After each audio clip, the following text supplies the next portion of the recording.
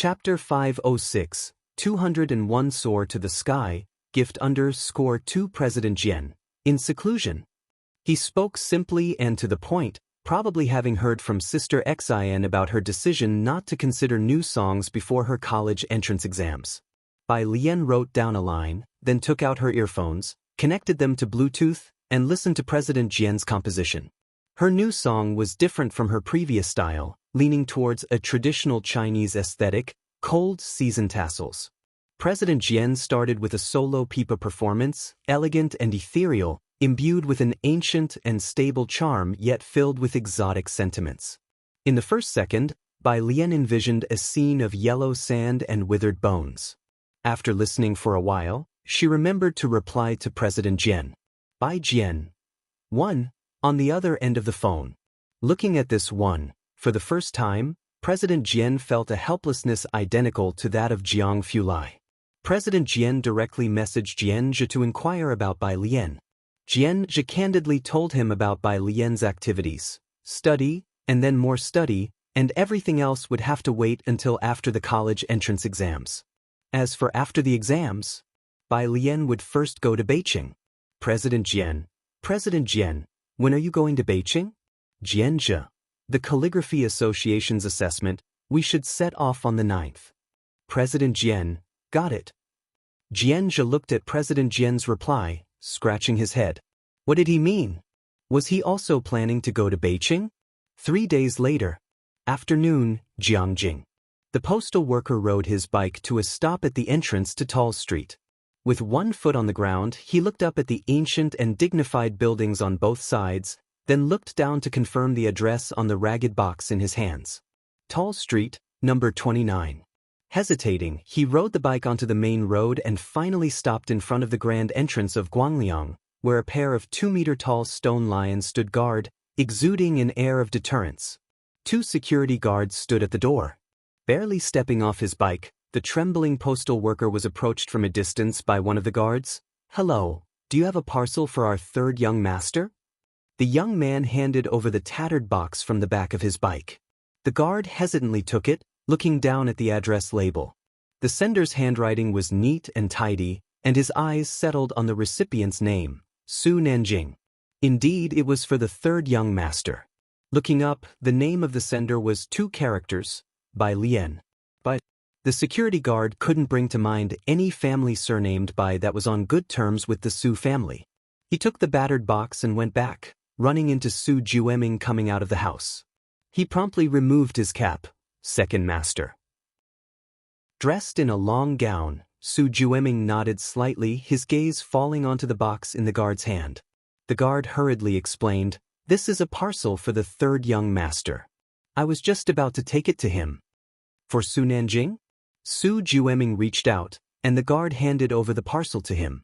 Looking down at the sender, Su Juming's eyes landed on the place of dispatch.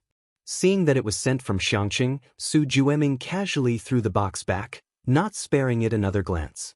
The guard let out a breath of relief, aware of the covert struggles within the Su family.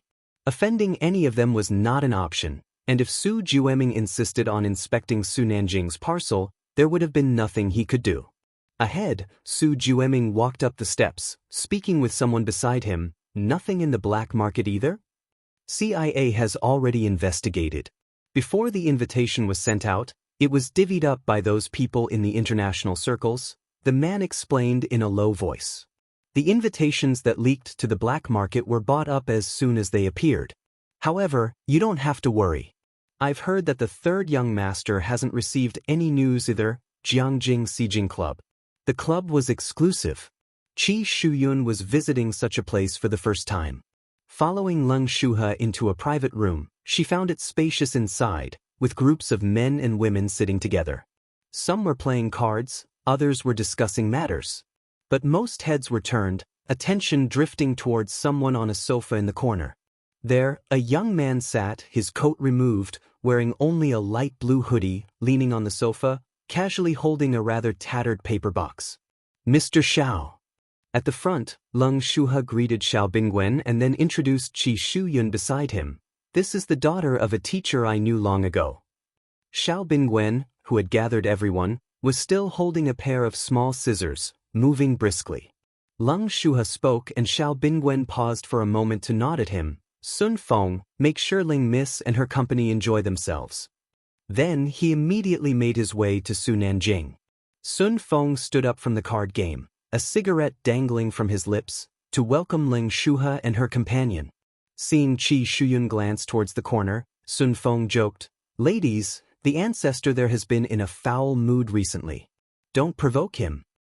His words made Qi Shuyun wrap her coat tighter around herself and revert her gaze. She wondered inwardly who exactly this person was. In the corner, Su Nanjing carefully examined the paper box just delivered from the Su residence, silent and deliberate. She hasn't seen her teacher for several days. Xiao Bingwen remarked, eyeing the box in Su Nanjing's hands. Forget it, you'll find a different birthday gift for the old man. Su Nanjing clicked his tongue. The auction was in 2 days and there was not enough time now. Xiao Bingwen casually passed the scissors to Su Nanjing. What's this? He stared at the tattered parcel in Su Nanjing's hands, feeling quite out of place that such a wrapped paper box had appeared in his possession. Alien sent me a specialty. It's so light, is there actually something inside? Su Nanjing looked at the double-wrapped paper box and took the scissors passed to him. Su Nanjing was not like Jiang Fulai. He was not one to change course easily, hence he was the one who flew away from Beijing. Su Laoyi was in a hurry, and in his rush to catch the flight, he didn't have time to say goodbye to Bai Lian or Jiang Fulai, only leaving a message for both of them on WeChat. Is this her handwriting? Xiao Bingwen leaned in to look at the neatly written address and laughed. I never thought your name looked so tidy. He had thought it was something important, but it turned out to be a parcel sent by Bai Lian. Xiao Bingwen withdrew his attention and poured himself a drink leisurely. Not so curious anymore. Su Nanjing cut along the edge unhurriedly, creating a slit.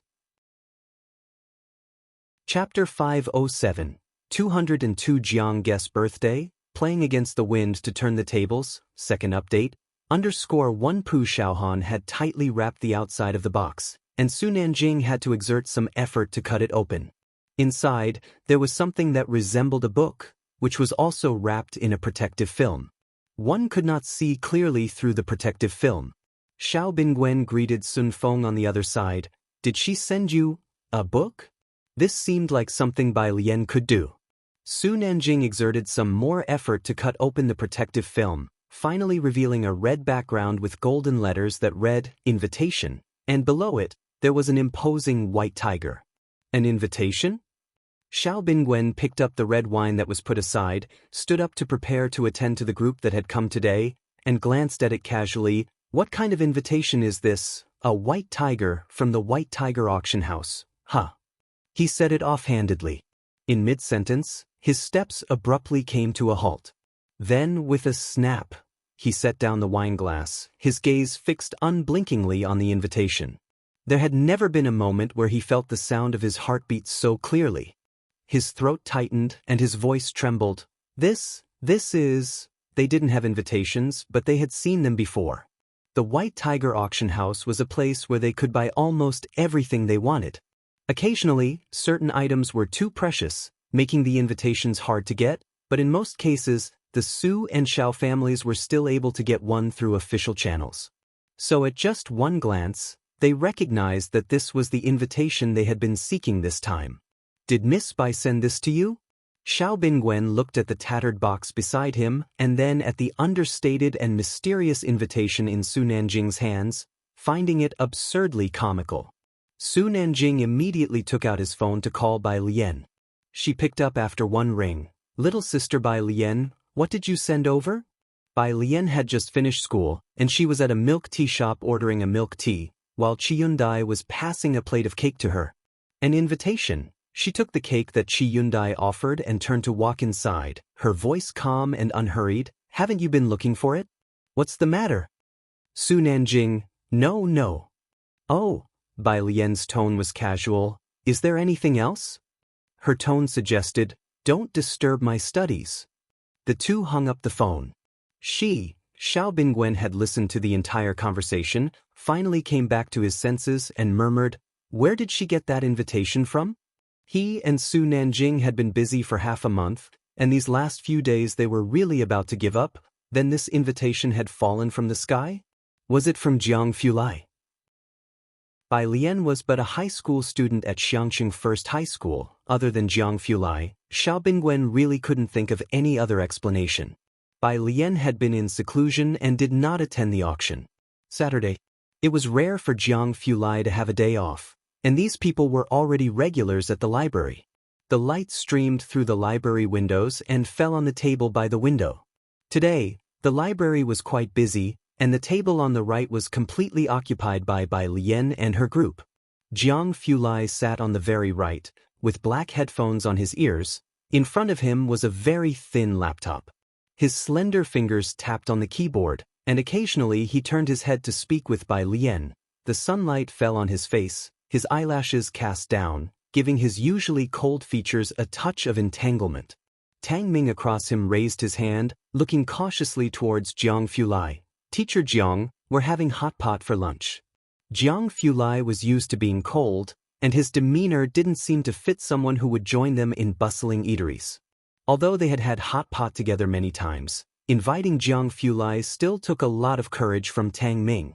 "Sure," Jiang Fulai nodded indifferently. Tang Ming finally sighed with relief and quickly sat down. At noon, the hot pot restaurant in the next mall. To ensure everyone could eat properly, Tang Ming and the others booked a private room. The group wasn't large. Bai Lian, Jiang Fulai, Pu Xiaohan, Ning Xiao, Tang Ming, and Jiang He. They had ordered a dual-flavored hot pot, to which Jiang Fulai was indifferent. He held a pencil, scanned the menu, and ticked a few dishes Bai Lian would eat. As he continued scrolling, Bai Lian reached out to press down on his fingers. Jiang Fulai's fingers were always cool, due to spending too much time in the underground laboratory. Even in Xiangqing, it didn't change his constitution. His naturally pale and cold fingers seemed even more like white jade. Feeling a warmth, he looked at Bai Lian's finger pressing on his hand, then watched her leisurely pull the pencil from his grip. Bai Lian rested her chin on her other hand, tilting her head slightly. "Teacher Jiang, no need to order more. They've ordered more than we can finish." She spoke from experience. Jiang Fulai let go of the menu. "All right then." He didn't continue ordering. Having known each other for so long, aside from when Jiang Fulai was teaching them and prone to teasing, during meals, he generally did not disrupt everyone's good time and was trying to contain the coldness he emanated. Chapter 508. Jiang Guest's 202nd birthday. It's all about turning the tables against the wind. Second update. _2 at the dining table. Pu Xiaohan was posting pictures in the group chat. Pu Xiaohan, Grandpa's clothes are almost done. After sending the message, she looked up at the people around the dining table. Grandpa's class uniform is ready. I've reserved a set for the good guy, but he won't be able to take the graduation photo with us next month. Especially Zhang Xiai's. Given the current atmosphere in Class 15, the merit of Zhang Xiai's and Weng Qi cannot be overstated. To take a graduation photo without Zhang Xiai's would make Class 15 seem somewhat imperfect, Pu Xiaohan felt. Although they joked and laughed when mentioning Zhang Xiai's, Pu Xiaohan and the others knew they could only adopt such an attitude. A year in jail would have too large a psychological impact on a high school student. "Don't worry," Bai Lian said as she picked up public chopsticks to serve food. Xiaobei mentioned that they've prepared a banner for the good guy. Banner. The mood livened up at the mention of Weng Qi. Tang Ming, curious, asked, "What kind of banner? What good deed could Beibei have done?" "Hey, I was even thinking that at the time, I could wear his clothes and take a photo with you all in his stead." Pu Xiaohan clapped the table. "Right? You could print out a large picture of the good guy and paste it over your face." A group of teenagers were eating hot pot. Worries came suddenly and left just as quickly. Jiang Fulai quietly listened to their conversation, occasionally helping Jiang He reach for dishes he couldn't, without interrupting their chat. Bai Lian also listened in lazily. After finishing the meal, Pu Xiaohan called the waiter over to clean up the table. Jiang Fulai was sitting on the same side as Bai Lian. To his left was Bai Lian, to his right was Jiang He. After the meal, the waiter had also cleared away the excess bowls and chopsticks from the table. He thought Bai Lian would be in a hurry to return to the library to do homework. But Bai Lian didn't leave. The others at the table were still discussing post-graduation matters, with Tang Ming expressing a desire to take a photo with Class 15. Since Bai Lian was there, Jiang Fulai wasn't in a rush either. He leaned back slightly and spoke to Bai Lian. They're talking about a graduation trip. Have you thought about it? A graduation trip? Have you ever traveled? Bai Lian asked as she heard the term for the first time. She opened a can of cola with one hand for Jiang He and turned to look at Jiang Fulai. No, Jiang Fulai hadn't gone traveling either. His life consisted of nothing but research. Then you still talk about taking me to the snow mountains? Bai Lian remembered this.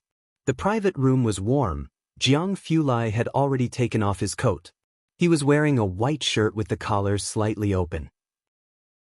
He hadn't expected Bai Lian to remember that, and he softly replied, "You could go during the summer break as well, but the snow won't be as thick then." "No rush," Bai Lian suddenly said, recalling something. "But I kind of want to go to the grasslands." She flipped through history. There lay the tomb of the third princess. The grasslands. Jiang Fulai tapped his fingertips on the table, picturing the map in his mind, planning the route. "That works too." As he was speaking, the private room's door was pushed open, and the waiter brought in the disassembled cake. Creamy white frosting, red roses spreading along the center all the way to the base of the cake. Clusters of roses, nestled against the green vines, were blooming together. It was like a passionate oil painting, irresistible to the eyes. Ning Xiao stood up to receive the cake, and after thanking the waiter, he placed it on the table. But the waiter didn't leave, instead looking longingly at the cake that resembled a handicraft. "Handsome, where did you buy your cake from?" "This wasn't bought," Pu Xiaohan smiled at her. "It was made by our friend. The cake maker, of course, was Qi Lu." Tang Ming motioned to Jiang Fulai to blow out the candles. "Happy birthday, brother Jiang. Blow out the candles and make a wish." Jiang Fulai looked at the slowly burning candles. For the first time, the usually calm and composed him didn't know how to react. Perhaps because his family was no longer around, he didn't celebrate his birthday. He usually spent his birthdays in the lab to avoid trouble. If others couldn't find him, it would just be dropped. Even Su Nanjing and Jiang Shijue would only send a gift when the time came. Blowing out candles and making a wish, this was his first experience. The windows in the private room were closed. The candlelight reflected on his cold face. Under the urging of Tang Ming and the others, Jiang Fulai slowly closed his eyes and made a wish. He didn't have any particular wishes. If it were before, he might have wished to find dark matter. But now, he quietly thought, "May Miss Bai be safe and sound year after year." Jiang He stood by his side and helped him blow out the candles. In the evening, Jiang Fulai leisurely strolled in the setting sun. He escorted Bai Lian back to the Ji family. Ji Heng invited them to have dinner. He had specially gone fishing with Chief Chen that day, and the neighbor auntie helped with cooking. By the time the two returned, the meal was ready. Chapter 509. Jiang Guest's 202nd birthday. It's all about turning the tables against the wind. Second update. _3 The dishes were very rich. At the dining table, Ji Heng gave Jiang Fulai the set of clothes meant for him, a silver-gray overcoat, made of silk-like material that looked very high-end, fastened with Chinese frog buttons. Patterns were embroidered across the middle of the sleeves and the front. Jiang Fulai carefully accepted the set of clothes, his fingertips grazing the cool fabric. One glance was enough to see the dense stitches. Ji Heng had put a lot of thought into it. Chief Chen and Ji Heng both enjoyed drinking. The two chatted as they sipped their liquor, and an hour passed by without finishing their meal. That's when Jiang He found time to go to his room and bring out his Lego for him. The Lego was a custom-designed castle tower. The blueprint was drawn by Jiang He, and his teacher helped him make numerous revisions. It was 30 centimeters wide and about 40 centimeters tall. The intricate bricks and the connecting beams could be seen. Jiang Fulai said thank you twice today. After giving the gift, Jiang He couldn't take his eyes off him. Jiang Fulai took it and pointed at a spot, looking at Jiang He and casually remarked, "This part isn't drawn well." Jiang He decided to sleep with Ji Heng tonight. Ji-hing had drunk too much today. Bai Lian made an exception and walked Jiang Fulai to the door. At 9 o'clock, Jiang Fulai looked down the long, dark alley. Just as he reached the bend at the entrance, he stopped and told Bai Lian to go back first. Bai Lian was dressed in a pale green outfit today, her jet black hair half up. She stopped, stretched out her left hand and opened it. A piece of Kylin jade almost melting under the lamplight appeared before Jiang Fulai. "Happy birthday, Teacher Jiang." Jiang Fulai was taken aback, presumably not expecting her to have prepared a gift for him. He reached out to take it, still able to feel the warmth of the jade in his palm. End of May. With the college entrance examination approaching, the school arranged for a graduation photo to be taken. The location was the central stone of the school, with 5 steps beneath it, perfectly accommodating the students to line up. Class 15 prepared uniform attire. The girls' dresses featured a mandarin collar, with a white undergarment, embroidered with ivy at the edges, covered by a red, sleeveless waistcoat adorned with delicate vine patterns. The buttons were matching Chinese frog buttons. Below was a white skirt, the hem embroidered with vivid clusters of roses, red and pink rosebuds in full bloom nestled among green leaves. As the girls stepped forward, the rose bushes hidden in the folds of their skirts burst into full bloom. The boys' clothes? Skip. The students of Class 14 were currently taking their graduation photos below, while the photographer snapped pictures and they stood on the steps, involuntarily gazing at the students of Class 15, their eyes resting on the last tall girl. Bai Lian, with her phone in hand, nonchalantly followed Lu Lingxi at the end of the line. Her hair, still half up as usual, her almond-shaped eyes half closed, her hair was too long, loosely curling over her shoulders beneath the wooden hairpin. Bai Lian, who was used to wearing plain clothes, wore such a brightly colored outfit for the first time today. The traditional Chinese-style clothes seemed to have been tailored specifically for her, set against a backdrop of blue sky and white clouds. The wind scattered her skirt's hem. A girl of roses, blossoming in the wind. More than half the students from Class 14 were stunned, and the photographer had to remind them to come back to their senses. They all say I look stupid like this. Lianjie, Xiaohan, take a look. Do I look dumb? Wang Qi unfurled his custom-made banner, about 70 centimeters long, with the words written on it. Posing with Zhang Shi eyes, a Mr. Nice Guy, red background with white characters. Pu Xiaohan looked up, imagining her gorgeous graduation photo marred by this thing. No wonder the cultural committee member had been complaining non-stop. She refused.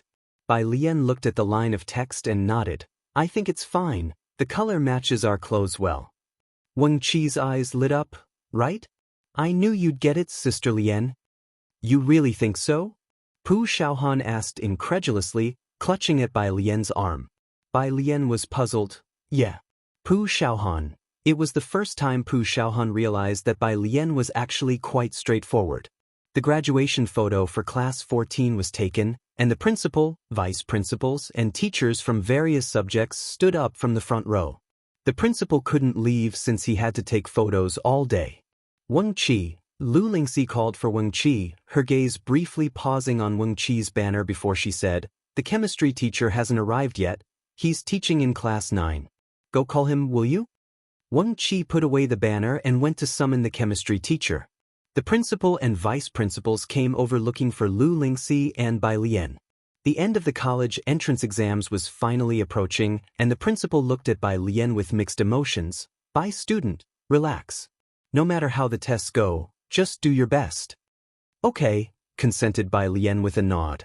Time flies. Lu Lingxi adjusted Bai Lian's clothes, looking at the girl in front of her. I remember the first time you came to take the test, you scored 50 points in comprehensive science. Back then, I thought you would need to repeat a year. From the nearby steps, Pu Xiaohan called Bai Lian over to line up. Bai Lian walked over. The principal watched her walk away, musing, from 50 points to now, I wonder how she will fare in the college entrance exams. She hasn't been in the joint exams, so I have no idea how much Song Min has improved. I have a feeling this year's exams won't be easy. The vice principal had now become a die-hard supporter of Lian. There's no need for won't be easy. The valedictorian will definitely be our Bai student. As he spoke, he murmured to himself, "Don't think I don't know you've already prepared the valedictorian banner." The principal, the homeroom teacher of Class 8, stood next to the principal, watching Bai Lian in the crowd without saying anything. Bai Lian stood in the second row, next to Pu Xiaohan, the breeze gently lifting the wisps of hair on her forehead, with a stone carved with Bai Xiangjin's words behind her, flaunting the youthful spirit and ambition of their generation. Wang Qi had called the chemistry teacher over. The students of Class 15 had already lined up. He stood behind Bai Lian and Pu Xiaohan holding a flag, whispering. They were just discussing how Sister Lian managed to come this far from 50 points in comprehensive science. How did she come this far?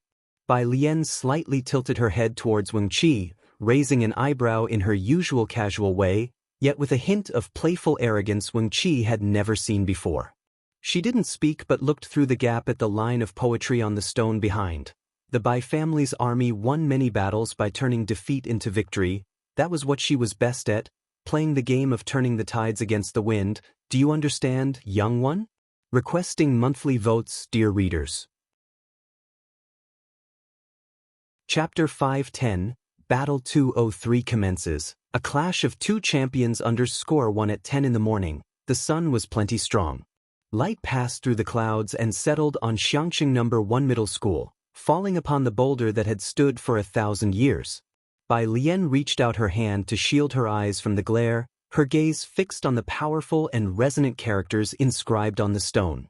In the interplay of light and shadow, it was as if she saw the comrades who had fought the last battle with her 1,000 years ago. The interweaving of light and shadow was blurry. 1,000 years later, Bai Lian stood beneath the line of poetry she had written with her spear raised, about to fight her first battle. The photographer held up the camera, intending to check the framing in the viewfinder, but his attention was captured by the girl inside the lens. She stood amid the crowd, her face slightly turned, with half-tied hair resting on her shoulder. The girl in the lens had eyes that held the fierceness of warhorses and iron soldiers, as if she had traversed mountains and rivers, emerging from the battleground to split open hills of corpses and seas of blood on horseback. Despite the crowd of students around her, rowdy and joking, in that instant, they all but became her backdrop. The photographer involuntarily focused the lens and pressed the shutter.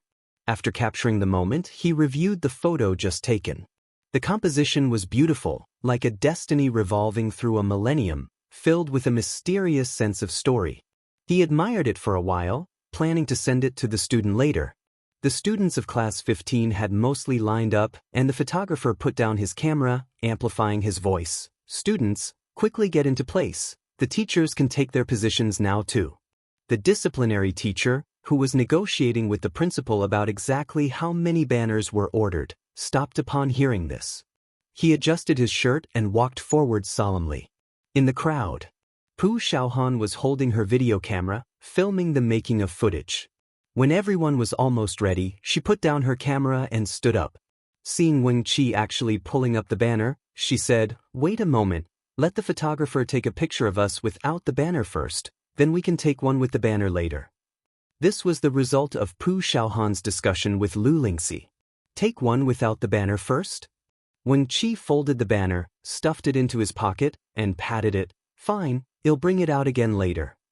Wang Qi, lower your head a bit. "Don't squeeze me, Xiaohan, I'll stand on your right. Can I stand in front of Sister Lian, please? You go to the front, even on tiptoes, you aren't taller than me." The students of this class, dressed in uniform traditional clothes, chatted noisily. Beneath the lens, they were green and vivid. The photographer, looking at these bright and youthful students under the sun, unexpectedly recalled his own school days, that bygone youth which would never return, wondering how many of these students would still be in contact with each other in a few years. He sighed. Click. The photo was taken at that instant. For the second shot, Wang Qi asked a classmate to move aside, leaving a space. Then he turned to Ning Xiao on his left, mustering his courage. "Top student, can you cooperate with me?" Ning Xiao looked down, his fringe hiding his dark eyes. He coldly eyed the absurd banner in Wang Qi's hands without saying a word. Having interacted with Jiang Fulai for so long, Wang Qi no longer found Ning Xiao as unapproachable as before.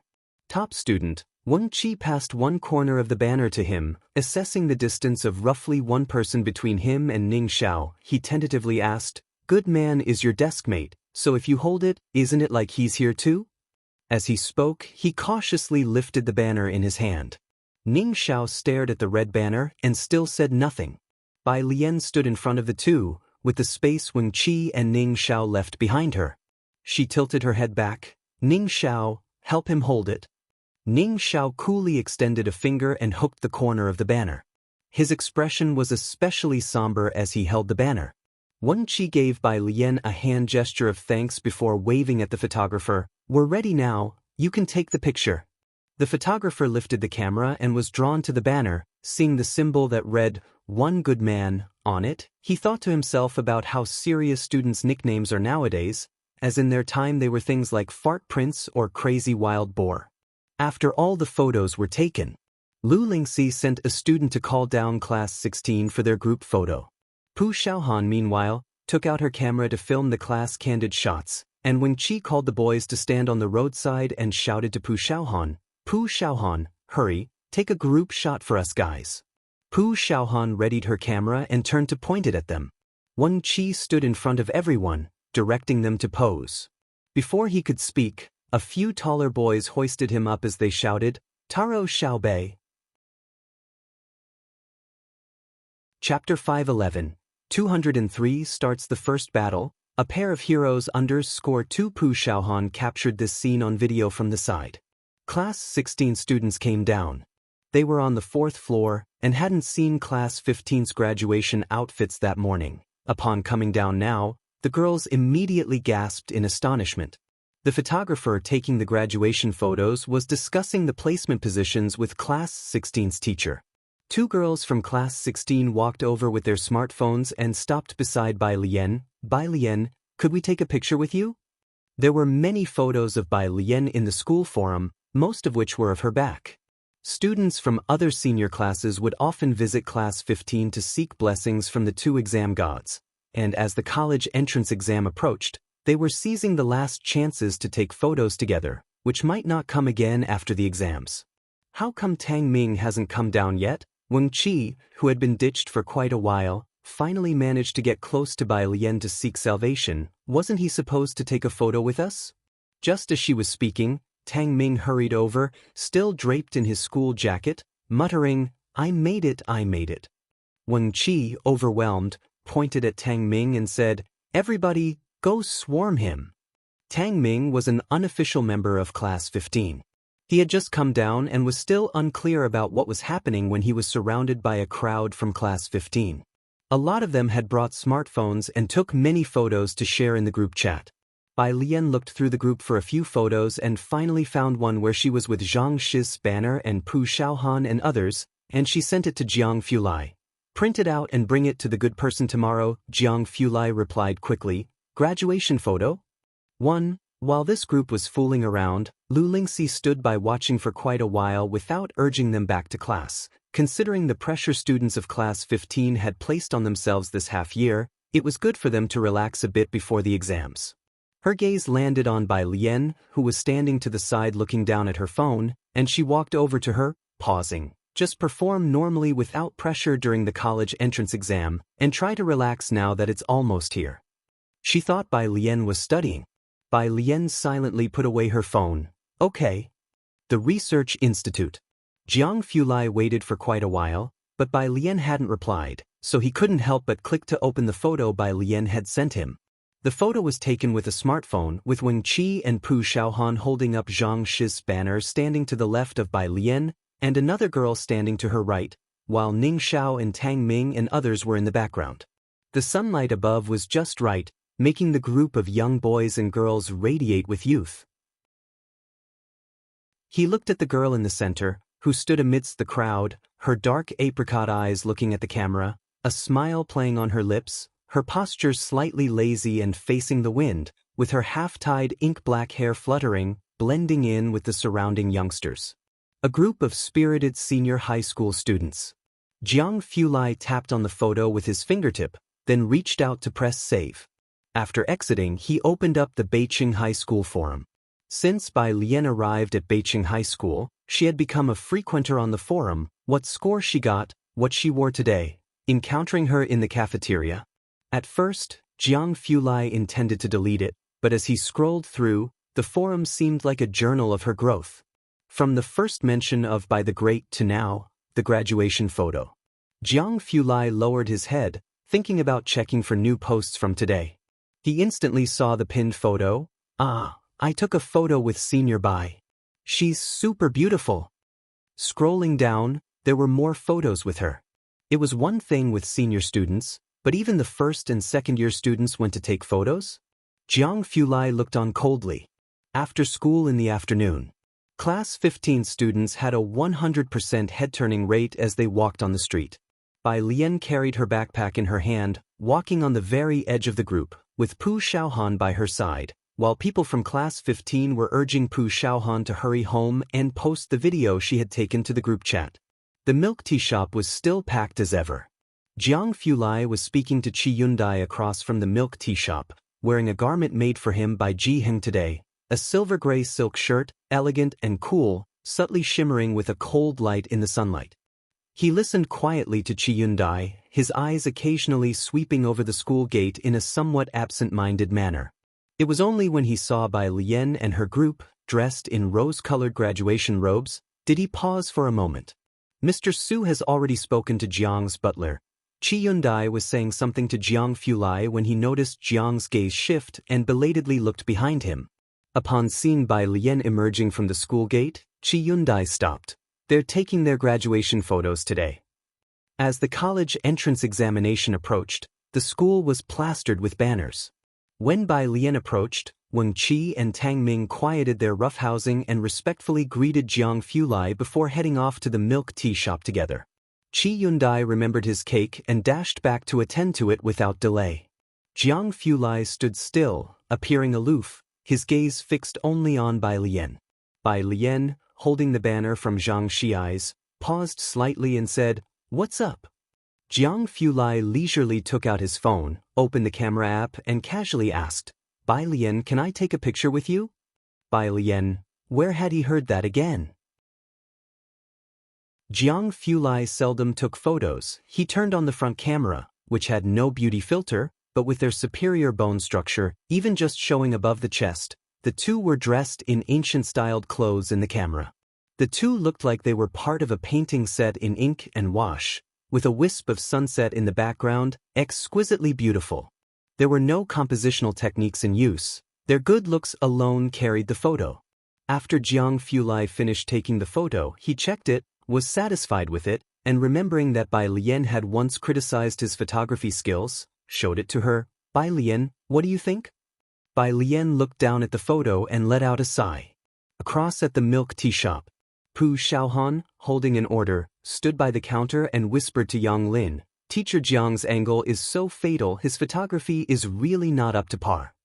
Yang Lin looked up and glanced across through the glass. Qi Yundai, having donned his chef's hat, felt like giving Pu Xiaohan a thumbs up. Meanwhile, in Beijing, approaching the college entrance exam, Bai Qiming had specially invited the principal of Beijing High School and the head teacher of the international class to a meal at a hotel to inquire about Bai Shaoqi's situation for the exam. The principal of Beijing High School spoke highly of both Bai Shaoqi and Song Min. Both students have made rapid progress this semester, and there's no need for concern. President Bai, President Song. Always serious, Bai Qiming couldn't help but smile, and he and the Song family had already booked the hotel. "Do you think Shaoqi stands a chance of being admitted to Jiangjing University?"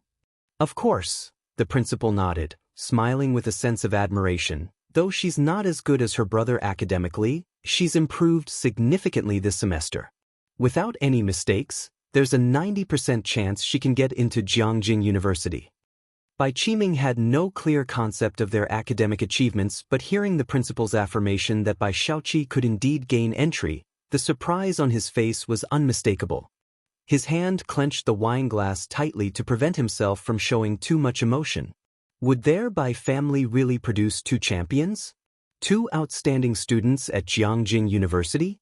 Even though the principal mentioned Bai Shaoqi wasn't quite on par with Bai Shaoke, Bai Qiming was still pleased. Now that Bai Shaoke had begun an internship at the Jiangjing laboratory and had met many professors and doctoral students, with the addition of Bai Shaoqi, they were one step closer to making their mark in Jiangjing. Behind him, the Bai family butler looked on at this scene, feeling happy for the miss. Yet, he couldn't help but remember Bai Lian, whose impression on him when she left the Bai family was unforgettable. Bai Lian was in the same grade as Bai Shaoqi, but since moving to Xiangqing, there had been no word from her. Bai Qiming was happy for his daughter but couldn't help feeling regretful. It's a shame she ran into Song Min. This year Song Min is probably going to be the Beijing top scorer. He had already heard from the Song family on several occasions that Song Min had been first in all the recent joint exams, far outstripping the second-place student. Bai Qiming had thought the principal would agree, but unexpectedly, both the principal and the head teacher remained silent. Bai Qiming paused, slightly puzzled. Did I say something wrong? Chapter 512. 204 Bai Lian score, as if she wants to be the top scholar. Second update. _1 Bai Qiming knew very well that Song Min was extremely outstanding. Not only was he excellent in his studies, but he was also very sensitive to finance, and with Song Min's grandfather being from Jiangjing, he had access to different resources from an early age compared to those in Beijing. He had mentioned more than once to Bai Shaoqi that she was unlucky this year to be in the same cohort as Song Min. The headmaster of Beijing High School naturally thought of Bai Lian. Ever since they discontinued the joint examinations, they had no idea about Bai Lian's exact performance. Song Min had made significant progress, yet they didn't know how Bai Lian had fared. I hope our school can once again win the provincial champion. Bai Qiming felt there was an undertone in the headmaster and class teacher's words, but he didn't think much about it. As long as Bai Shaoqi could get into Jiangjing University, that was enough. After dinner, he sent the two of them off and returned to the Bai family residence, where he shared the good news with the Bai family clan. I said it, these two siblings have potential, an authoritative uncle from the clan declared. I will notify the people in the village right away, and when the college entrance examination results come out, we will celebrate at the ancestral hall. Aside from the new year, the clan seldom opened the ancestral hall. Last year, they had opened it once for Bai Shaoke when he became the provincial champion, but they only opened the side door. The central door was not to be opened easily unless there was a significant contribution. This was the most exciting time for the Bai family clan in the past few years. Bai Qiming, speaking with the clan members, could not hide his pride on his usually stern face. Glorifying the ancestors was something no one could refuse. June 1st, Saturday. Bai Lian and Ning Xiao were preparing for the college entrance examination, and since Beijing High School did not close for the holiday, she did not visit Zhang Xiai's today. Jiang Fulai went with Qi Yundai instead. Without Bai Lian around, Zhang Xiai's became even more unapproachable, and the two prison guards dared not get too close to him. Qi Yundai, upon entering, immediately adopted an expression that could send someone away for 10 years. After escorting the two to the visiting room, the prison guards exchanged glances and breathed a sigh of relief. Inside the room, Zhang Xiai's had been waiting there. Seeing Jiang Fulai and Qi Yundai, he was startled for a moment before standing up and speaking in a muffled voice. Brother Jiang, Teacher Qi. Qi Yundai tossed the keys to Zhang Xiai's. Zhang Xiai's bowed his head and used the keys to unlock the handcuffs. Qi Yundai glanced over and commented, "Quite skilled, aren't you?" Zhang Xiai's placed the handcuffs down, loosened his wrists, and followed Jiang Fulai's instructions for a while. Without Bai Lian there, Jiang Fulai's patience was limited. Even he got scolded for making mistakes in front of Jiang Fulai. Seated across from Zhang Xiai's, his white shirt sleeves rolled up neatly, his delicate features frosted over, he asked, "Are you the one applying for the University of Political Science and Law?" Qi Yundai watched for a while and his brow twitched. "Let me handle this, young Master Jiang." Jiang Fulai coldly stood up, pulling at his collar. An hour later, Qi Yundai calmly asked, "Would you mind spending another 10 years in here?" Zhang Xiai's. Without Bai Lian present, it would have been good even if Senior Hewen was there, yet why did two King Yamas have to come today? The lengthy prison visit finally ended. Zhang Xiai's would rather go back and spend another 10 days inside. As he was leaving, Jiang Fulai handed him 2 items. Zhang Xiai's took them and looked. He opened the red banner first. What's this? As he unfolded it, he soon saw the words written on it. Take a picture with Zhang Xiai's, a good man. Zhang Xiai's. At this moment he turned his attention to the other item, a photograph. It was a picture of Bai Lian and the others with this banner, and as he looked at it, he vaguely remembered, they've all taken their graduation photos already. They're graduating. He treasured the photograph, storing it as if he too had participated in the graduation photo shoot from afar. Right, Brother Jiang. Zhang Xiai's took out a letter he was holding and handed it to Jiang Fulai. Please give this to Sister Lian to pass on to Lu's mom when the time comes. This was Zhang Shi's letter to Lu Lingxi. Evening. The courtyard at Jiheng's. Since the graduation outfits for Class 15 were completed, he had some free time to work on his own small items. Jiang He had been with Jiheng during this period. Like Jiheng, he didn't talk much and was different from other kids his age. He was smart and independent, yet he wasn't a conversationalist and tended to be hard on himself. Strangely enough, he got along very well with Jiheng. Usually one would be drawing while the other would be embroidering, passing the days quietly. When Su En arrived carrying a bunch of gifts, the courtyard gate was open, and he immediately noticed Jiang He sitting leisurely at the stone table with his paintbrush. Jiheng looked up, saw Su En, and was somewhat surprised. Why did you suddenly come back? He stood up. Zu's assistant followed Su En, also carrying a lot of items. Chairman Su was worried about disturbing Miss Bei's exam preparation and didn't inform you in advance. I don't plan to stay long, just came to see you and Alien. Alien has her exams, so I have to rush back tomorrow. Su En placed the heap of gifts in the living room, pausing when he saw the TV there. You bought a television? He had thought Jiheng didn't enjoy watching TV, so he had not considered buying one for them. Su En had brought a bunch of gifts this time, including tobacco as well as clothes and accessories prepared for Bai Lian. Alien bought it. Jiheng brewed 2 cups of tea and asked them to sit down. After a long wait without anyone else showing up, he pondered for a moment. Has Mulan not come back? Su En placed the items down and replied, Xiangqing is far, and the doctor said her pregnancy is not stable, so I didn't let her come back. Jiheng glanced at Su En as he lit his tobacco pipe. You don't need to explain for her. What Ji Mulan was thinking, Jiheng knew very well. Even if the journey wasn't so long, Ji Mulan hadn't even phoned to ask about Bai Lian's high school exam results.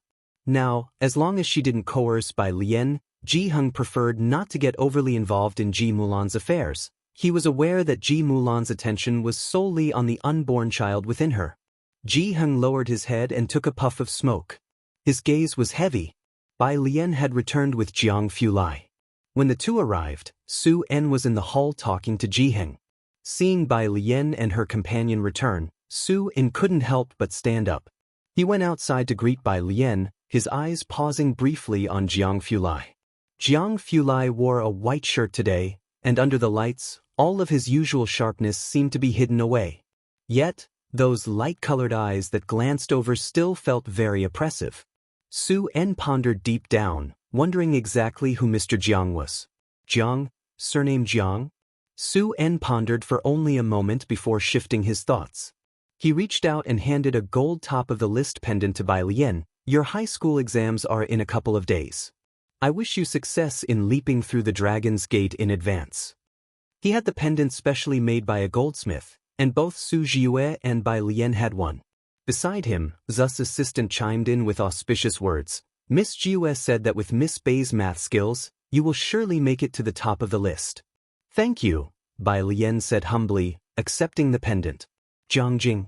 Su family old house. Su Jiue was still at school, only the old Madam Su Wenyao and Ji Milan dined together. They'll be sending Jiue to the exams on the day of her high school exams. The old lady held chopsticks in her right hand while turning Buddha beads in her left. Wenyao, you're busy with school, so there's no need to rush back especially. Su Wenyao nodded in agreement. With the high school exams approaching, the old Madam Su was also anxious. After having a few bites, she suddenly remembered something. What about your father? He's gone back to Xiangqing, began Su Wenyao. Alien also has her high school exams, so he went back to visit them in advance. The old Madame Su knew about Bai Lian's exams, but she never expected Su En to make a special trip back for it. She looked at Ji Mulan across from her, thinking it odd that while the child's own mother didn't return, he, on the other hand, made sure to rush back. The old Madame Su refrained from further comment. After finishing the meal, the old lady still went to the temple at the back to offer incense to the Buddha, praying for Su Ziyu's exam results. "Madam," the butler respectfully reported at her side, "according to the news, Miss Qi seems to have met the third young Master Su." The third young Master Su, a character of renown among the Su family clan. Su Jin and Su Jini were both overshadowed by the third young Master Su, and many people said that the next clan leader of the Su family should bypass the older generation and fall directly to the third young master.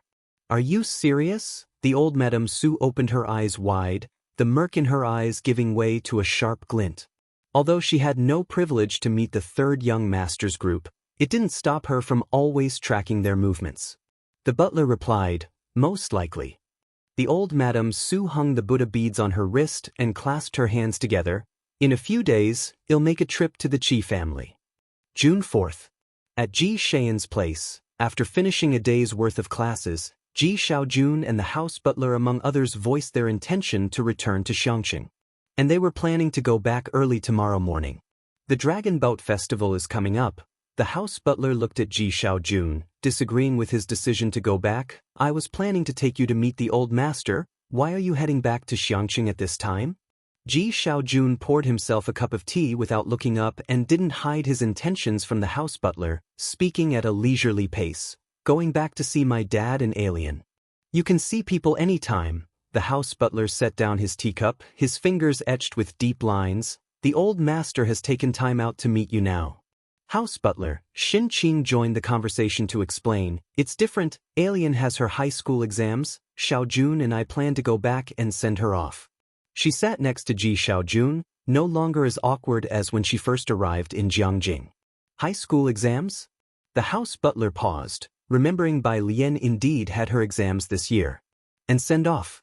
He knew of Bai Lian, who lived with Ji Heng and attended Beiqing High School.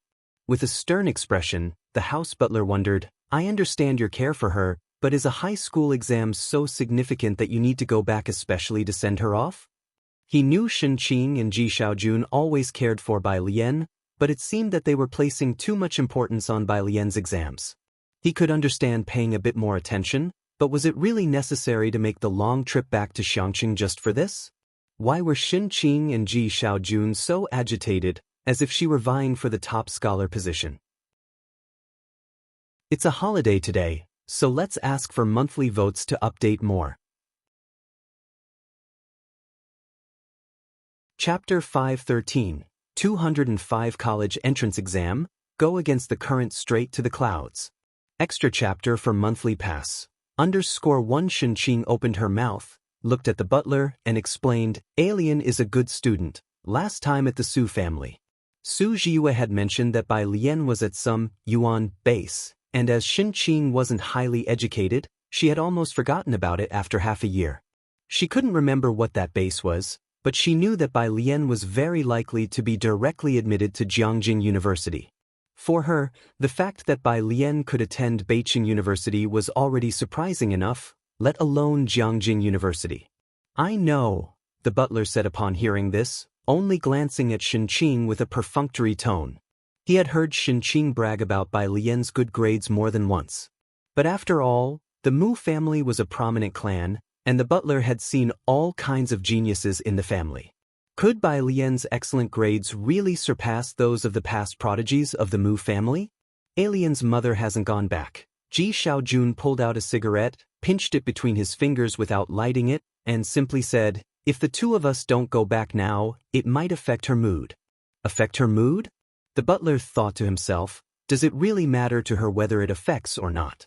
But having been around them for so long, the butler knew Ji Shayan's character and didn't insist on keeping Ji Xiaojun and Xin Qing. He simply said, "All right, I'll have Xiaojie take you back. Make sure to return as soon as possible." He calculated the time. After the college entrance exam was over, it would be the Dragon Boat Festival. If Ji Xiaojun left right after her exams, he might be able to make it in time. June 5th. Class 15, high school's last class. Even the usually most lively Wang Qi was quiet at this time. Lu Lingxi, with her hands on the lectern, swept her gaze across all the students, pausing on the seat next to Ning Xiao. Classmates, the day after tomorrow you will be on the battlefield. It is a struggle where each of you will fight alone. I will be here waiting for your triumphant return. Outside the window, the setting sun lay on the jungle, partly hidden in the clouds, with its light refracting from all around, casting a reddish twilight. Lu Lingxi began to talk about the exam precautions again, though she had already mentioned them many times. The classroom was very quiet, all the students were listening to her. It was unclear whether they were listening to her talk about the exam details or listening to the final high school exam precautions. For quite a while, Wang Qi was the first to jest. Lu Mom, you owe us a hot pot meal. Right, Lu Mom? The boys started to chuckle and laugh again. They seemed to be the carefree young lads they once were. Okay, Lu Lingxi also laughed. After the college entrance exam, I'll treat you all. Pu Xiaohan's desk mate turned back gently, and looking at Pu Xiaohan and Bai Lian she asked, after the exams, will we be able to be in the same city? Or will we ever meet again? Bai Lian sat quietly at her seat, with many pieces of paper on her desk, all classmate autograph books passed to her by classmates or students from other classes. She bowed her head, slowly writing and listening to the other person's words, then slowly lifted her head. The light from the outside window fell on her profile, with her eyebrows and eyes as casual as always, pressing the paper in her hands deliberately with a finger, her voice very soft, "We will." Pu Xiaohan hugged her desk mate's shoulder. "Don't worry, no matter where you go to school, I will come to see you." After the last class ended, Lu Lingxi stood at the lectern, watching all the students pack up and leave. Bai Lian finished the autograph books and handed the stack of papers to Pu Xiaohan, all of which were entrusted by students from other classes to Pu Xiaohan. Pu Xiaohan walked ahead of her, and Bai Lian, one step behind, carrying her backpack, stopped beside Lu Lingxi. She handed Zhang Shi's letter to Lu Lingxi. Zhang Shi's handwriting was so poor that Lu Lingxi recognized it at a glance. Her students were about to take their college exams, and of all the people in the class, even Wang Qi had settled down to study seriously in the latter half of the semester. The only one she hadn't let go of was Zhang Shi's. Lu Lingxi lowered her head to open the letter. "Hi, Lu Mom, it's Zhang Shi's. I never thought I'd be writing to you from a place like this. I'm sorry, Lu Mom." Zhang Shi's letter was very long. Lu Lingxi didn't know. Since the incident with Zhang Shi's, he had never apologized to anyone, nor admitted his wrongs to anyone, because he didn't feel he was wrong. The only person he had said sorry to was Lu Lingxi. He says he's seriously reforming and studying there, and that he wants to become a lawyer later. Lu Lingxi carefully put away the letter. Then I'm also relieved. June 7th. Early in the morning, Ji Xiaojun and Shun Qing arrived at Ji Heng's yard early to accompany Bai Lian to her college exams. Bai Lian still got up very early, rising at 6 in the morning to read for a while. Shun Qing dressed in festive red for the day. Seeing Bai Lian's room door open, she brought in the food she made in the morning. "Alien, why don't you sleep a bit more?" Chapter 514, 205 College Entrance Exam, Go Against the Current Straight to the Clouds. Extra chapter for monthly pass. _2 Shi and Ji Xiaojun had arrived yesterday morning, and she had prepared quite a few supplements for Bai Lian over the past 2 days. "No need." Bai Lian turned a page of the printout unhurriedly as her phone vibrated several times beside her. "I'm accustomed to this time now." The messages were wishes of good luck from Su Nanjing, Sister Yan Luxin, and the others. They all knew she had the college entrance exam today. Except for one person. He-Wen. Document. WC. He-Wen. Take a look at this today first. Bai Lian, while having breakfast, glanced at it and replied in a leisurely manner. "I can't today, He-Wen. What's wrong? Have you changed your focus recently?" Bai Lian. "No, Bai Lian. these 2 days are the college entrance exam. On the other side of the phone, Heewon, absorbed in his research and oblivious to the passage of time, checked the date and realized it was indeed the 7th of June. He was somewhat taken aback. Although Bai Lian had mentioned to him that she was a senior in high school, her effortless communication with him often made him forget that she was a high school senior. Who else is taking the college entrance exam this year? Heewon asked a team member beside him, tilting his head. The person didn't know either. No idea. Why do you ask? Nothing. Heewon sent Bai Lian a message saying, "Good luck on the college entrance exam." Before he muttered to himself, "I just feel a bit sympathetic towards them." How would this year's college entrance exam candidates fare against Bai Lian? Experimental High School. Lu Lingxi stood at the main entrance.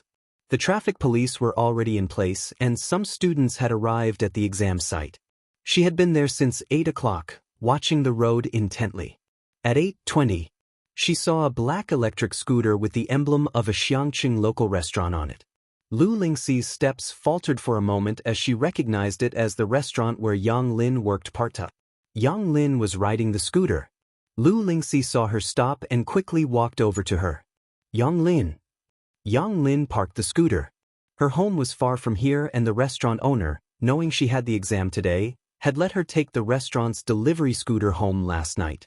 "Teacher." Yang Lin removed her helmet and pulled out her bag from the side. Today, she had no one to escort her, but Lu Lingxi had been waiting for her. Lu Lingxi made an sound, touching the patch of hair that Yang Lin had grown out. "Did you bring everything? The national paper might be a bit difficult, but don't be nervous. Your teacher will wait for you here until you come out." Yang Lin wanted to say something, her gaze drifting through her bangs towards Lu Lingxi, but she refrained in the end.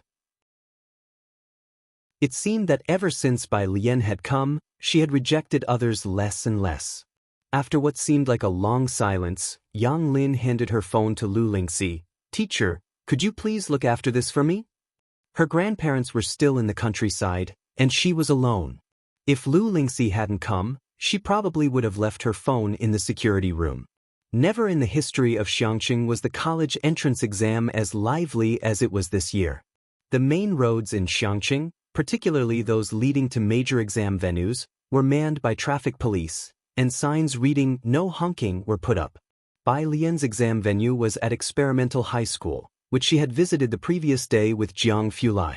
Bai Lian and Xinqing rode in a taxi for examinees from Xiangqing, distinguished by the sign, "Student taking the college entrance exam inside," and almost all the vehicles made way for this taxi.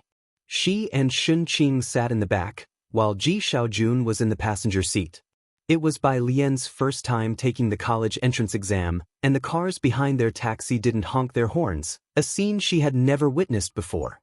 Today, everyone was making way for these high school seniors heading to their battlefield. The people here really cared about their students. At 8:30, their taxi stopped at Experimental High School. There were many people there to see off the examinees. As soon as Bai Lian got out of the car, she saw Jiang Fulai standing under a tree. Today, he wore a deep gray casual jacket, his silhouette tall and straight. Amidst the bustling school entrance, only the space around him was serene. "Xiaojiang." Xinqing called out to Jiang Fulai and led Bai Lian toward him. Today, Bai Lian wore a white satin blouse embroidered with light yellow flowers at the cuffs and collar, and a peach-colored long skirt that shimmered delicately in the vivid daylight, as though she was wearing jade the color of peach blossoms, the fabric smooth and the luster warm. It seemed that after the graduation photo, she became less resistant to wearing brightly colored clothes. Jiang Fulai stood under the tree, quietly watching Bai Lian approach. Her figure was backlit, her face somewhat indistinct. Watching her walk towards him, he felt momentarily disoriented.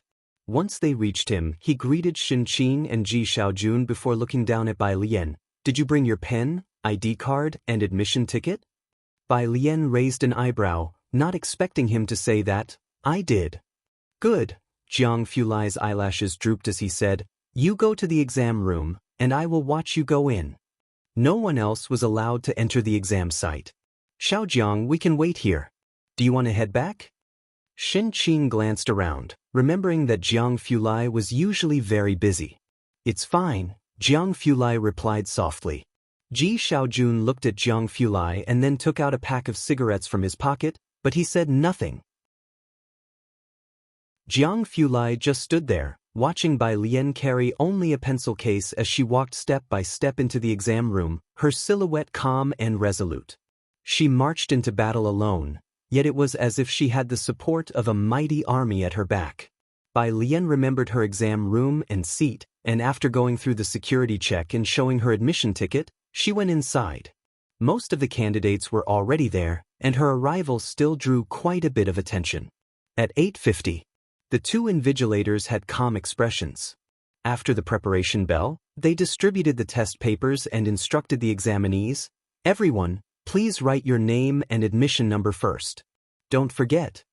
Bai Lian looked down at the handed-out test paper. National College Entrance Examination Paper, the Chinese. She glanced at the paper, unzipped her pencil case, and took out the black pen she was used to. At 9 o'clock, the sunlight outside the classroom was just right. Bai Lian looked down at her pen and pulled off the cap. Lu Lingxi had said they were going into this day alone, but Bai Lian felt she wasn't alone. She took the pen and wrote her name on the answer sheet with bold strokes, Bai Lian. She began what she had truly come to this world for, her first real battle. Today her pen would be her spear, aiming straight for the top amidst the trials. Chapter 5:15, 206 The Insurmountable College Entrance Examination, First Update, _1. The first exam was Chinese language.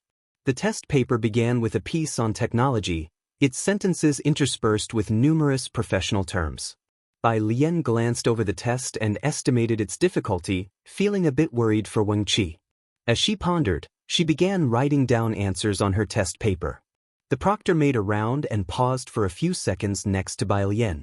Since the Guanga style lacked uniqueness and was not accepted into the Calligraphy Association, fewer people studied it. Guanga style emphasizes brushwork and endurance as well as layout. Bai Lian's Guanga calligraphy, infused with the techniques of the Liang style, was considered excellent wherever it was placed. They had never seen such neat and pretty test papers. Proctors during the national examination are not allowed to stand beside a student for too long to avoid pressuring the examinees, or else the proctor would have liked to take another look at that test paper. Time slowly passed. Having completed the previous questions, Bai Lian finally turned to the essay. The proctor at the lectern had been keeping an eye on this girl whose writing was very pretty. Seeing her flipping through the test paper for a long time without writing, he couldn't help but be surprised. Was the national exam hard by default? But he had seen that student writing smoothly all along, so why was she stuck on the essay? Was this year's essay particularly difficult? He wondered. At 11:30, the bell rang, and the proctor instructed all students to put down their pens and stop working on the test. Two teachers began collecting answer sheets, starting from both ends of the classroom.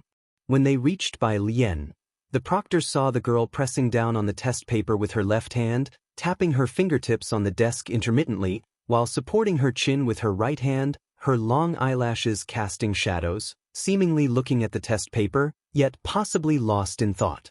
"Student, it's time to hand in your answer sheet," the proctor reminded.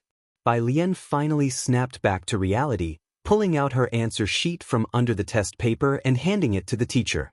After finishing the exam, Ji Xiaojun and Shun Qing went home early to cook, leaving only Jiang Fulai waiting for her at the gate. Jiang Fulai was still standing under that tree, looking at his phone with his black fringe slightly drooping. The temperature difference between morning and noon was big, so he had taken off his jacket, wearing only a loose white t-shirt.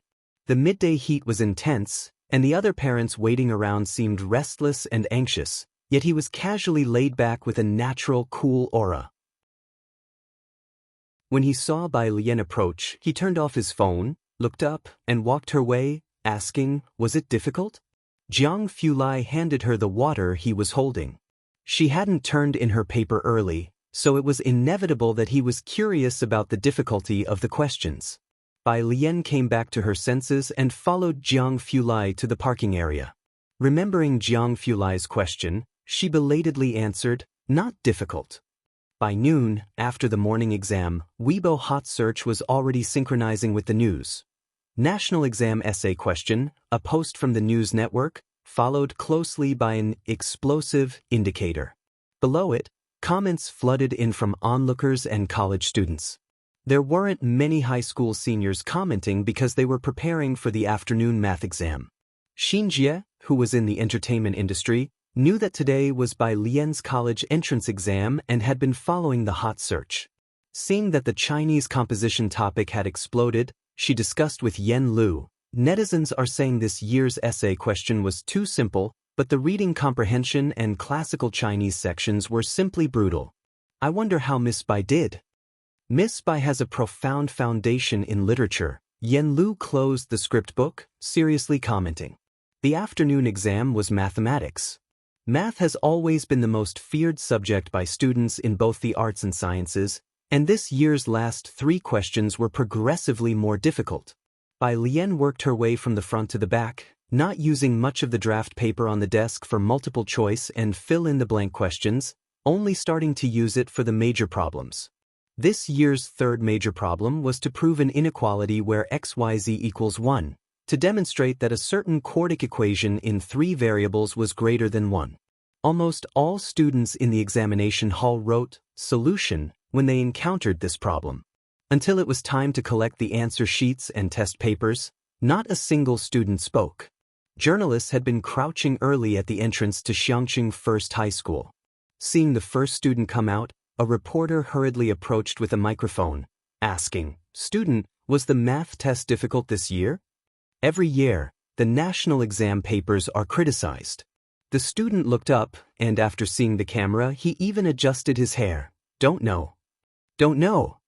The reporter found this interesting. Do you feel that it's difficult to evaluate? Student. No, it's that I didn't understand a single question. Reporter. Math was indeed difficult, and the expressions on the students' faces as they left the examination room were wilted. After finishing the exam, Lu Lingxi immediately sent a message in the group. Everyone forget about this exam as soon as you're done and rest well. Be at peace to welcome the final 2 exams tomorrow. Most students were quite devastated as they exited the examination hall. If you find any errors, ads pop up, ads redirect, broken links, non-standard content, etc., please let us know reports so we can fix it as soon as possible. Chapter 516, 206 Difficult to Surpass College Entrance Examination, First Update, _2 Mathematics and Mandarin are always headline news during the annual college entrance examination. After the math exam, National College Entrance Mathematics exam quickly topped the trending searches, and the high school seniors who had held in their anxiety all day finally let loose, venting about the difficulty of the math exam. Top comment frowny face. I've competed in math contests, but I only managed to draw an auxiliary line on the penultimate problem, smile. Netizens clicked in and indeed saw the provincial team medal that this student had boasted about last year. They were somewhat surprised. It was one thing for the average person to find it difficult, but why was it hard even for a prodigy who made it into the provincial team? In the afternoon, Xin Qing and Ji Xiaojun both waited for Bai Lian at the school gate. Seeing the collapsed state of a group of students, they didn't dare to ask Bai Lian a single question. Jiang Fulai stood beside Bai Lian, looking down and about to ask how Bai Lian did on the math test. Xin Qing cleared her throat lightly. Xiao Jiang, come have dinner with us tonight. She interrupted Jiang Fulai. Jiang Fulai just glanced at Bai Lian and didn't ask any more questions. The group returned to Ji Heng's courtyard, where Ji Heng was playing Go with Jiang He.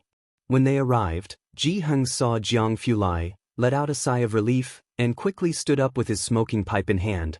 Xiao Jiang, come here. Jiang He slowly looked up, saw Jiang Fulai, and his casually swinging legs slowly came to a halt. Jiang Fulai sat casually opposite Jiang He and picked up a white stone at random. 2 minutes later, Jiang Fulai glanced at Jiang He and stood up unhurriedly. We must respect our elders. Jiang He, Ji Xiaojun and Shun Qing were busy in the kitchen when he received a call from the butler. On the other end of the phone, the butler was standing in the courtyard. What time are you leaving tomorrow? I'll arrange for a car to take you to Beijing. They were going to fly to Jiangjing from Beijing. The college entrance examination would end tomorrow. I can't come back tomorrow, Ji Xiaojun pondered slightly. Let's leave on the 9th in the afternoon. The 9th was the Dragon Boat Festival, and Ji Xiaojun wanted to have a meal with Ji Heng before he left. The butler was silent for a long time. He pressed against his brow, his eyebrows soaked in numerous weathered experiences now revealing his age. That's fine. How did your niece do on the exam? I don't know. Ji Xiaojun rinsed vegetables with one hand, his voice lightening a bit. We heard the math problems were too difficult, so we didn't ask her about it. The butler was merely making a polite inquiry, and he was not surprised to hear Ji Xiaojun respond in that way. If possible, I still hope you can return before the Dragon Boat Festival. The following day, the last two exams. Comprehensive Science and English. There was no hardest, only harder. In the afternoon, the last exam, English. In the examination room, after Bai Lian finished writing the last word of her English essay, after double-checking the questions, and after confirming her multiple-choice answers on the answer sheet were correct, she just looked at the black pen in her hand. She didn't have many fancy pens. This was the pen she had been using since her senior year of high school. The refill changed countless times. Its black casing had already lost its shine. Bai Lian set aside her answer sheet and capped her pen. At the same time, in the examination room at school number 3, Yang Lin also finished the last sentence. She drew a period at the end of her essay, and as the sunlight from outside fell on her exam paper, Yang Lin appeared somewhat dazed. She had struggled for 12 years, studied hard for 12 years, seemingly all for this very moment. 5 o'clock. The bell rang, symbolizing the end of the most important exam of the senior students' lives, but their journey in life was only just beginning. After handing in her exam paper and answer sheet, Bai Lian followed the flow of people out. It was earlier than the usual end of class, and the sunlight was slightly glaring. Bai Lian carried her pencil case lazily through the crowd. Under the tree at the school gate, Jiang Fulai wore a loose short-sleeve shirt and stood casually under the tree, looking somewhat relaxed. There were many parents waiting for students at the school gate, most of them holding bouquets of sunflowers, but Jiang Fulai was different. What he held in his hand was a bouquet of flowers most people wouldn't recognize. Single-layered petals, each as light as a cloud and swaying gently with the wind, stood tall and delicate. They were red and radiant, pink as peach blossoms, white as snow, and blue like mist, simultaneously elegant and magnificent, dazzling in their brilliance. Many around him glanced in his direction with sidelong looks. There were just a few parents waiting for their children's exams, which is why quite a few people recognized Jiang Fulai over the past couple of days. His demeanor was excessively cold. His presence, even when subdued, was still so daunting that it kept people at bay, making him seem like an unattainable flower on a high cliff. Now, seeing him with flowers, most were surprised. Jiang Fulai's light-colored eyes casually scanned the crowd. When he saw Bai Lian, he stood up straight. As she approached him, he didn't speak but instead handed her the bouquet of flowers. Bai Lian took them, raised her eyebrows at Jiang Fulai, and he also handed her phone back to her. Right after the test, the Class 15 group chat was buzzing nonstop. Wang Qi was stirring things up again. Wang Qi, others lined up to chime in below. Bai Lian put her phone back into her pocket and began gently fidgeting with the pedals again before looking up at Jiang Fulai. Let's go to the hot pot restaurant near the school. Jiang Fulai knew they had a gathering today and led Bai Lian toward the car. As they passed through the crowd, many watched their retreating figures, speculating in whispers whether they were celebrities from somewhere else. Xiangqing remained the same. The girl was still the same girl. The poppies bloomed year after year without fail. Jiangjing. On the last day of the exams, Madame Su took Su Jiue to the test center. After which, she stayed in the prayer hall the whole time. When the exams ended, she finally came out of the prayer hall, anxiously waiting in the hall for Su Jiue to return. In the hall, Su En sent a text to ask how Bai Lian had done on the exam. Since she hadn't replied, he worried the child might not have done well. Seeing Madame Su frequently stand up to look towards the main door, he said, "Mom, don't worry. Sit down and wait patiently. The exams are over." How could Madame Su not be anxious? She sat back down and asked the people in the hall, "Do you think Jiue did well this time?" "Of course," nodded Ji Mulan, who always had great faith in Su Jiue. "Jiue is the smartest child I've ever met." The butler even laughed. "Just get ready to celebrate being the top scholar's grandmother." The old lady felt reassured. It was at this moment that a car horn sounded outside. The driver had come to pick up Su Jiue. Madame Su quickly got up, leaning on her cane, and as soon as Su Jiue got out of the car, she went over to ask, "Jiue, how did it go? What do you estimate your score to be?" A student prodigy like Su Jiue usually had a good idea of their score right after the test. This time, however, Su Jiue shook her head. "I'm not sure." Su Wenyao, who was looking at his phone, was surprised. Was this year's college entrance exam that difficult? Was it so hard that even Su Jiue couldn't be sure? "Extremely difficult," said Su Jiue with her glasses on, speaking politely. "The last problem in both math and physics were types I had never seen before. On my way back, I asked Liang Dog, and he was uncertain too." Su Jiue and Liang Wuyu were both considered geniuses in Su Wenyao's eyes, especially Liang Wuyu, who had been participating in various competitions since middle school, finished high school curriculum in his freshman year, and by his senior year, he was studying in a laboratory with a mentor. One could say his knowledge had surpassed 99.9% of senior students. Even Liang Wuyu was unsure. How difficult were the questions this year? That hard? Su Wenyao clenched his phone, standing up, surprised. What happened? The difficulty level of the college entrance exam was usually similar each year, unless there was an exception. Su Wenyao remembered that several years ago, there was a particularly hard set of exam questions that came to be known as the toughest college entrance exam ever, and to this day, no other exams had surpassed its difficulty. But this year, what happened? If you find any errors, ads pop up, ads redirect, broken links, non-standard content, etc., please let us know reports so we can fix it as soon as possible.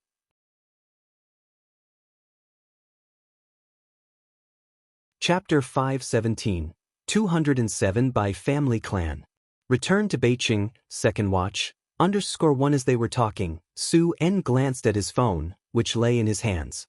On the screen was the WeChat interface. He had sent several messages to Bai Lian, asking about her Gaokao and when she would be coming to Jiangjing. But she hadn't replied the whole time.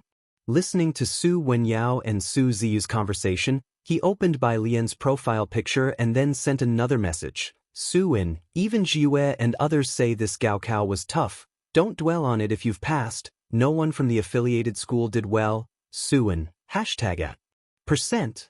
He sent a long string of comforting words. "Nothing much is going on at our school." Su Jiue put down her pencil case, speaking slowly and softly. "The students in our class are all discussing this. Many didn't do well." "That's strange indeed." Su Wenyao narrowed his eyes slightly. How come the questions were so far beyond the norm this year? If the difficulty of the questions was beyond the norm, the Gaokao organizers must have consulted experts. So, why did the expert panel go to such lengths? At first, when Su Jiue mentioned the difficulty of the questions, old Mrs. Su felt a thump in her heart. Later, when she heard that everyone else also found it difficult, the old lady was relieved. "Don't worry about whether the questions were beyond the norm. Jiue just has to perform as usual." To perform as usual meant ranking in at least the top 3. In Xiangqing at a hot pot restaurant, Bai Lian saw Su En's messages just as Pu Xiaohan was ordering food. Ning Xiao and Tang Ming had just been discussing the last math problem with her, so she hadn't had time to check her phone. Now that she looked, there were a stack of messages on her phone. She scrolled from top to bottom through Su En's texts. "Bai Lian, tough. Bai Lian. Bai Lian, I'll go to Jiangjing in July." She replied to Su En one message at a time. "Bai, stop looking at your phone all the time." Wang Qi, sitting opposite Bai Lian, tossed a bottle of liquor to her. "Come on, drink up." Bai Lian, holding her phone, didn't even lift her head, and caught the beer with precision. Wang Qi, who often brought mineral water to Bai Lian, Pu Xiaohan, Ning Xiao, and the others during breaks, had become quite close with them. Ning Xiao's outsider friend, Tang Ming, witnessing this for the first time, murmured to himself, "So cool." Lu Lingxi had booked 2 private rooms. Most of the people in the class were of legal age now, and with the Gaokao over, she had exceptionally ordered alcohol for the class. Nobody should drink too much. Safety is the most important thing. As she spoke, her gaze fell upon Bai Lian. Seeing Wen Qi hand Bai Lian the drink, Lu Lingxi was about to stop them but saw Bai Lian take the bottle and nonchalantly pull open the tab with one hand. Bai Lian put down her phone, rested her wrist on the table, and casually leaned back in her chair, tapping her slender legs lightly. She was wearing a long dress in ancient Chinese style, but at that moment she was slouching with her leg propped up, sipping her beer with deliberate slowness. With her fine features and a countenance that suggested she had walked out of an ink and wash painting, she appeared elegant and mysterious, yet there was a hint of unruliness about her that made her enigmatic.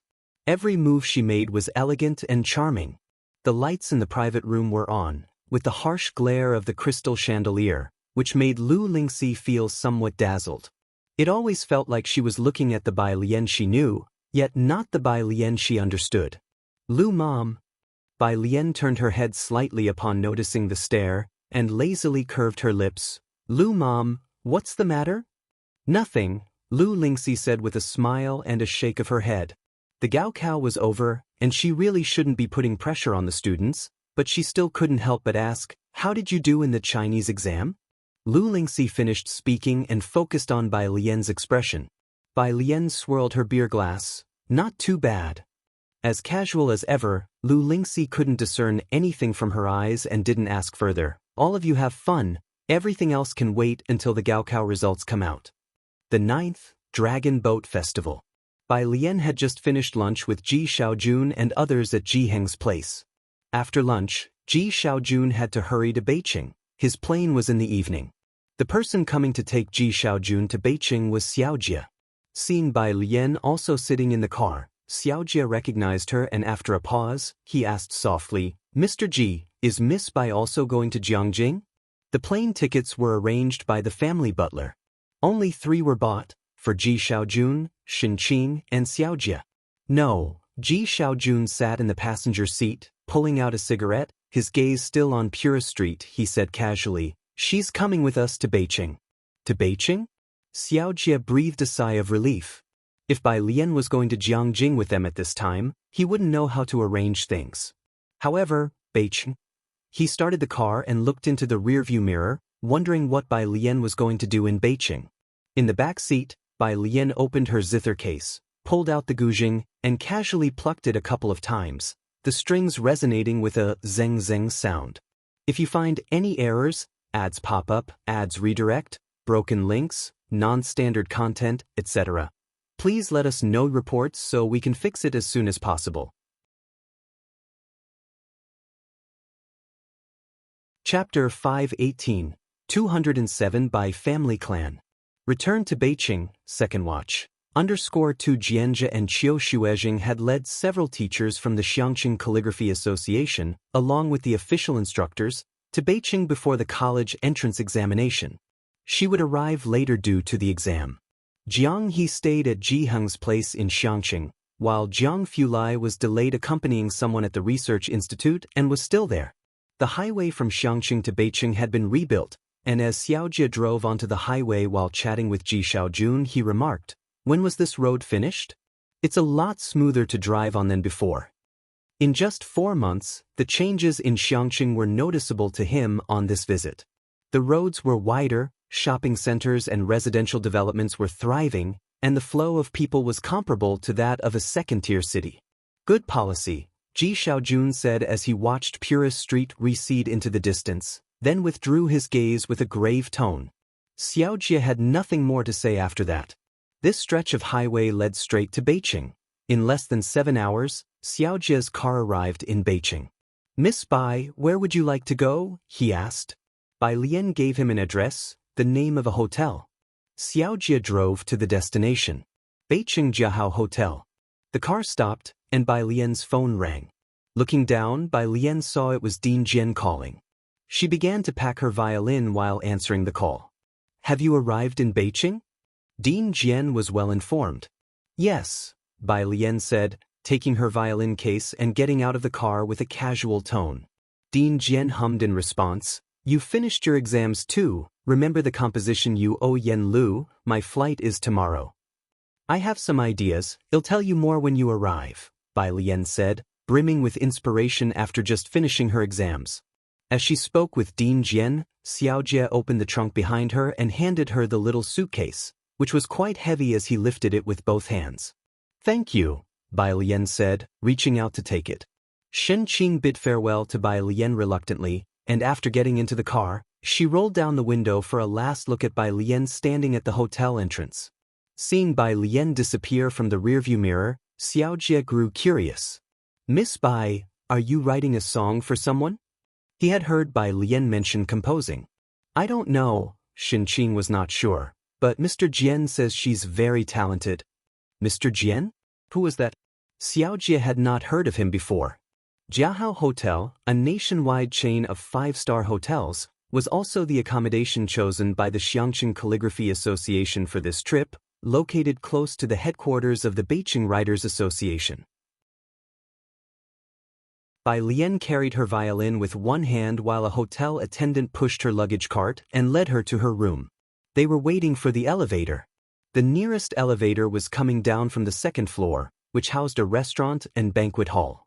Many classes chose to gather there for celebrations right after finishing their exams yesterday. Inside the elevator, there were 2 boys and 1 girl. Without young Master Song, it's dull, the boy shrugged. He was the class president of Beijing International Class. You know, apart from Bai Xiaoqi, no one else can invite him, and Xiaoqi couldn't make it today because she's busy. The boy with a buzz cut beside him rubbed his head. "I heard Song Min didn't do well in math this time." A top student's bad score is still number 1. The girl fiddled with her phone and spoke casually, and with that crazy question, even the class teacher said it was tough. Who could do well? The 3 of them were talking when the elevator door opened with a ding. The moment the door opened, it seemed to brighten. Standing outside the elevator was a girl in plain, long dress clothes with her hair pulled back, casually holding a long box. Her other hand played with her phone, seemingly texting someone. Seeing people inside, the girl moved aside, and as she did so, the loose strands of her hair fell down. The 3 students inside the elevator were momentarily stunned by her appearance. The girl in the middle exclaimed in disbelief, "Bai Lian." Hearing her name, Bai Lian looked up. She squinted her eyes as she recognized the student committee member from Beijing High's 12th grade 2nd class, Sun Yi. Class 2 of grade 11 at Beijing High School was a liberal arts class, which was also the class Bai Lian, a former student, had attended for 2 years. Bai Lian glanced at them, didn't speak, but simply stepped aside to bypass them and walked into the elevator. After the elevator doors closed, the 2 boys next to Sun Yi finally realized what had happened. They were in the international class and had only interacted with Bai Lian for 1 day, but because Bai Lian often went to the international class to find Song Min, they were quite familiar with her. The class president of the international class, Kong Yifan, came back to his senses. "Was that Bai Lian who just passed by? I feel like she's changed a lot. I heard she was in Xiangqing, so how come she's back?" snorted the boy with the crew cut, upon learning it was Bai Lian. "Who knows if she can even make it into Beijing? It's a good thing she left our class, otherwise our class 100% undergraduate rate would have been dragged down by her." Word of Bai Lian's return spread in the Class 2 and International Class group chats. The Bai family. Bai Xiaoqi had just finished her college entrance examination the day before, and the patriarch of the Bai family clan came early to discuss the opening of the family shrine with Bai Qiming. If Bai Xiaoqi were the only one entering Jiangjing University, perhaps the clan wouldn't make such a fuss, but having 2 talents in one family was indeed rare, and the patriarch valued Bai Xiaoqi very highly. The Bai family originated from scholars and always prioritized those who had achieved scholarly honor or made contributions to the state. Since Bai Qiming was a businessman, there wasn't much reaction to him within the Bai family clan. It was only after Bai Xiaoka that the clan began to pay attention to Bai Qiming's lineage.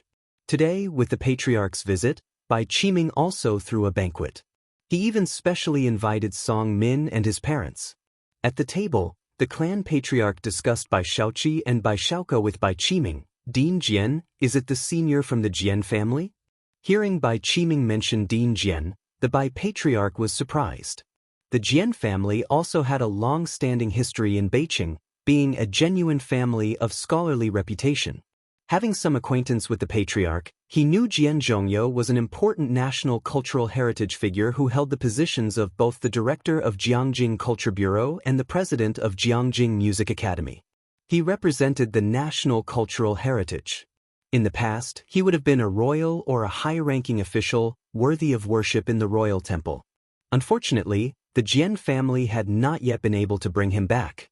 If such a person were to appear in the Bai family, the patriarch would enshrine him. Yes, Bai Qiming looked at Bai Xiaoqi beside him. Not only is Xiaoqi excellent in her academic studies, but she is also quite accomplished on the guzheng. Xiaoke mentioned that Dean Jian might come to Beijing soon, and I want Xiaoqi to push herself even harder to seize the opportunity. The patriarch's gaze towards Bai Xiaoqi grew more astonished. Indeed, she must strive. These kids are good, Mr. Song. Your Song family will also produce a top scholar. The Bai patriarch then looked towards Song Min, who was next to Bai Xiaoqi. Mr. Song raised his glass to the patriarch with a smile. Not necessarily. This child said he didn't do well in math. The math this time was difficult. No one could do well. Bai Xiaoqi looked at Song Min, consoling. My brother even said it was tough. Bai Xiaoke was at Jiangjing University and, being last year's top scholar, had authoritative opinions. Just then, Song Min, looking at his phone, suddenly hesitated, and his soup spoon struck his bowl, making a loud noise. Everyone at the table looked over at him, and Mrs. Song lowered her voice. What's wrong? Song Min looked up, seemingly in a trance. Bai Lian has returned to Beijing. He alone knew that Bai Lian had worked with He Wen on a mathematical modeling project. How well had she done on this math exam? A touch of stiffness appeared on Xiaoqi's smiling face. Bai Qiming frowned at the mention of Bai Lian. The patriarch was yet unaware that, for the sake of Bai Xiaoqi and her brother, Bai Qiming had unilaterally removed Bai Lian's name from the family register without consulting the great-uncle. Upon hearing the name, Bai, the patriarch was puzzled. Who is Bai Lian? A member of our Bai family? The butler, topping off the patriarch's drink, explained, she is the eldest daughter born to the former madam. The master previously placed her in the international class. Bai Qiming's face darkened once again upon hearing these things. The butler spoke vaguely. The patriarch understood that Bai Lian, due to her poor performance in the sciences, had been moved by the exasperated international class teacher to the liberal arts class. If you find any errors, ads pop up, ads redirect, broken links, non-standard content, etc., please let us know reports so we can fix it as soon as possible. Chapter 519, Special Treatment 208, Bai Qiming collides with Bai Lian _1. Let's not talk about such matters today. Bai Qiming raised his glass to the Bai clan leader and the Song family members. You already have 2 outstanding family members, so you should at least allow your ancestors to rest for a while. The Bai clan leader wasn't very interested in her either and didn't ask further. How did you learn about the news from Dean Jian? Are you familiar with the Jian family? The young lady was, after all, a girl. Generally, girls were not allowed on the family genealogy, but Bai Lian had made it onto the genealogy because Bai Qiming had specifically asked the clan elders for permission. It wasn't us, it was Xiaoke. Bai Qiming mentioned Bai Xiaoke with a clear smile on his face. He and young master Jian Rong of the Jian family are good friends. The Jian family in Beijing always kept a distance from merchants. Bai Qiming had made a considerable amount of money, but his Bai family's legacy was not long, and although well known in Beijing, they couldn't compare with those clans with deep historical roots, let alone the fact that Jian Zhonghai had an extraordinary brother. I knew Xiaoke was no ordinary person. The Bai clan leader's eyes sparkled as he spoke, pausing for a moment. After the scores are released, set a time to go back to our clan, and let's add Xiaoqi to the genealogy too. Latterly, Bai Xiaoke was directly added to the family genealogy, but Bai Xiaoqi had not been. Even though Xiaoqi had made it to Jiangjing University, she was still a bit short of making it onto the genealogy, but now her brother had made his mark at Jiangjing University. Initially, Bai Shaoke had grown up with his mother and not had many resources. Still, he managed to become the top scholar of Beijing, and at a resource mecca like Jiangjing University, he could only do better and better. Guaranteed postgraduate recommendation and a doctorate were just a matter of time. Upon hearing the Bai clan leader's words, Bai Qiming finally showed a smile on his face. Shaoqi, aren't you going to offer a toast to the elder clan leader? With the Bai clan leader's words, Bai Qiming felt that the position of the next clan leader of the Bai family would very likely be conferred on him. By his side, Bai Shaoqi also let out a sigh of relief and stood up. No one else at the dining table spoke. Lady Song just gave Song Min a glance. Bai Lian had left the Bai family for nearly a year now, and it was just after the college entrance examination. Why did she choose to return during this time? After dinner, Bai Qiming saw the clan leader out, then turned to the butler. Has she returned? The butler knew exactly who she was. No. Bai Qiming frowned but didn't mention Bai Lian again. Did the young master say anything else? That Dean Jian, the butler remembered the matter, is coming to attend the traditional music concert in Beijing. It's an official engagement that was confirmed last month. A concert? Bai Qiming was surprised, somewhat unexpected that Dean Jian would specially come to Beijing for it. Go book several tickets. Since everyone knows that Dean Jian is coming, it's not certain that there will be tickets available, but I will try my best to find some. The butler flipped through his schedule. Should I book Mingtai Villa for the young lattice party as usual? Many of the Bai family's banquets were held at Mingtai Villa. Bai Lian and Bai Shaoqi's previous birthday parties were also held there, which isn't considered the most luxurious place in Beijing. Bai Qiming paused for a moment before saying, this time, it will be at Jiahao. I will go there tomorrow. Jiahao Hotel, a global chain of hotels, was Beijing's most luxurious venue for hosting banquets, frequented by political and business dignitaries for their soirees. Securing the banquet floor would cost 6 times more than Mingtai Villa. Even Bai Shuk's scholar celebration banquet was held there. This wasn't something the butler could simply secure with a phone call. Not expecting Bai Qiming to choose this, the butler bowed his head, thinking that Bai Shaoqi's status in the Bai family was different from before.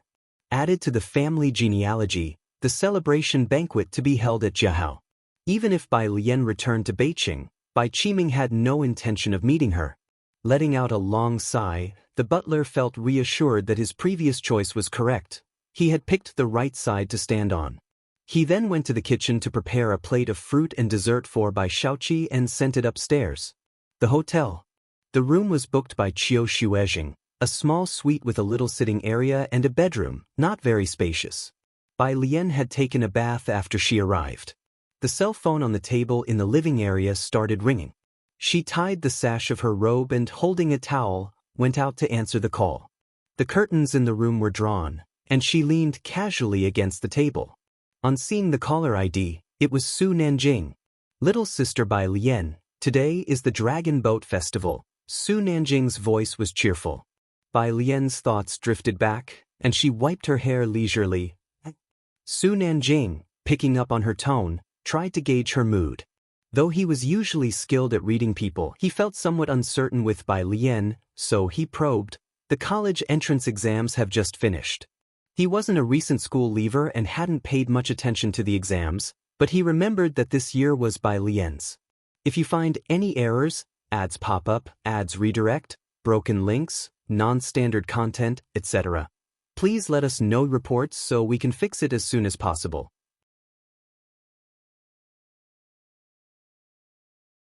Chapter 520, Special Treatment 208, Bai Qiming collides with Bai Lian _2. Those who pay attention to the college entrance exams generally have children or relatives participating. Most adults already in the workforce only briefly notice when some related videos pop up. Su Nanjing timed her call to wish Bai Lian good luck with the exams and also reached out to her after the exams to see how she did. But no matter how she tried to ask indirectly, she couldn't get anything out of Bai Lian, who always seemed nonchalant with a rather restrained emotion. Right? Bai Lian casually wiped her hair a few times before grabbing a remote and turning on the TV. Hearing the sound of the television, Su Nanjing figured Bai Lian must have done okay and laughed. So when are you coming to Jiangjing? Recently, everyone who contacted Bai Lian asked her this question. Bai Lian switched channels. In July, not sure exactly when.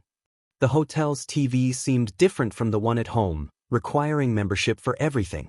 Bai Lian flipped through several channels to find the same situation. She threw the remote aside. July. Su Nanjing calculated the time. The old man's birthday was in July, and if Bai Lian came early enough, she should be able to make it. Okay, then I'll wait for you in Jiangjing. After hanging up the phone, Bai Lian opened WeChat to message Jiang Fulai. By classmate, image, by classmate frowny face? She was now adept at typing with the 26-key input method but still preferred to be concise. On the other side of the phone. Today was the Dragon Boat Festival, and half the research team had gone home. Jiang Fulai was still occupied, and when he saw the message, 10 minutes had already passed. He cradled a record book in his left hand while writing lines of text with his right. The handwriting flowed like moving clouds and flowing water. As he walked to the office, the arc of his anti-radiation coat fluttered. Reaching his desk, he casually placed the record book on the table. With a detached demeanor, he didn't bother to look at the middle-aged man following him, simply picking up his phone to say, "No quota." The Jiang family's eldest son couldn't be bothered to appease anyone, whether in the lab or at home with the Jiangs. He held the power of decision, and trying to sneak any additional people onto his team was nearly impossible. Even the Gao family had to back down. The middle-aged man, having lost face, had to offer a forced smile. There was no helping it. He couldn't influence this man who, though absorbed in research, had long before his official admission to Jiangjing University tightly organized the Jiangs to the point where everyone in the Jiang family feared Jiang Shijue. But in that circle of old foxes, who didn't know whom Jiang Shijue belonged to? Both the Chen family and the Su family were desperate for a marriage alliance with the Jiangs but could never even get a meeting. The middle-aged man stepped out, closing the door behind him, and cast a last glance inside before leaving. At the desk, the man glanced at his phone, tapping his fingertips on the table. Although his expression was hidden by downcast eyes, something about him seemed more approachable than before. Jiang Fulai was unusually silent. He looked at Bai Lian's message, tapping the screen to force calm. "It's the hotel's issue, don't worry about it." He waited a while, but Bai Lian didn't reply, and the young master of the Jiangs switched out of the app somewhat sullenly, only to see several messages below, 2 of which were from Su Nanjing, asking if he would return for the summer break. Jiang Fulai. Yes. This one-word reply made Su Nanjing, who was at a club in Jiangjing, stand up abruptly. "What's the matter, third young master?" Xia Shiming by his side was quite surprised since it took something significant to astonish Su Nanjing like this. Su Nanjing only glanced at him. Nothing special. After a moment, he clicked his tongue. I knew it. Jiang Fulai had been engrossed in scientific research for years, rarely getting involved with external affairs. Everyone in Jiangjing circles knew of him, but few had ever seen him. Over the years, only old Master Chen had managed to meet him a few times. This was a national treasure, holding the keys to several critical projects. This summer, his grandfather's birthday was coming up, and Su Nanjing had not expected Jiang Fulai to show up, but knowing that Bai Lian was coming to Jiangjing, perhaps afterward, Su Nanjing thought that the young Master Jiang might start living in Jiangjing more permanently. The next day, Bai Lian got up before 6 in the morning. The hotel was soundproofed, so after getting ready, she first opened the curtains. She took out a printed research paper from her suitcase and started reading it on the balcony. The paper was by academician Ma himself, a recent analytical literature piece in English, which included many new terms. Bai Lian laid the document on the glass table of the balcony, her wrist holding it down, occasionally underlining something of note. After the college entrance exams, she had stopped working on chemistry and biology. She understood English but had mostly been exploring new problems in physics and math. At 7, someone rang the doorbell. Bai Lian, holding the document, answered the door to find a middle-aged man and a hotel service employee. The middle-aged man smiled at the sight of Bai Lian, Good morning, Miss Bai. I'm Xie Zhongfei, here to deliver your breakfast. If you find any errors, ads pop up, ads redirect, broken links, non-standard content, etc., please let us know reports so we can fix it as soon as possible.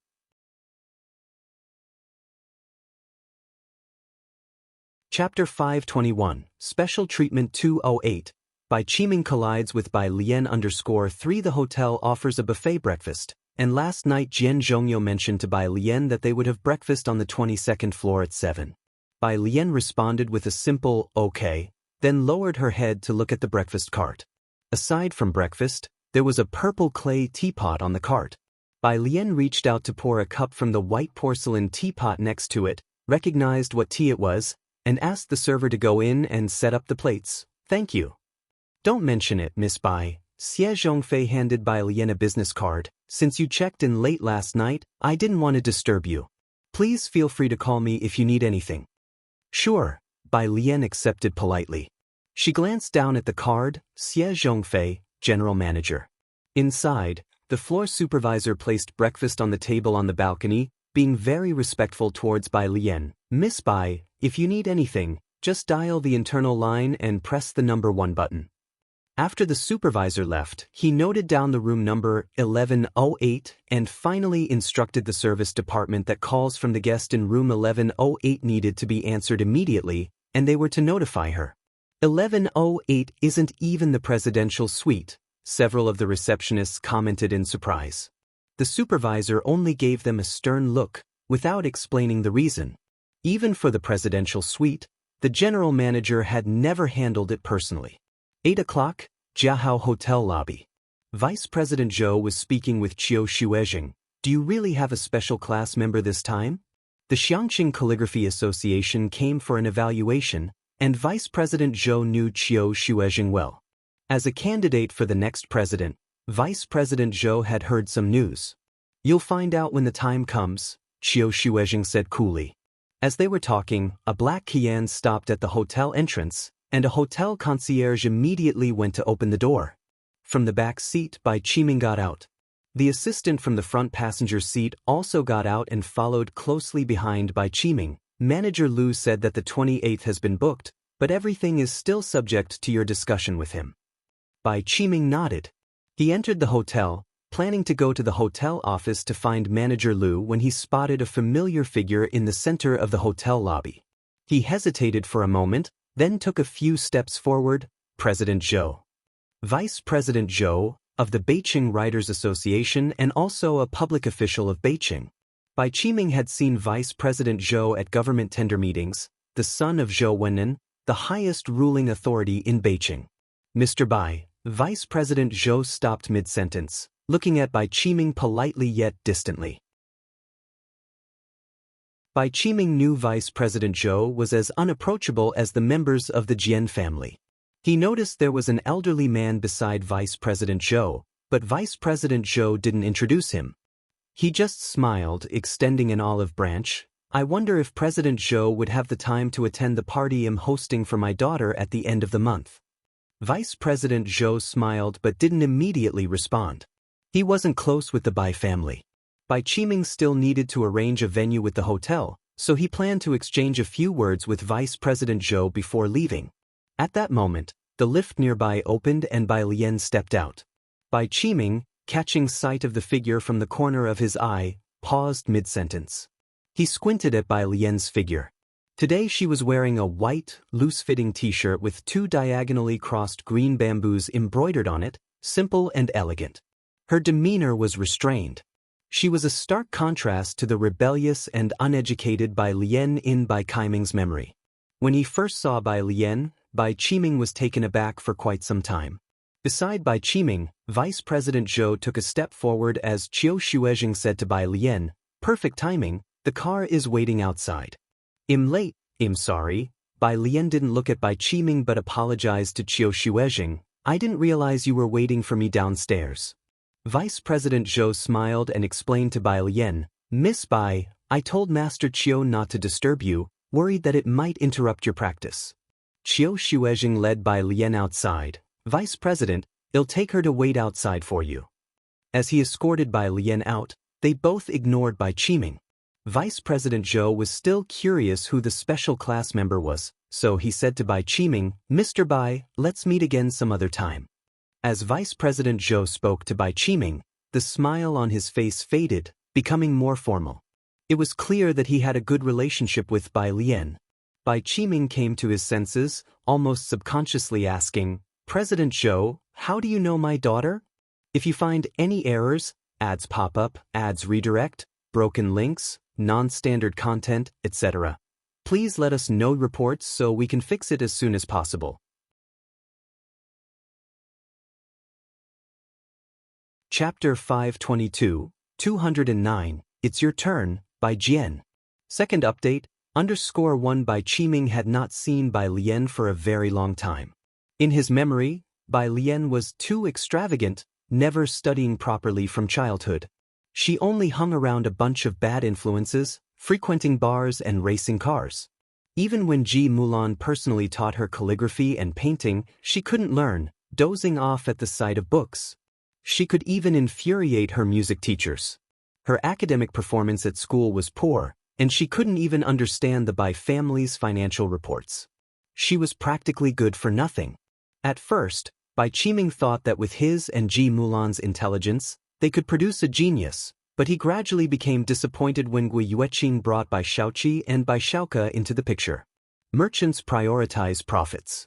After weighing the pros and cons, it was clear that Bai Shaoke and Bai Shaoqi were more important than Bai Lian. He could abandon Ji Mulan, what more of Bai Lian? Yet now, Bai Qiming was shocked to find that the Bai Lian he knew only as a partygoer and racer seemed very familiar with Vice President Zhou. Vice President Zhou was also quite well known in Beijing, set to be the next president of the Calligraphy Association, having organized several calligraphy exhibitions. From a family involved in politics, no one who entered the high ranks of the Calligraphy Association was simple. Jian Zhonghai was one such example. But the Jian family was even more inaccessible than the Zhou family. How did someone like her come to know President Zhou? "Your daughter?" Vice President Zhou was about to leave, but upon hearing Bai Qiming's words, he couldn't hide his surprise. "You mean Bai Lian?" Vice President Zhou remembered that Bai Lian came from Xiangqing. When she took the assessment in Jiangjing, she caused a sensation. Vice President Zhou had specifically checked her profile, from Xiangqing with her household registration also in Xiangqing. Bai Qiming shifted his gaze away from Bai Lian. "Yes. Bai Lian, she's a member of the Calligraphy Association." Vice President Zhou glanced at Bai Qiming, then said, "She won first place in the youth category at last year's Lanting Award. None of the young talents from the Jiangjing Calligraphy Association could surpass her. I came here today especially to take her to the Calligraphy Association." A special member of the Jiangjing Calligraphy Association had joined the Xiangqing Calligraphy Association, and Vice President Zhou believed Bai Lian had great potential for the future. Her talent not only gained Vice President Zhou's recognition, but her potential also made it natural for him to personally come to the hotel to pick her up. After saying this, he smiled at Bai Qiming and left. Bai Lian's residence was in Xiangqing, and the way she acted as if she didn't know Bai Qiming indicated something to Vice President Zhou. Vice President Zhou left with a carefree attitude. In the hotel lobby, it took Bai Qiming a long time to come back to his senses. He knew nothing about calligraphy, nor the significance of the Lanting Award, and was only shocked by Vice President Zhou's remark about specially taking her to the Calligraphy Association. Bai Lian, she knew calligraphy? In his memory, Bai Lian seemed to have never learned it, and Vice President Zhou appeared to hold her in high esteem. President Bai, the assistant, who had also been watching Bai Lian leave, softly called out to Bai Qiming. Bai Qiming snapped back to reality, remembering that today was for Bai Shaoqi's celebratory banquet, Jiangjing University's celebratory banquet. Jiangjing University. He let go of the matter with Bai Lian. In the hotel manager's office behind the lobby, the manager was out, and Bai Qiming waited for an extra 10 minutes. The Bai family was a VIP client of the hotel, so as soon as the manager came in, he greeted Bai Qiming with an apologetic smile. "President Bai, sorry for the wait. Mr. Xie was delayed by an impromptu meeting." "Mr. Xie is here?" Bai Qiming set down his teacup, temporarily shelving the matter about Bai Lian, surprised. Yes, whispered the lobby manager, the hotel is hosting a VIP, and Mr. Xie is personally attending to them. To whom exactly was a detail the lobby manager had no clearance to know. He only knew Mr. Xie and the floor manager were personally hosting, not even the floor they were on. Bai Qiming looked up. Might it be that Dean Jian? 5 in the afternoon. At Beijing Airport, Dean Jian got off the airplane. A middle-aged man with a suitcase followed him. Dean Jian, are we heading to the Beiying guest house? Their car is waiting. As soon as Beijing Conservatory of Music heard that Dean Jian was coming, they quickly got in touch with old Hu was accompanying the dean. Not yet. Dean Jian stopped and took out his phone to make a call. The call was to Bai Lian. It was picked up after just 2 rings. Dean Jian? It's me, Dean Jian casually remarked as he watched the cars outside. How is your writing coming along? He was referring to composing. Bai Lian always refrained from writing new songs, which made Dean Jian anxious. I had some inspiration last night and wrote a segment. Bai Lian had just returned from a trip to the Calligraphy Association with Qiu Xuejing, and the qualification assessment of the Xiangqing Calligraphy Association would take a few more days. Is that so? Hearing that she had written a segment, Dean Jian quickly said, Where are you staying? He was eager to know what style Bai Lian had composed this time. Jiahao. Okay, Dean Jian hung up the call and then told old Hu, let's go to Jiahao. Dean Jian had 2 personal assistants, being a busy man with 3 students, a school to manage, and the Cultural Bureau's Gujing issues. His assistants were people who had been with him for a while. If you find any errors, ads pop up, ads redirect, broken links, non-standard content, etc., please let us know reports so we can fix it as soon as possible.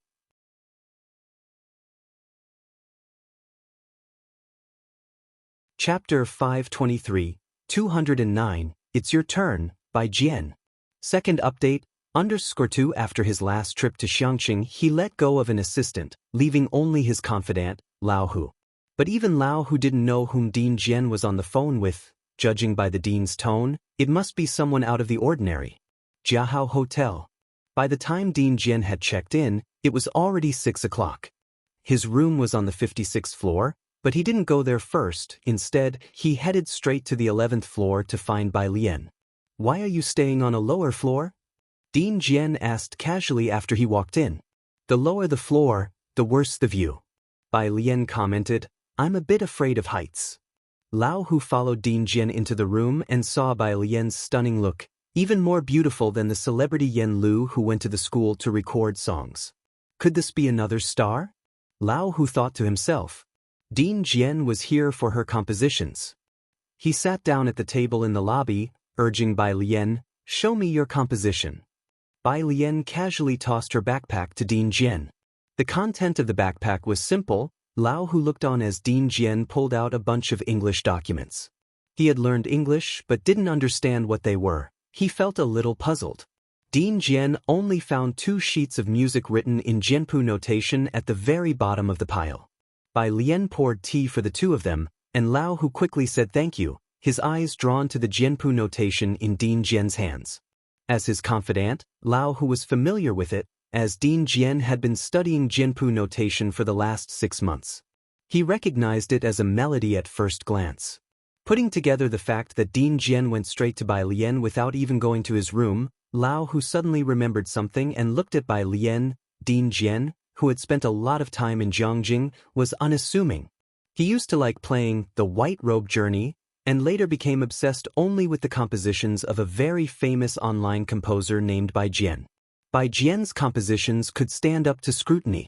The first piece, Gambling with Liquor, had the style of The White Robe Journey, and the latest piece even surpassed Gambling with Liquor in how well it melded with the Guzheng, even more so than The White Robe Journey.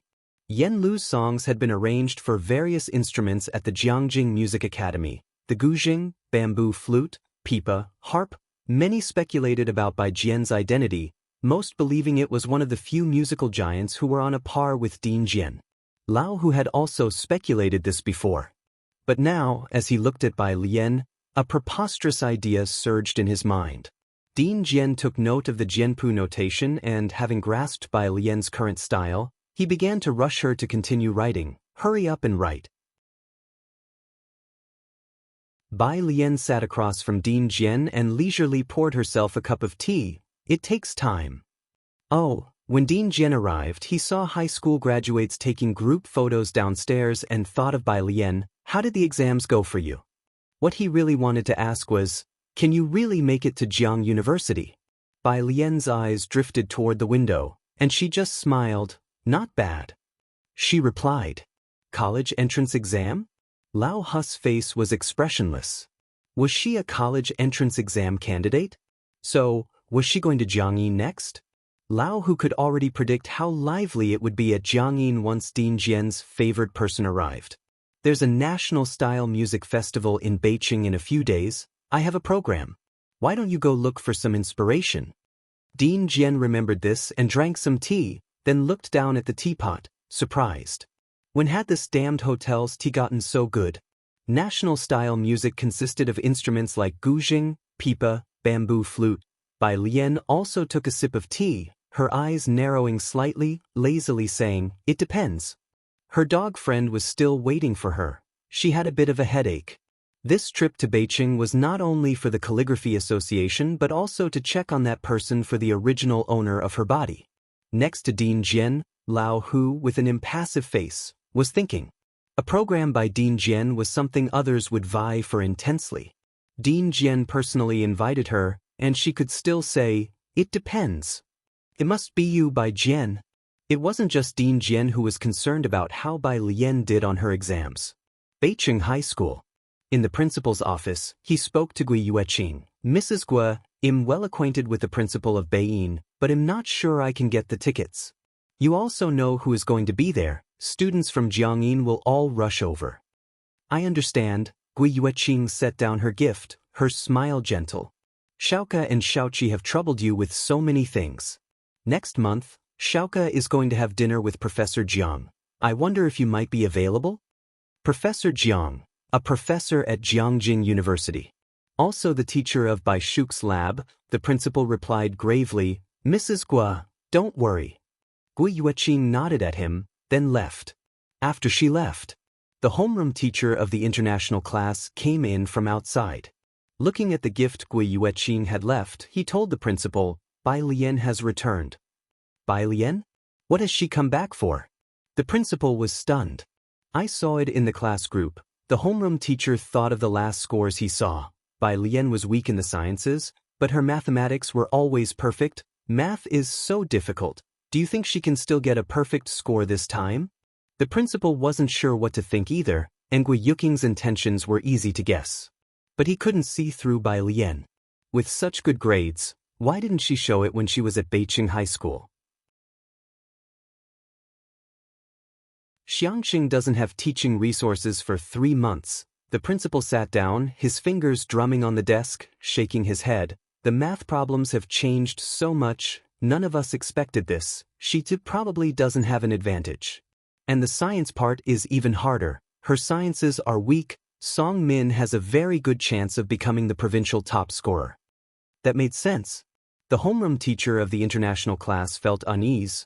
But what does it mean for Jiangjing to make the exams so difficult this time? Those in the field of education are much more sensitive than the average person. Jiangjing didn't make its exams difficult often, but this time the difficulty was beyond everyone's expectations. It felt as though a change was coming.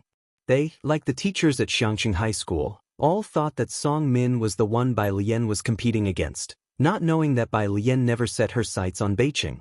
If she really only aimed for the provincial top scorer, Liang Zuan might have to crawl out from the ground to her bedside. Teacher Liang asks for monthly votes at the beginning of the month. If you find any errors, ads pop up, ads redirect, broken links, non-standard content, etc., please let us know reports so we can fix it as soon as possible.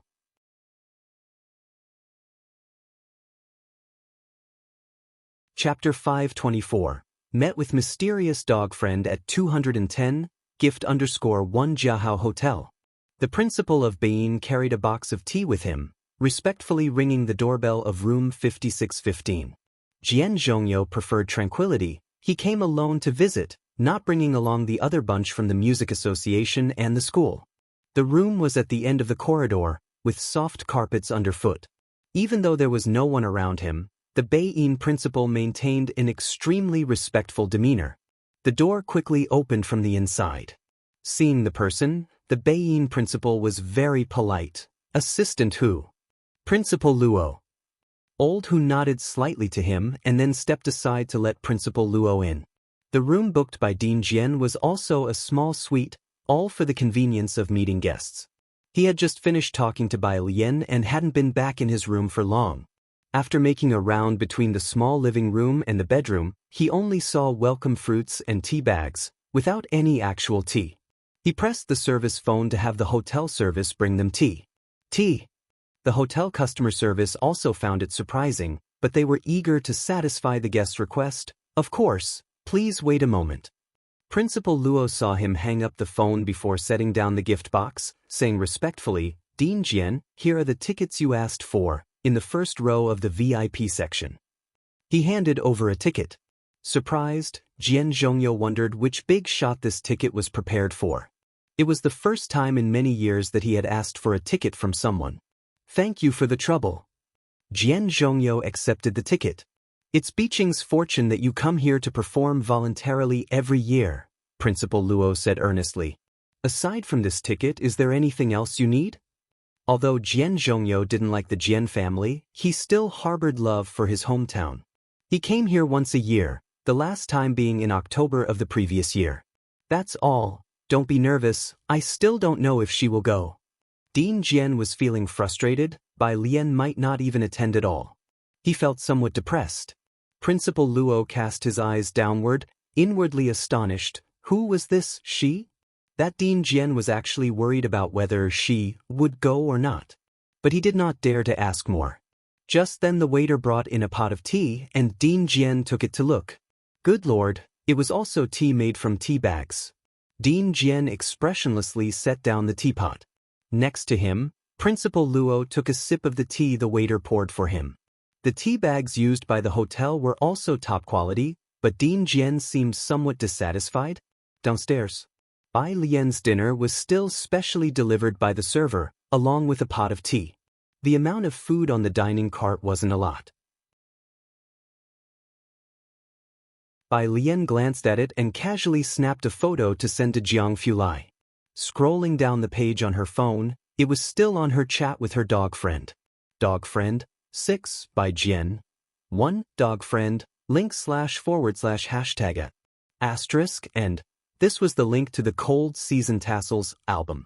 Her dog friend was a fervent fan of Yen Lu, and every time Yen Lu released a collector's edition song, she would have Bai Lian help her snatch it up. But Yen Lu released few collector's discs. The dog friend had only managed to snap up 2. Gambling with liquor was quite unknown at the start, and fewer people vied for it. Bai Lian poured through the sparse memories in her head about her. The original host had known her since childhood. Although they both liked racing, fighting, and skipping school, her academic performance was much better than the original hosts. She had been admitted to the international class. Bai Lian glanced at the chat window, her eyes narrowing slightly. Ji Heng had hardly interacted with the original host. And Ji Mulan, although she spent a lot of time with the original host, only cared about force-feeding education, paying no mind to the original host's spirit. But this dog friend was different. She was very familiar with the original host. Bai Lian stared at the chat box for a long time before finally typing a line of text. Jiang Fulai's reply came quickly, "When are you coming back?" Bai Lian thought it over. If things went smoothly, she would probably need about 3 more days. She sent back a number. Teacher Jiang. Oh, meanwhile. In Beijing, rose-colored clubhouse private room. Sorry, I was tied up with a family matter yesterday, Bai Shaoqi said, smiling to the students from the international class, and couldn't make it to dine with everyone. Just eat and play as you like today. Shaoqi, you're too generous. The class leader, Kong Yifan, holding a glass of wine and looking around the clubhouse, clicked his tongue in amazement. If it wasn't for you and Song Min, I would never have the chance to come to such a place in my life. The rose-colored clubhouse was the best in Beijing, operating on a membership basis. The membership fees alone were 1 million each year. The rest of the class nodded fervently, with people playing board games, drinking, and playing werewolf. It was lively. Bai Shaoqi, however, was indifferent. The rose-colored might be the best in Beijing, but she heard from Mrs. Song that there were several clubs in Jiangjing that even the Yin family could not get into. She withdrew her gaze and walked over to where Song Min was. Song Min was talking to the class teacher. Seeing Bai Shaoqi arrive, his expression brightened slightly. "You've come at just the right time. Have you discussed any difficult math problems with your brother these past 2 days? If you find any errors, ads pop up, ads redirect, broken links, non-standard content, etc., please let us know reports so we can fix it as soon as possible."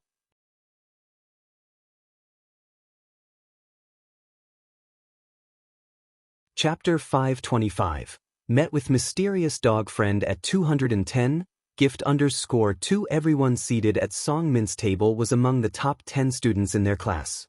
Upon hearing this, they all turned to look at Bai Shaoqi, aware that her brother had been the top scholar the previous year. Only Song Min's gaze was fixed on the table across from him, where a girl in a black skull shirt adorned with a black chain around her chest was playing cards with someone. When Jixia, he knew she was Bai Lian's only friend at the school. "No, our family is busy trying to get us tickets to a concert," Bai Shaoqi said as she elegantly poured herself a glass of wine. Kong Yifan exclaimed in shock. "Jianjian's concert? Right, I remember Shaoqi, you're excellent at the guzheng. Damn, isn't Dean Jian also there? I recall he's Yen Lu's arranger." For those who weren't students of music, Dean Jian's name wasn't as useful as Yen Lu's. Song Min came back to his senses, glanced at Bai Shaoqi with surprise, and asked, "You got tickets already?" Bai Shaoqi gave a slight nod. "Yes. Remember to take pictures, we've never been to such a place." Kong Yifan said excitedly to Bai Shaoqi, "I wonder if Yen Lu's compositions will be there." "Not sure," Bai Shaoqi sighed when compositions were mentioned. "I've tried to contact them many times, but that person is peculiar and refuses to compose for anyone other than Yen Lu. Those who study art often have a bit of temperament," Song Min said softly. Across the room, the long-haired girl sitting beside Wen Jixia sighed as she looked at Song Min's group and said, "This is high society for you. Why on earth would Miss Bai think of going to Xiangqing?" "Oh right, Wen Jixia, you know Bai Lian, don't you? Has she really gone back to Xiangqing?" "I don't know, boss," Wen Jixia responded indifferently. "Come on, I'm playing a 9, and you're playing the king? You're not letting us win even the small hands?" The long-haired girl couldn't believe it. When Jixia remained silent and slowly played her hand. "Why hasn't Yen Lu released a new song?" someone asked suddenly. The long-haired girl said, "Damn, even if she did, we couldn't snatch up her collector's hit." When Jixia had 10 people trying and still didn't get Han Shirshu. "Too many rivals," when Jixia remarked. Her phone lit up. "Silly dog. Location, silly dog. I'm in Beijing." When Jixia paused for a moment, playing her cards more carelessly now as she raised an eyebrow. "Doggy friend, I thought Miss Bai had forgotten that I'm in Beijing." When Jixia glanced at the location Bai Lian had sent, which was at a hotel, swiftly finished her round of cards, and then excused herself from the table before leaving the clubhouse. The long-haired girl looked up. "Leaving so soon? The rose-colored clubhouse, eh? You're not going to play a bit longer? You might not have the chance to come here again." When Jixia shook her head. She had been indifferent to the place from the moment she walked in. After she left, the voices in the private room grew louder. When Jixia left, Kong Yifan, who was sitting next to Bai Shaoqi, was surprised. Bai Shaoqi glanced in the direction when Jixia had gone. There was no Wen family in Beijing. Her family background was average, and she was never on Bai Shaoqi's list of people to ingratiate herself with. Probably something came up. Sun Guan from the humanities class next door was known for his ability to put some people down while praising others. Remembering seeing Bai Lian at the hotel the day before, she laughed. "I wonder if she's going to see Bai Lian? Shaoqi, do you think Bai Lian will manage to test back into Beijing?" The others at the table laughed. "Who knows, but certainly not as high as our Song Min and Shaoqi." Room 1108. Bai Lian had intended to find a time to meet with Wen Jixia somewhere else. But before she could decide, Wen Jixia called her, "Which room are you in?" Her voice was crisp and decisive. 5 minutes later, Wen Jixia adjusted the exaggerated chain around her neck, looked up at room 1108. She had a short bob, stood tall, and was dressed in punk-style clothing. Her features were quite androgynous. As she approached room 1108 and was about to press the doorbell, the door opened just then.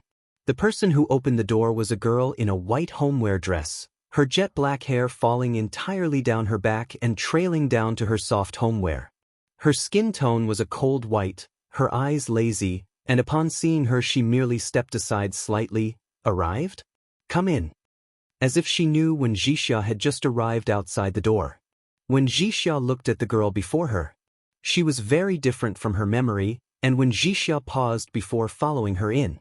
Inside was a small living room with a square table in the center, upon which sat a purple clay teapot surrounded by 4 matching teacups. Next to the sofa was an antique zither. And that was it. Whether it was the purple clay teapot or the zither, they were at odds with Bai Lian from memory.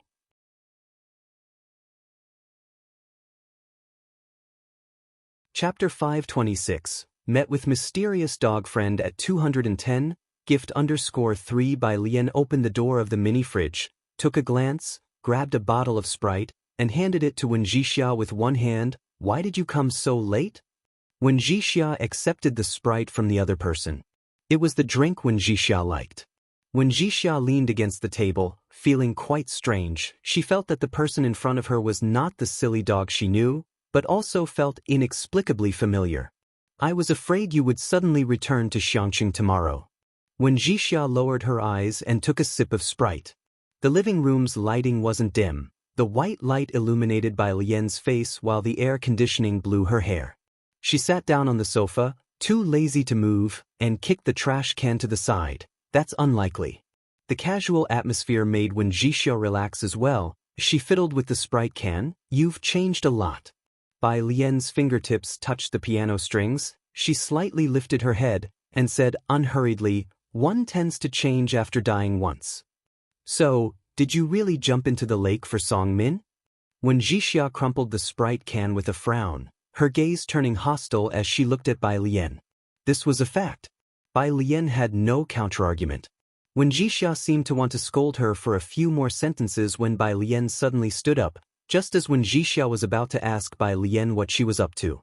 The doorbell rang at the same moment Bai Lian opened the door. Outside stood Old Hu had come to deliver tickets to Bai Lian. "Miss Bai, the time is the day after tomorrow." "Thank you." Bai Lian took them. Inside the house, Wen Jixia felt that strange sensation again, as if Bai Lian knew there was someone outside. "Who is it?" "Uncle Hu." Bai Lian casually placed the tickets on the bar next to the door, spoke offhandedly, and then returned to her room. Wen Jixia had just asked casually. She followed Bai Lian into her room, continuing the topic. "Song Min is just a bit better in grades and looks just okay, not as handsome as Mei." She took Bai Lian's jumping into the lake to heart. She saw Bai Lian opening her suitcase. There weren't many things in her suitcase. Half were clothes, the other half were books, mostly thick and esoteric English ones, the titles of which Wen Jixia didn't understand. There were also a few printed documents she couldn't make heads or tails of. On the top, there were several drafts filled with things that looked like text but weren't quite text, something about 4th level up. Wen Jixia looked at the stack of books. She furrowed her brows, thinking the silly dog was truly distressed by Shaoqi and Song Min. Why else would she carry so many books in her suitcase? Just as she was about to scold Bai Lian, she saw Bai Lian pull out a white bag from amongst her clothes. The bag even bore the red Durunduo supermarket script on the front. Most students in the international class came from well-off families, especially Bai Shaoqi and Song Min, who frequented import supermarkets and rarely went to Durunduo. Bai Lian had never been there before either. Seeing the plastic bag, Wen Jixia immediately conjured up an image of what life must have been like for her in Xiangqing. Before she could say anything, Bai Lian handed her the bag. "What?" Wen Jixia looked down. "Bai Lian, a gift." Wen Jixia. She took the bag, but this time, didn't continue with what she was saying. Logically, after being apart for so long, Wen Jixia should have taken Bai Lian out for a spin on the road, but with the college entrance exams just over, she figured Bai Lian was still saddened by the whole ordeal, so she didn't mention it. She didn't dare ask which university Bai Lian got into either. After seeing off Wen Jixia, Bai Lian returned to the sofa and poured herself a cup of tea. This dog friend turned out differently than she had imagined and wondered how she had become friends with the original owner. After finishing her tea, Bai Lian sighed in relief. The matter with the dog friend seemed to have been dealt with for now. Downstairs, when Zixia's car was waiting for her. A low-key black business car, at the very back, an elderly face hidden in the shadows, he looked at Wen Jixia sitting in front. Have you finished seeing your classmates and friends, miss? The old lady is asking when you will return. In a day or two, Wen Jixia, with her legs crossed, placed the plastic bag on the fold-down table in front of her. The old man glanced over, the plastic bag seeming out of place. What's this?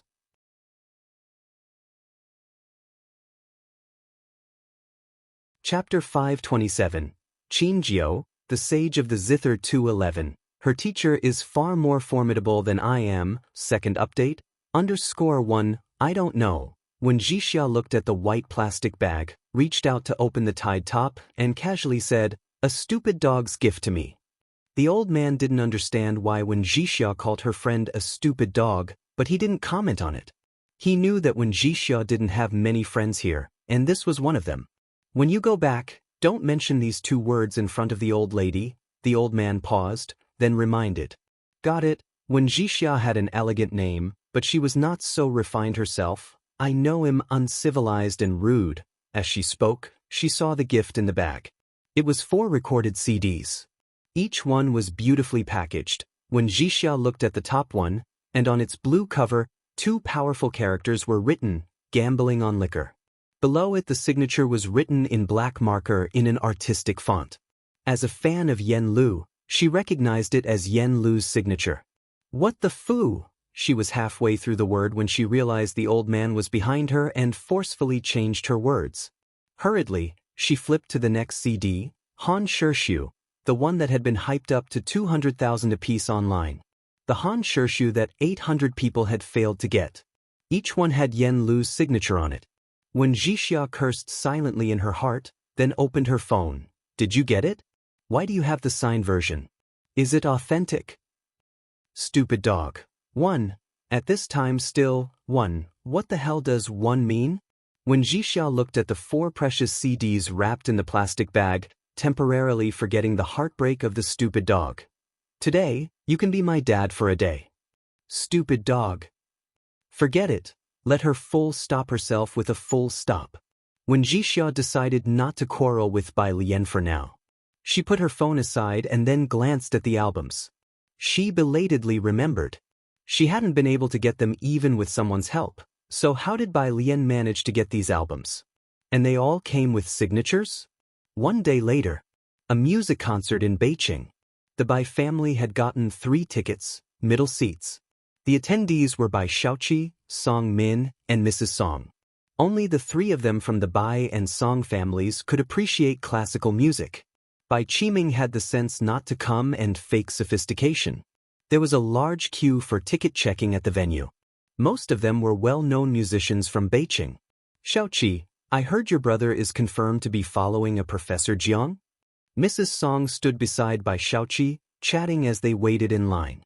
Bai Xiaoqi nodded slightly, her demeanor as calm as a gentle breeze and floating clouds. That's right. Mrs. Song knew the Bai family valued Bai Xiaoqi and that Bai Xiaoke was part of the reason. Who is the distinguished guest your father mentioned from Jiahao? Have you two heard anything? Many from the international class came from impressive backgrounds, which also offered a route. I don't know, Bai Xiaoqi replied solemnly, but the general manager of Jiahao personally greeted him. My dad said it might be Dean Jian. If it was Dean Jian, it would make sense. The 3 of them went through the ticket check. The concert hadn't begun yet, and their seats were in the 5th row. These were also VIP seats. Upon entering, Bai Xiaoqi saw the first row was different from the others. with leather seats and high backs. The first row was also enclosed with a fence, separating it from the VIP seats behind it. That's, Bai Shaoqi was taken aback. Mrs. Song, who had grown up in Jiangjing and frequented many venues, recognized it immediately. Those are guest seats, someone from Jiangjing must have come. Important figures of the concert. It was also strange, even in past years when Dean Jian came, Beijing wasn't this lively. Meanwhile, Bai Lian held her ticket, but no one checked it. Old Hu directly took her through the staff entrance. It's crowded at the entrance. Old Hu guessed Bai Lian's identity and was very respectful towards her. Well, go around from backstage. Old Hu's face was his pass. After all, he was Dean Jian's assistant and represented him. Along the way, everyone would stop to greet Old Hu. They all noticed the girl he was treating with such respect. Though just an assistant, Old Hu could play both the pipa and the guzheng, and he had a bit of fame. Being under Dean Jian's wing, his skills far exceeded those of ordinary people. Even Beiyan's President Luo would call him Mr. Hu. But now he was being so polite to a girl? Who was this girl? Others guessed in their minds, but the girl kept her head down slightly, with a remarkable appearance. She was an unfamiliar face they hadn't seen before. After passing through the backstage, a group surrounded Dean Jian as he was tuning a guzheng. Seeing Bai Lian, he greeted from afar. "You're quite early. Didn't want to keep you waiting." Bai Lian stopped without approaching. She was delighted to come to Dean Jian's residence, and he too was pleased, not saying much, merely waving his hand toward her. "Okay, you go sit with Old Hu first, he'll come over after explaining things to them." After Bai Lian had left, a group of people around Dean Jian looked at each other, all renowned teachers from Beijing, seeing Bai Lian for the first time and unable to hide their surprise. "Dean Jian, that person is your student?" Principal Luo asked. He knew that Jian Zhongyou had disciples, among them a girl with exceptional talent, but she was only in Jiangjing, seen by few. "My student." Jian Zhongyou looked at Principal Luo and shook his head with a chuckle. "You think too much. I am not capable of being her teacher." At this point, he sighed. "Her teacher is far more formidable than I am." Although Bai Lian had not mentioned who her teacher was, after so long, Jian Zhongyou also knew that her teacher must be an exceptional master. Why did he always want Bai Lian to lead in playing the guzheng? Because he could see that she carried something within her, an ancient heritage. It is very likely that she was a direct disciple of a guzheng master from a reclusive and prestigious family.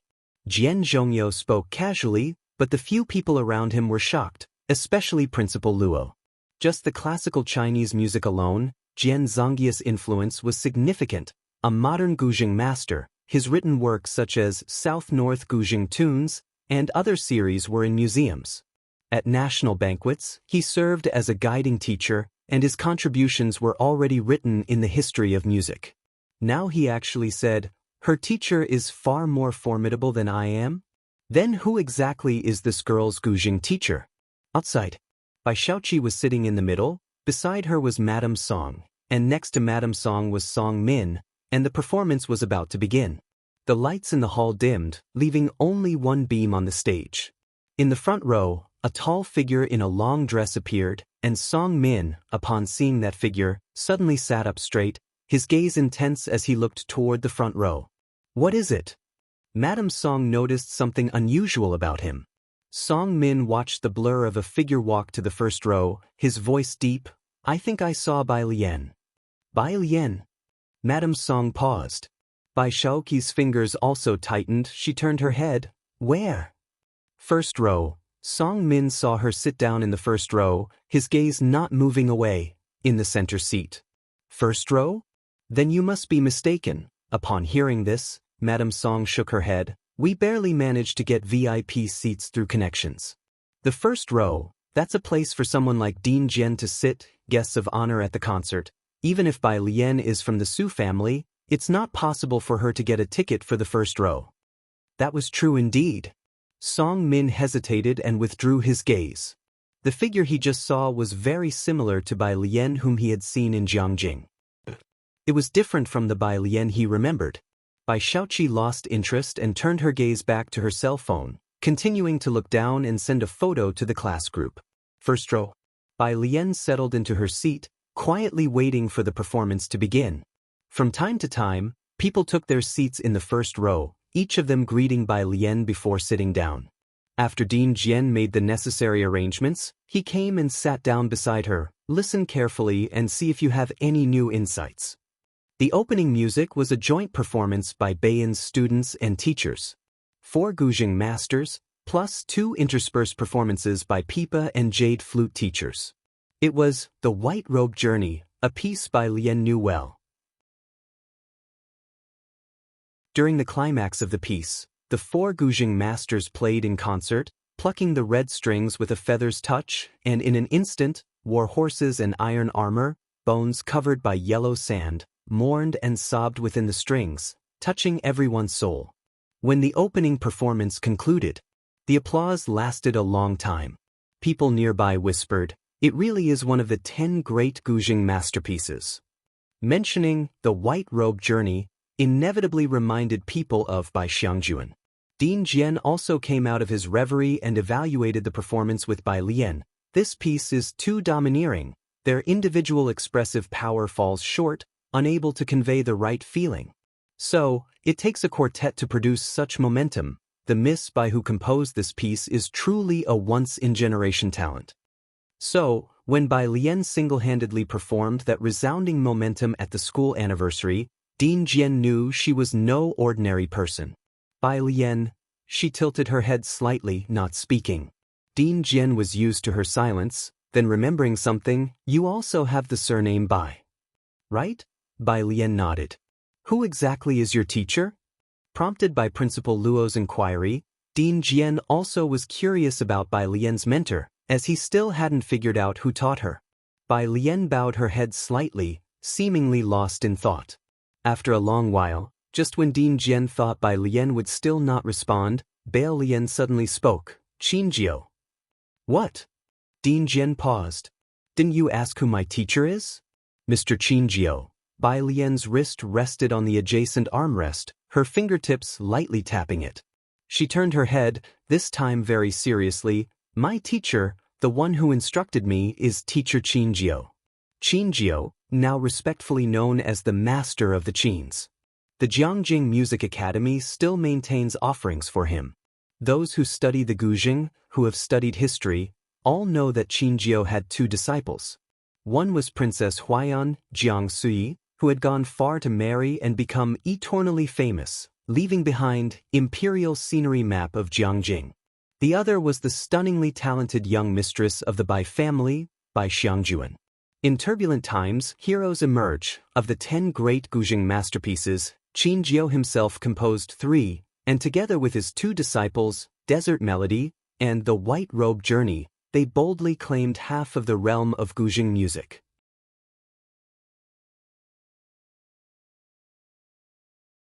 Chapter 528. Jiang Gu came to pick up Alien, the successor of Director Jian from 212, Desert Melody, and The White Robe Journey, are of different styles, a composed and elegant minor tune. Due to the domineering style of The White Robe Journey, reminiscent of a piano demon, it has a broader audience than Desert Melody. Recently, the television just happens to be broadcasting Great Yong. The TV series has made this part of the story very clear, and many viewers who don't understand traditional Chinese music have learned that among the 10 famous Guzheng songs, 5 are credited to this mentor and his 2 disciples alone. As the young Miss Bai already comes with her own fan base, by the time the TV series had not yet finished airing, the actress playing her, Yan Lu, had already amassed a terrifying fan count of over 30 million.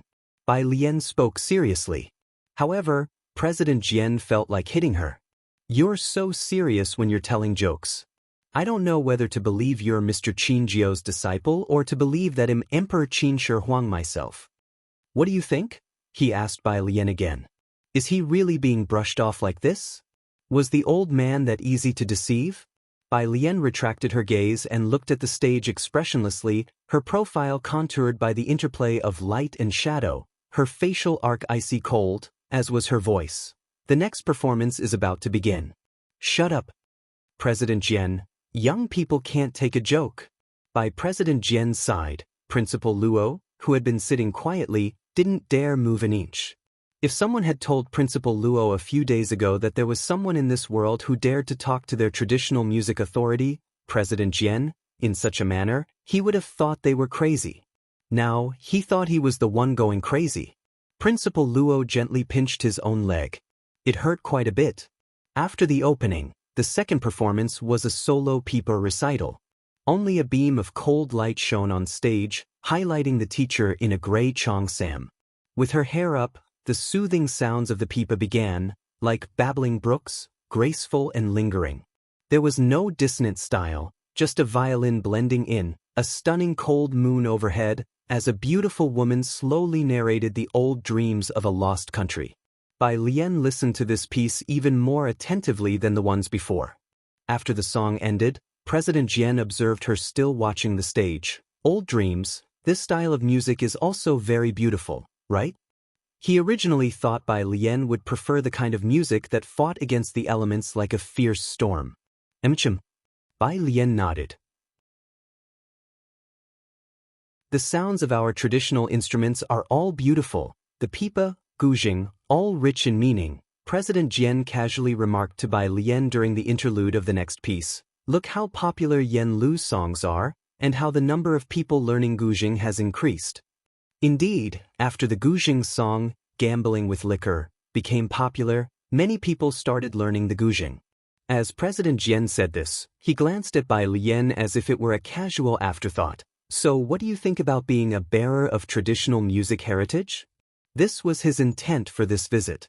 The reach of Bai Lian's 4 new songs was too wide, to the point where even 3-year-olds knew they were traditional style songs with guzheng, pipa, and bamboo flute. With Yen Lu now famous across the nation because of Great Yong, President Jian had some concerns that Bai Lian might not compose for Yen Lu in the future. A representative for traditional music might be completely buried in Jiangjing University. Culture needs to be passed on and promoted. She almost had a natural aura for it. If he missed out on her, President Jian felt he might never encounter such a person again. In fact, President Jian was aware that culture needs to change its means of expression in order to become widespread and evolve. The traditional music scene had already started plans to turn Yen Lu into such a representative figure. Bai Lian was the most important link in this chain. President Jian, that's too much of a burden for me. Bai Lian merely leaned back, her body relaxing, lashes drooping lazily. A refusal. Another refusal. President Jian had anticipated her response. The good news was Bai Lian wasn't so resistant. There might be a chance this time. His expression was relaxed, unhurriedly saying, "It's not heavy. Actually, you don't need to do much. Just continue writing songs for Yen Lu and spare some time to arrange music for the traditional orchestra." The performance came to a close. How do you feel tonight? Any inspiration? President Jian led Bai Lian out from backstage. I'll head back to Jiangjing in a couple of days. I have some new ideas. I'll go back to Xiangqing and think it over tomorrow, Bai Lian said, looking down at her phone. Her dog friends had already sent her messages, and it seemed she also had urgent matters back home. The evening performance was incredibly moving. President Jian knew Bai Lian still had to wait for her college entrance exam results. Principal Luo stood respectfully behind the two, and upon hearing that Bai Lian was actually from Xiangqing, he was very surprised. "Miss Bai, you are welcome to visit our music association more often." He had already started calling her Miss Bai, and knew that Bai Lian did not belong to any music association or music college. "I will. Thank you for your hospitality today," Bai Lian thanked Principal Luo.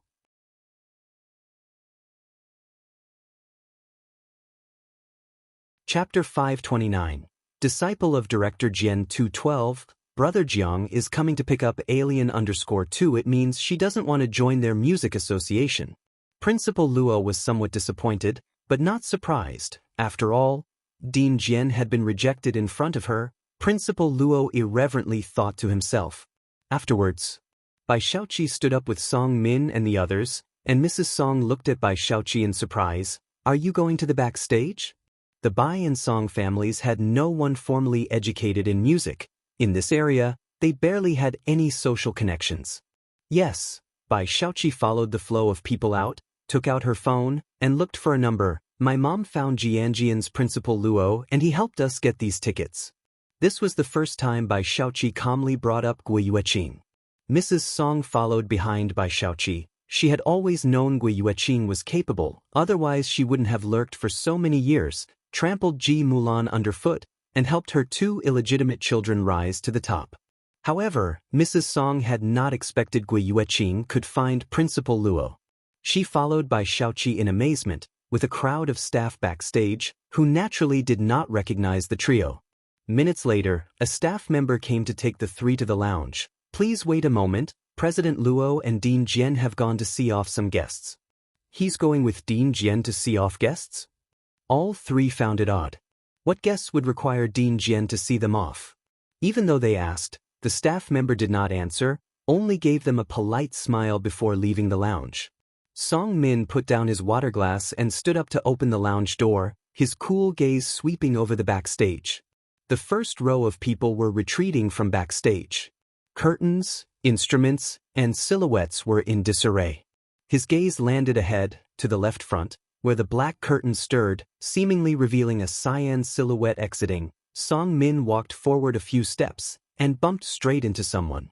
Excuse me. He retracted his gaze and spoke.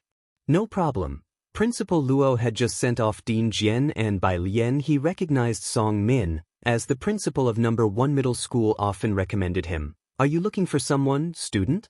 No. Song Min withdrew his gaze and pressed his brow. He returned to the lounge. One step behind him, Principal Luo entered. Bai Xiaoqi, who was talking to Mrs. Song inside, quickly stood up to introduce herself. I know who you are, Bai Shuk's sister. Principal Luo nodded slightly towards Bai Xiaoqi, thinking to himself that there sure were a lot of talented individuals with the surname Bai this year. Dean Jian just sent off a young friend and won't be meeting others for now. Bai Xiaoqi was quite disappointed. Then please explain to Dean Jian for me that there's been a misunderstanding between us. It seemed like she was quite familiar with Principal Luo, and Principal Luo was very familiar with Dean Jian. Bai Xiaoqi now had a professor from Jiang University mentoring him, while Dean Jian was on par with the principal of Jiang University. Mrs. Song stood aside, silently observing the scene.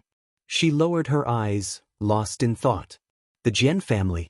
Jian just sat listlessly at the table, listening to Jian Rong converse with Miss Liu. This Miss Liu was his matchmaking date, but it was quite obvious she got along better with Jian Rong, whose reputation was well known and was going to apply for postgraduate studies at Beijing University. She was talented, and Jianzhe understood her well. He fiddled with his phone. Miss Bai. Tomorrow, seeing that Bai Lian was leaving tomorrow, he hurriedly stood up. Where are you going? Jian's father had just returned when he saw Jianzhe heading out. Jianzhe changed his shoes, looked up, and said, I'm going to see off Sister Lian and an old gentleman. She is returning tomorrow. Since coming back this time, Jianzhe has become much more reserved. Reading really can alter a person's temperament. The former Jianzhe was always impetuous, his thoughts barely concealed and readily apparent. Today, however, Jian's father could hardly get a clear read on his son. You. Jian's father looked at Jian Rong chatting with Ms. Liu and said with displeasure, You're just going to leave your guests like this? Ms. Liu gets carsick, Jianzhe explained for Ms. Liu. If you don't believe me, ask Ms. Liu if she wants to come with me to see off Sister Lian and the others. Ms. Liu put down her teacup apologetically and stood up, only then addressing Jian's father, Mr. Jian, I am indeed feeling a bit unwell. Jianzhe put on his shoes, took his keys and left the house. After he left, Ms. Liu asked Jian Rong, who is he going to see off? Sister Lian and an old gentleman? It's probably by Lian and Teacher Cho. Jian Rong thought for a moment and explained, they are both from Xiangqing. I see. Ms. Liu did not ask further. The two of them enjoyed their conversation. Bai Lian returned to the hotel with Dean Jian. Close to 10 o'clock, Jiahao Hotel was still brightly lit. Dean Jian's car stopped at the entrance of the hotel, and Bai Lian got out of the back seat. The window of the back seat lowered, and Dean Jian looked at the road flowing with cars. Aren't you returning to the hotel? Bai Lian glanced at her phone, casually waved her hand at him, and succinctly said, "Waiting for someone." Without elaborating, Dean Jian did not inquire further. In June, Beeching's nights carried a noticeable chill, with the Song family's car stopped at a nearby red light.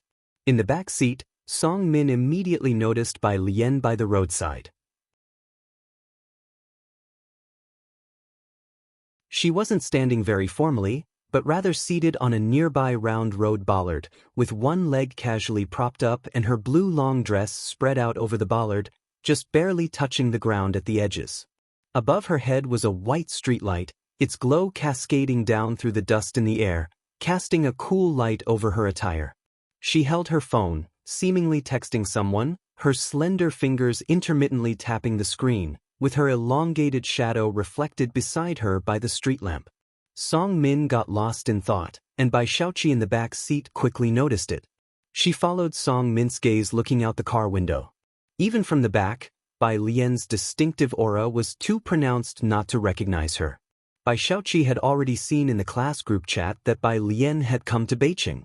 It was her first time seeing Bai Lian in person.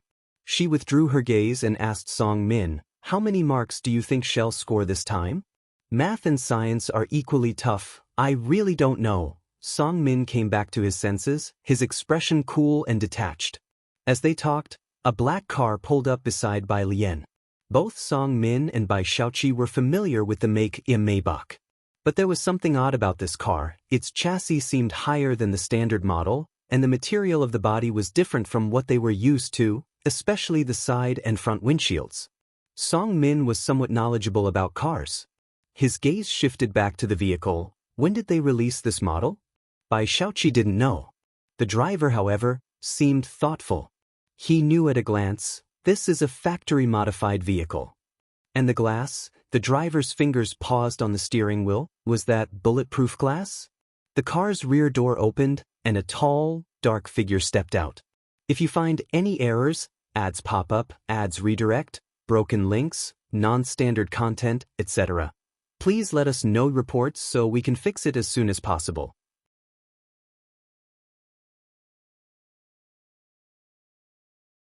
Chapter 530, Principle 213, You have not prepared enough banners. Second update, _1 The face couldn't be seen clearly, but under the shifting lights, there was an overwhelming aura about the person that felt imposing.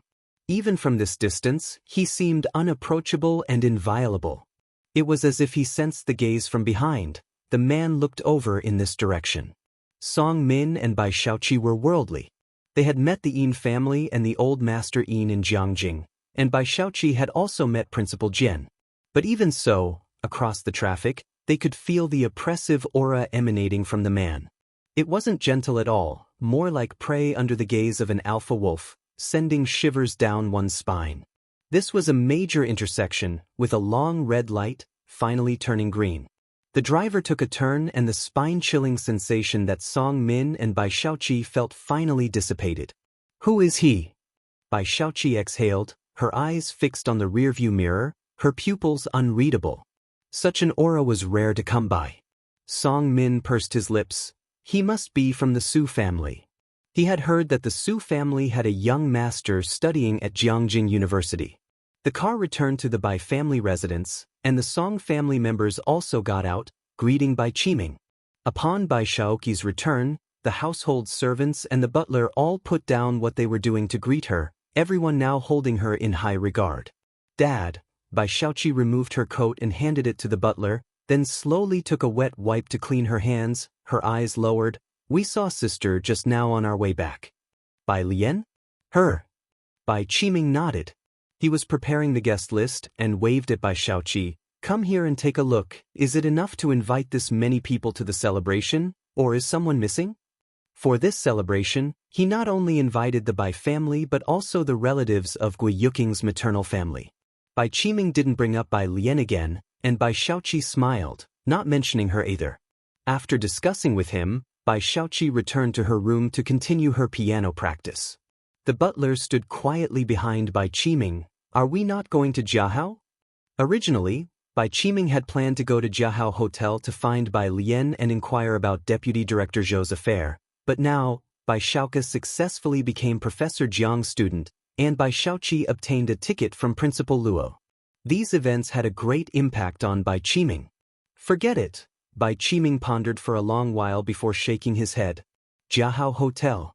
In Bai Lian's room, she took a bath first upon returning, and Jiang Fulai glanced at the furnishings of the small living room. He lazily touched the purple clay teapot on the table. The water was still hot. The service was satisfactory. He stood up straight, took the randomly placed music scores one by one off the table, and neatly put them away. No one realized that the 3 Chinese female soldiers had escaped from the dungeon. No one knew that one of their people had been killed by a Chinese female soldier. Xia Jinyuan, who was standing outside, calculated the time in his heart.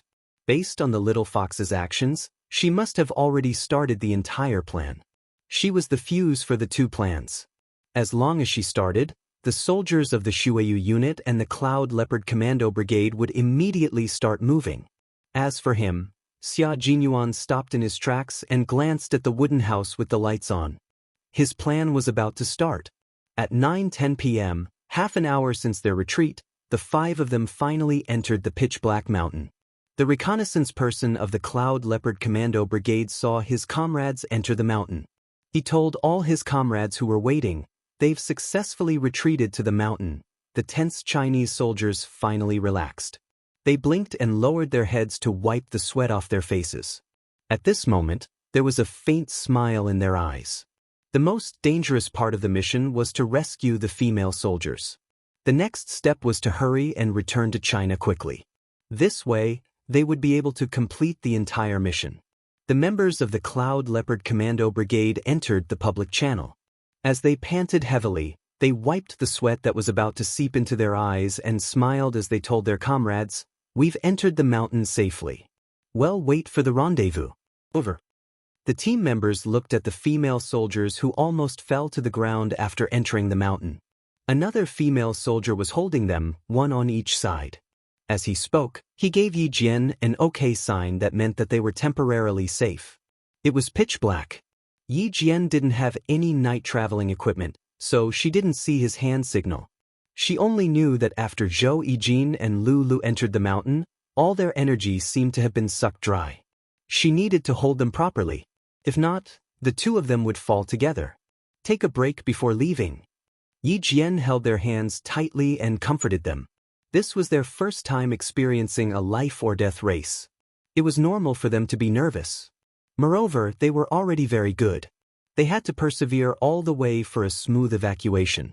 Zhou Yijin was grabbing Yi Jian's arm tightly. This was the only way she could find the strength to support herself. She was so nervous that her throat hurt. She didn't speak and only nodded in reply to Yi Jian. Rest, she needed to rest. Her legs were so weak that she couldn't use any strength. If she was asked to leave, she wouldn't be able to take a step. The leader of the Cloud Leopard Commando Brigade put down the binoculars in his hand and replied to his comrades, "Roger that. We'll meet up in 10 minutes. The next morning, Bai Lian and Jiang Fulai returned to Xiangqing together. Principal Jian came down to see her off, talking about Yan Lu's situation, while Jiang Fulai, holding his phone, stood by the car, only occasionally looking over. He had an aloof demeanor that kept people at bay. If you find any errors, ads pop up, ads redirect, broken links, non-standard content, etc., please let us know reports so we can fix it as soon as possible.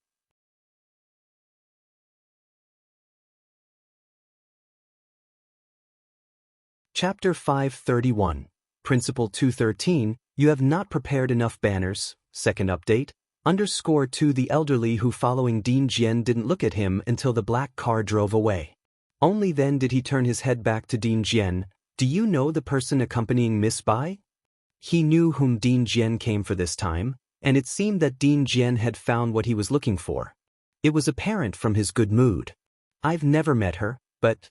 Dean Jian watched as Jiang Fulai's car disappeared into the distance, his thoughts seemingly adrift. His last name is Jiang. Jiang is a prominent surname in Jiangjing. It was just uncertain whether this particular Jiang was the Jiang they knew of or not. 4 o'clock in the afternoon. Bai Lian arrived at Pura Street. Jiang Fulai came back with her. Chen Zhu and Ji Heng had gone fishing today and hadn't returned, while Jiang He was also behind them. Bai Lian placed her suitcase in her room and then pushed open the door of the smaller room. The shouxian gong she prepared for Ji Heng hadn't been polished yet. Jiang Fulai took a stroll in the yard and followed her to the smaller room. He immediately saw the unpolished jade on the workbench. It was very similar to the piece he had received. This is... Jiang Fulai lowered his gaze. Bai Lian kicked a small stool over, sat down, turned on the machine, and began to polish. It's for Grandpa's shouxian gong. As she spoke, she leisurely lifted the shouxian gong in her hand, showing Jiang Fulai the details. Do you think there's any progress? As the last disciple of Liang Zuan, her skills in music, chess, calligraphy, and painting were exceptionally outstanding at that time. She was good at painting shouxian gong, but her sculptures weren't as vivid. However, having already carved a jade qilin, her technique was much more practiced. The lines flowed more smoothly. Even without being polished, the immortal peaches on the yellow jade seemed to bring the piece to life. It might not compare with professional craftsmen, but among amateurs, it was a dazzling work. Not at all, expressed Master Jiang with a sharp critique.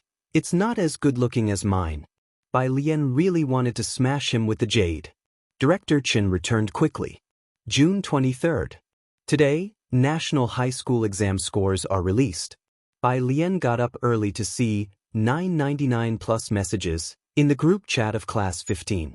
It was rare for the students of Class 15 to get up so early. She put her phone down and went outside to wash up. Outside, Grandpa was already sitting at the stone table with breakfast on the side, holding a mobile phone in one hand and a tobacco pipe in the other, gesturing to Bai Lian. Breakfast is ready. Grandpa, why are you up so early today? After washing up, Bai Lian also took a cup of water and sipped it slowly. Surprised. Ji Heng was on the phone with Shen Qing. When he heard Bai Lian's words and saw her totally nonchalant expression, he paused. Today, your high school exam results come out. Oh. Bai Lian sat across from him, casually picking up a bun to nibble on. She responded slowly. Her calmness implied a sense of confidence. Ji Heng. He stopped talking to Bai Lian and fished a piece of paper from his pocket, on which was noted the phone number to check exam scores. The national exam scores are checked through the same website, which would inevitably crash at the time. Even getting through by phone might not be possible. It was Ji Heng's first time checking someone's exam score, and he got the phone number from Jiang Fulai. He had memorized the number by heart over many days. The morning hours felt unbearable. Ji Heng would occasionally bring out his embroidery stand and sit on the embroidery stool to stitch a few strokes onto a cabbage. Moments later, he'd stand up again, grab the watering can, and water the few flowers in the yard. Inside the room, Bai Lian's door was open. She sat in front of the guzheng with simplified sheet music beside her, pressing on the strings, her phone on the side flashing with messages, yet she appeared casual and indifferent. After Ji Heng finished watering the flowers and heard the intermittent guzheng music coming from Bai Lian's room, his mood also calmed. As soon as it struck 10 o'clock, Ji Heng didn't look at the series of numbers. He dialed the score inquiry number. The line was busy. He relentlessly redialed over and over, and after about 5 minutes, he finally got through. He squinted his eyes and reported Bai Lian's examination number and ID number. From the other end of the phone, an automated voice came through. Chinese, 0 mathematics, 0 total score, 0 something was off. Ji Heng frowned, hung up the phone, and checked again. The voice report was still 0. For the first time, the always languid and unhurried Ji Heng felt the urge to hit someone. Even if Bai Lian's grades were poor, they couldn't be 0, considering her previous performance, could they? The room was still filled with intermittent piano sounds. Ji Heng's phone rang. It was a call from Ji Xiaojun, likely asking about Bai Lian's exam performance. He casually hung up and then went to his own room to call Jiang Fulai. Jiang Fulai answered the phone just before it was about to hang up. He was quite surprised, casually put down the document in his hand, gestured for the person beside him to leave, and walked out of the machine room with a leisurely pace. You were looking for me? Xiaojiang, Ji Heng frowned. Why does Alien's score show as 0 points? His voice was clearly anxious. He knew how hard Bai Lian worked. Sometimes when he got up at night to use the bathroom, the lights in Bai Lian's room were still on. Jiang Fulai realized that today was the day the college entrance examination results came out. He paused for a moment and then slowly explained to Ji Heng, it's not 0 points. To prevent universities from competing for student resources and to avoid excessive marketing of the top scorers in the entrance exam, the scores of the top 50 in the province are hidden and will only be released on the 26th. You mean Alien scored in the top 50 of the province? Ji Heng's mind lingered on the top 50. Although Su Jiue had said that Bai Lian was very good at math and could be specially recruited into Jiangjing University, still, knowing that Bai Lian scored in the top 50, Ji Heng couldn't help but feel dizzy. Meanwhile, Xiangqing No. 1 High School. Since the end of the college entrance exam, the principal and senior teachers at Xiangqing No. 1 High School had not been sleeping well. Today, as the results were released, the principal arrived at the computer room early in the morning. Along with the results, the cutoff scores were released, and the school also needed to calculate the pass rates for the first-tier and second-tier universities. Lu Lingxi also arrived early. When she arrived, the ashtray beside the principal was already filled with cigarette butts. Seeing her, the principal naturally raised his hand to greet her, Teacher Lu. As soon as the college entrance exam scores were released, they would also be synchronized to the school. By 10 o'clock, some teachers couldn't help but call their top students to ask about their exam scores. The principal, vice principal, and dean of studies all stood behind the technical staff, waiting for them to retrieve the students' entrance exam scores. Today, the scores of Bai Lian, Ning Xiao, and the others probably won't be available, the principal said slowly to Lu Lingxi as he looked at the frozen computer screen. The three of them should rank within the top 50 in the province. The top 50 in the province would not have their scores released for now. Beside him, Tang Ming's homeroom teacher came over with a phone in hand, clearly excited. I asked Tang Ming, his score has been hidden. Among the three of them, Tang Ming had the weakest scores. If his score was hidden, it was a sure thing for the other two. Our school will have at least 3 students within the top 50. Chen Zhu needs to be mentioned separately, the dean of studies said with a cup of hot water in his hand, his face splitting into a grin. Principal, you've prepared those banners well. The matter of the principal at No. 1 High secretly preparing banners had already been ridiculed several times over the past few days. With a cigarette pinched in his hand, upon hearing that Tang Ming's score was hidden, the principal also relaxed a lot and conversed with Lu Lingxi. Teacher Lu, have you asked Bai Lian and student Ning Xiao about their estimated scores? Lu Lingxi shook her head, about to speak, when suddenly, the homeroom teacher of Class 8, who was staring at the screen, spoke up. Principal, the banners you've prepared might not be enough. What? The principal suddenly bent down to look at the computer. Half an hour had passed, and the college entrance examination scores had been pulled up. Flipping through the fluorescent computer screen on the first page, 6 names had asterisks behind them.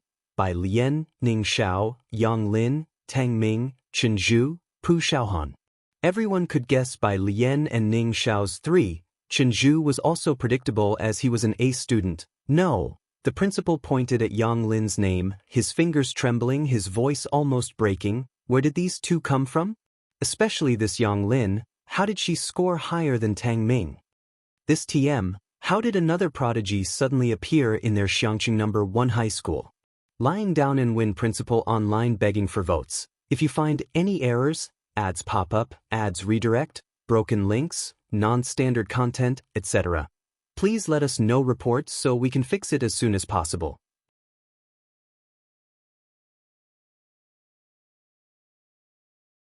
Chapter 532, 214 Hot Searches, Perfect Score Essay _1 Lu Lingxi stood to the right of the principal and was also taken aback. She could understand Yang Lin's score. With the stakes so high and breaking free from limitations, Lu Lingxi would never be surprised by whatever heights Yang Lin might reach in the future. In this game of chess, Bai Lian and Yang Lin were both the players, and they clearly knew what they wanted. But, Lu Lingxi stared at Lu Xiaohan's name, and as the homeroom teacher, she truly couldn't understand. She was well aware of the little things her students did. With the heavy workload of the third year, apart from Bai Lian and the others, very few could complete their weekly papers. And Lu Xiaohan's homework was mostly copied from Bai Lian and Ning Xiao. How did she score in the top 50 of the province? Ms. Lu, how did your students do on the test? Lu Lingxi tapped her head and forced herself to remain calm. Don't ask me, I have no idea. Beijing is a major province for college entrance exams, with 900,000 candidates this year, a ratio that shows how intense the competition is.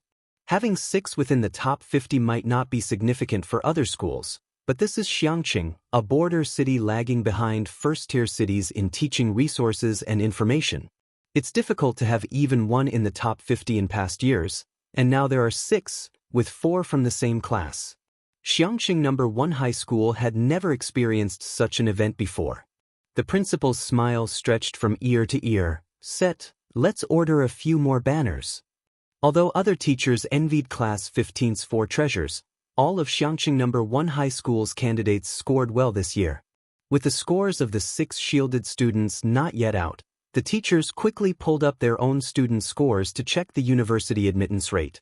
This year's exam was difficult. With a perfect score of 750, the second-tier university cutoff line was only 431, and the first-tier 492. Last year's second-tier line was 499. We actually have 15 students above the first-tier line in our class? Our class has 13. The teachers of each class were organizing the class scores, and the computer lab was as lively as the new year. Ms. Lu, thanks to the study materials shared by your class.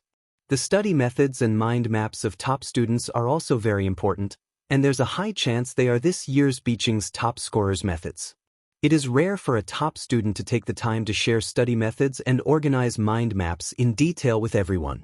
This year, Xiangqing No. 1 High School performed so well, Bai Lian and Ning Xiao played an indispensable role.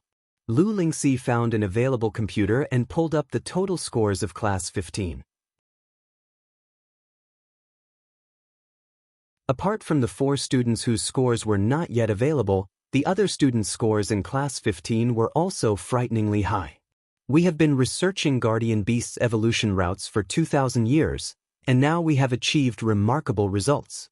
Many guardian beasts can be found on the Beastmasters forum for their evolution routes. You can learn how to do it yourself. There are too many types of monsters, and even the mountains, rivers, and plants can evolve. In the spatial gate, there are always a bunch of previously unseen monsters that come out every year. It's impossible to know about the evolution route of all monsters, but we are always striving. That's right, even professional beast-raising masters dare not say they know all the evolution routes of guardian beasts. In any case, human beings have been researching guardian beasts for so many years, and there are still quite a few achievements. For many known guardian beasts, we have basically found 1 or 2 evolution routes. The evolution routes of all guardian beasts are closely related to the Beastmaster space. In the Beastmaster space, the probability of guardian beasts breaking through the species level is higher, and this is the reason why many highly intelligent monsters are now willing to sign a contract with humans. Even if you know 1 or 2 evolution routes, it is extremely difficult to help guardian beasts evolve to a higher species level. Yes, it is relatively easy to increase the combat power level, but the species level is really too difficult, and it depends on opportunities, which can only be encountered but not sought. The latest replies seem to be an advertisement. Do you want to cultivate your own guardian beast? Come to our Tricking You Beast Raising Studio. Reasonable prices, no deception to children or the elderly. If you provide the materials yourself, it only costs 150,000 Union coins to increase the combat power level of a guardian beast within level 5. Our address is... Chen Fan was furious. You even said, trick you, do you think I am an idiot? However, soon that person sent another message. The previous one was a typo. It's Protecting You Beastmaster Studio, not Tricking You Beast Raising Studio. This damn input method. Is it really a problem with the input method? Chen Fan sneered. But the price quoted by this Tricking You Beast Raising Studio, allowed him to roughly understand the current market for cultivating guardian beasts. Provide the materials yourself, and for a guardian beast within level 5, it costs 150,000 Union coins to increase a combat power level. Chen Fan opened Chengdu and searched for housing prices in East Sea City. He found that a 100 square meter house in East Sea City costs around 900,000 Union coins. Inside the city is the most expensive, outside the city is cheaper. So, including the materials, upgrading a guardian beast's combat power level to level 5 would cost more than a house in East Sea City's inner city? This is simply robbery. Do beast-raising studios make so much money? Chen Fan suppressed his impulse, and after reading through the replies one by one, he entered Ragdoll Cat Evolution Route in the forum's search box. Several posts by professional beast-raising masters immediately appeared. Awakened Ragdoll Cat Evolution Route. Ragdoll Cat Bloodthirsty Cat Star Space Shadow Cat. Below was a seemingly authenticated beast-raising masters evaluation. This is the best evolution route for an awakened Ragdoll Cat. Chen Fan couldn't help but be stunned. That's it. The best evolution route? Looking at this evolution route, when the Ragdoll Cat evolves to its final form, it becomes a Star Space Shadow Cat. This evolution route is the same as the ordinary evolution path shown in the system. However, on his system panel, there is also a hidden variant evolution path for Snowy, which is obviously much stronger than the normal evolution path. Moreover, on the system panel, Snowy's hidden variant evolution path ends with an ellipsis, obviously indicating that it can break through to even higher levels. But the normal evolution path stops abruptly at the Star Space Shadow Cat. Chen Fan then entered Wild Savage Ape Evolution Route in the forum search box. Wild Savage Ape Evolution Route. Wild Savage Ape Stone Skinned Demon Ape Iron Skinned Demon Ape.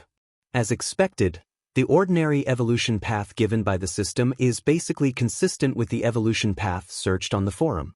However, according to the forum's information, the Wild Savage Ape has only this one evolution path. But the system also provided a hidden variant evolution path, allowing the Wild Savage Ape to break through to the level of the Primordial Gray Ape and above.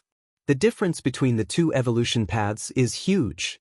Chen Fan took a deep breath, suppressed the shock and ecstasy in his heart once again, and opened 2 pages, entering combat power level and species level, respectively. Guardian beast levels are divided into combat power levels and species levels.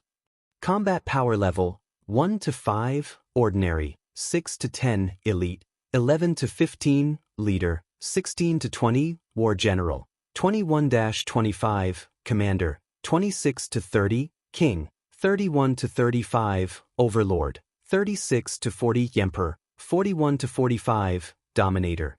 Species level: awakened, extraordinary, lord, monarch, legend, epic, myth. 7 species levels, each divided into low, medium, high.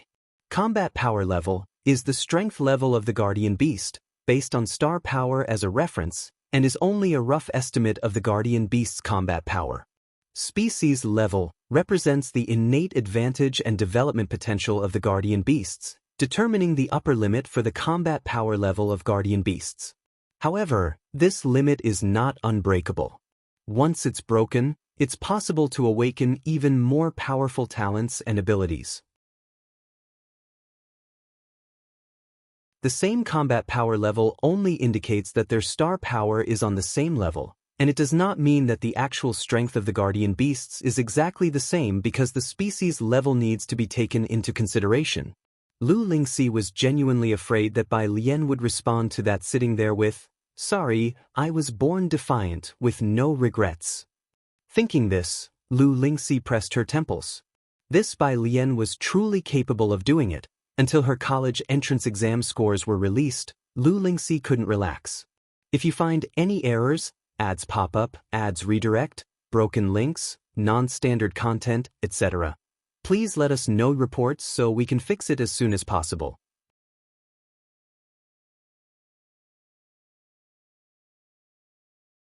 Chapter 533, 214 Hot Searches, Perfect score SA_2. After all, Lu Lingxi had no doubt that she could make it into the top 50 in the province, even without the essay scores. Ji Heng's small courtyard. Upon learning that his exam scores were withheld, he grabbed his Go set and headed out to the streets to find someone to play Go with. Jiang He staggered out of bed and brushed his teeth. Ji Heng had stayed up all night, chatting with Jiang He, who didn't fall asleep until 3 in the morning. After brushing his teeth and washing his face, he stood by the phoenix tree where Ji Heng had recorded his height. Jiang He compared his hand to the mark from last month. There was hardly any change. He was just under 1.2 meters tall, his eyes black and glossy as he gazed at the height line. It took him a while to go to the kitchen with an absent look on his face. There were warm breakfast buns and milk that Ji Heng had left for him in the rice cooker. He took a bun and ate it slowly as he walked to Bai Lian's room. The violin still rested on the stand. Bai Lian sat at the desk with a pile of papers covered in abbreviated music notation beside her, and her phone rested on top of a document in front of her. She hadn't turned on the chat silencer. Today, the exam scores were released, and the messages in Class 15's chat group quickly hit 999 plus. Besides that, her WeChat friends were asking about her exam scores. "You're just getting up now?" Bai Lian noticed Jiang He sitting beside her, nibbling on a bun. Jiang He wore a beige cotton and linen robe with Chinese knot buttons, the buttons shaped like bok choy. He swung his legs gently, feeling introspective and remaining silent due to the lack of growth from staying up all night. Bai Lian watched him stay silent, so she snatched his milk, leisurely inserted a straw, and started drinking. She then gestured for Jiang He to go get another bottle for himself. She sipped the milk through the straw and began taking photos of the completed music pieces with her phone. When she opened WeChat, she saw the group chat mentioning her. "Wang Qi. Damn, our class has 4 students whose scores were withheld, at Bai Lian at Ningxiao. Lian sis, study god, you'll bear with it, but at Pu Shaohan, what's up with you? Wang Qi, I knew it, you all have been secretly working hard behind my back, haven't you?" The chat was overwhelmed with messages about students whose scores were withheld. Bai Lian had not checked her own scores, only learning they were withheld from the group's mentions. Thus, she discovered the existence of withheld scores. She exited the chat. Her online friend talked to her yesterday but didn't bother her today. Bai Lian then clicked on Dean Jian's profile to send him her new compositions. The Beijing concert had given her plenty of inspiration. After some revisions, she finally finished the pieces today. Dean Jian. 1. Another minute passed, and then he finally realized. "Today's the exam results release, how did you do?" Dean Jian was the only one who hoped she would not be admitted to Jiangjing University and would go to Jiangyin instead. Bai Lian replied at her leisure, "Withheld student, get it?" Dean Jian. He fell silent, just looking at the abbreviated music notation sent by Bai Lian. Ren family. Ren Wangshuan's exam scores had come out. Ren Qian was on the phone with Ren Zhouei, his expression filled with joy. Yes, 641 points, 89th in the province, within the top 100. Beijing University has already called. She can choose her major freely. Ren Wanxian had never achieved such good scores before. It was rare for someone from Xiangqing to make it into the provincial top 100, except for Chen Zhu. It was clear that Ren Qian was overjoyed.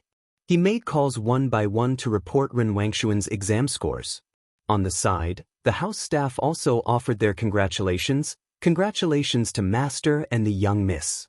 Ren Qian, with beaming joy, said, "The young miss did well, it's just a pity she's in the same year as Chen Zhu."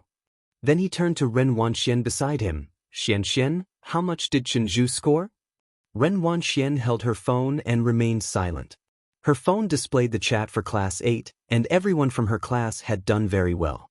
Ren Wanxian also performed beyond expectations and should have been happy, but she fixated on a message in the group. Class representative. 6 students with withheld scores, 4 are from Class 15. By Lian Ningxiao, they are all there.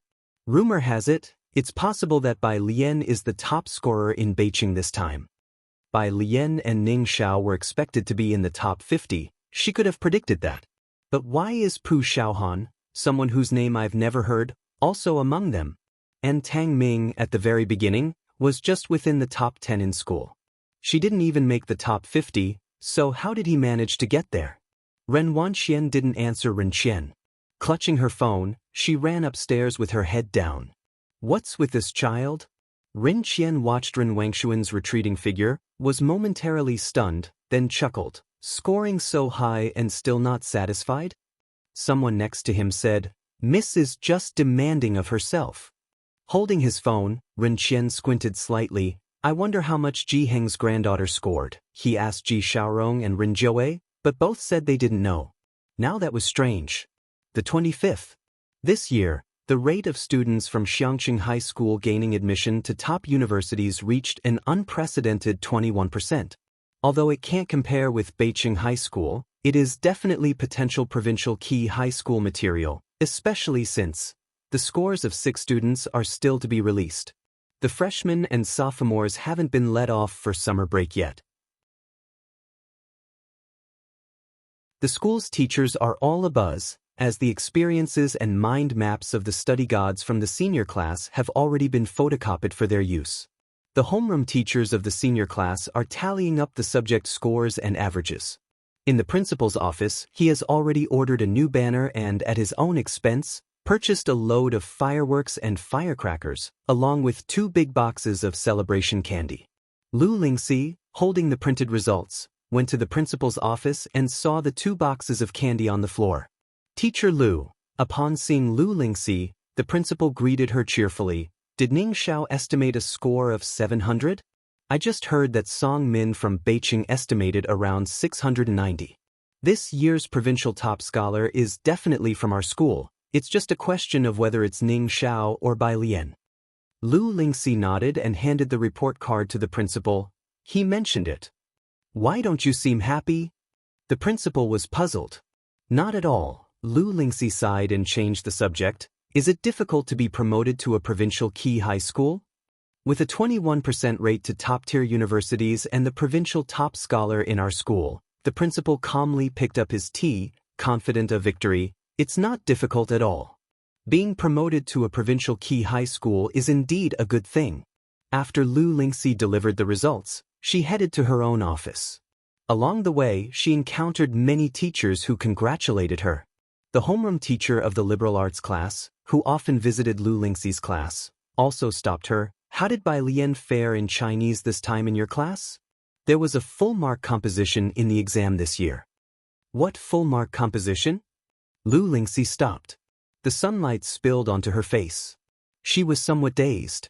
A full-mark essay from this year's exam was leaked online without the candidate's name. The liberal arts teacher remarked, I've only ever seen full-mark essays written by Bai Lian. I wonder how she did on the college entrance exam essay. Getting a full mark in the Chinese essay is no easy feat. Upon hearing about the full-mark essay, Lu Lingxi suddenly had a strong premonition. She quickly finished speaking with the liberal arts teacher and opened the short video app on her phone. While some student scores are still unreleased, the full-mark essay has been prematurely shared by officials. In recent years, there's rarely been a full-mark essay in the college entrance exam, but as soon as the officials showcased it, it climbed to the top of the short video search rankings. Lu Lingxi just clicked in and saw the 3rd on the hot search list, College Entrance Exam Full-Mark Essay, Hot. General in the 25th year of Red Yuan, General Bai Li defended Xiangqing. The drumbeat abruptly started, rousing the general from sleep at midnight. He dressed and went alone to the high walls, facing 10,000 cavalry enemies ahead and behind, 1,000,000 commoners of Xiangqing. Yet Xiangqing's provisions were incomplete, with survival hanging by a thread. The north has not yet been subdued, the enemy persists. Amidst this dire strait, the general vowed to give his life for the public cause. How to retreat? Thus, he stood with the people, guarding the city gates. The general dedicated half his life to the military, fought across all 9 provinces, willing to face death in battle without regret. What regrets does he have? You've not seen his son abandoning the pen to take up arms and slay the enemy's horses. You've not seen his loyal cavalry drinking to their heart's content in the northern wastes. You've not seen today's serene rivers and a prosperous, peaceful Chang'an. The general's sword has drunk the blood of 1,000 autumns, his bones buried in the yellow sand. He now enjoys the sunset's glow. Today, the festive banners fly red over the four seas, on an eastern campaign thousands of miles, planting peach blossoms in bloom. Epilogue. General, is today's sunset beautiful beneath the towers of Xiangqing? If you find any errors, ads pop up, ads redirect, broken links, non-standard content, etc., please let us know reports so we can fix it as soon as possible.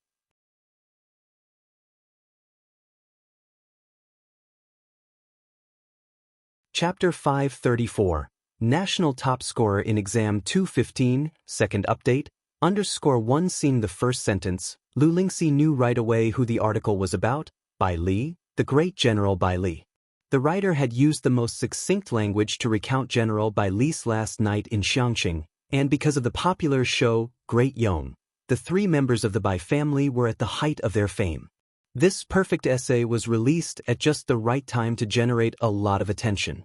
The comments below, although the Bai family left no descendants, looking at the words of this student, I suddenly want to believe that there truly is a legacy in this world.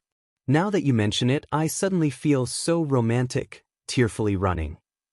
It seems like the people of the Bai family were born for Xiangqing. I suddenly want to go to the Xiangqing building to see the sunset too. +1. I didn't go to Internet Celebrity Street in Xiangqing last year. Nobody can stop me now. Plus ID number. I've had this thought while watching Great Yong. Lu Lingxi was fixated on the characters on the screen. She recognized the unique library script style. It was by Lian's handwriting. Lu Lingxi put down her phone and finally exhaled. It was unexpected yet also made sense. Xiangqing No. 1 High School liked to assign historical poetry about the Bai family, and even with the most obscure topics, Bai Lian had never made a mistake. It seemed not so surprising that she could write this essay from the perspective of General Bai. Lu Lingxi sat at her office desk, opened her water bottle to take a sip, and forced herself to calm down. Meanwhile, someone in class 15 also stumbled upon this perfect essay. Bai Lian's library script was so uniform in size and spacing that it looked like it was printed, leading netizens to unconsciously assume that the article was typed by a machine. Except for class 15. Pu Xiaohan quietly took a screenshot of the trending video and shared it to the class group. Isn't this Bai Lian's handwriting? The writing was neat and beautiful, giving a surreal feeling even through the screen. Although Bai Lian always scored full marks in Chinese, and the poem following this essay was arrogant and haughty, much like Bai Lian's unconstrained style. But, after all, it was a perfect essay, and no one in class 15 dared to be sure. Weng Qi, at Bai Lian sis, did you write this? Bai Lian was sitting under a banyan tree. The shade was just right, her dress hem touched the ground, and a banyan leaf had fallen next to her hand. She was leisurely discussing musical composition with Jian Zhongyo. Suddenly tagged, Bai Lian clicked into the class group. She had intended to respond to Weng Qi with a question mark, but when she saw the screenshot on the screen, her pale fingertips froze on the display. In the courtyard, Director Chen was discussing fishing spots with Jiheng. With Bai Lian's results due out tomorrow, Jiheng wanted to go fishing today and invite a few acquaintances to eat together tomorrow. Jiang Fulai stood beside Jiheng, helping them check out the new fishing gear. Yu Guang noticed Bai Lian seemed to be in a different mood. Jiang Fulai paused slightly. He handed the fishing rod to Director Chen, who quickly took it and continued the discussion with Jiheng. Jiang Fulai walked over to Bai Lian. The noon sun wasn't so glaring, filtering through the leaves and falling on him. He looked down. They're going fishing. Do you want to go? Bai Lian came back to her senses, looked up, her dark eyes reflecting the gentle glitter of light. I want go. I want to go see the building. She gently picked up the banyan leaf that had fallen next to her hand. The Xiangqing building had been refurbished. Thanks to the broadcast of Great Yong, Xiangqing had also become a hot tourist spot recently, with crowds flocking to the old Xiangqing building every day. Beside the huge windmill stood a Great Yong film studio, where many realistic settings had been constructed in a short time. Jiang Fulai's car was parked in the parking lot. Bai Lian got out of the passenger side, needing to walk part of the way to the building because of the large number of people. Jiang Fulai was only wearing a white t-shirt, lazily grabbed a hat and put it on himself, tilting it down slightly, the brim almost completely covering his face. The sense of aloofness about him was significantly lessened. Even so, he and Bai Lian still attracted quite a few glances from passers-by, their appearance and temperament so superior that if it weren't for his inherently unapproachable nature, they might have already been snapped up by street photographers and ended up on trending searches.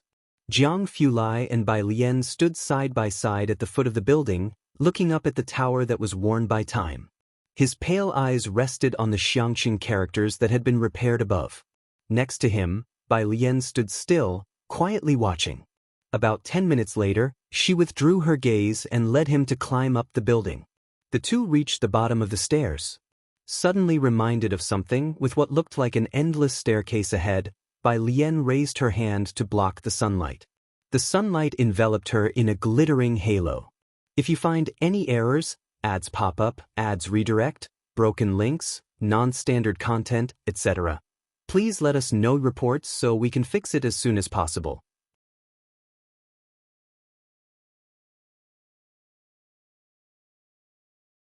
Chapter 535, 215 National Top Scorer, Second Update, _2. She showed some hesitation. Maybe you shouldn't go up?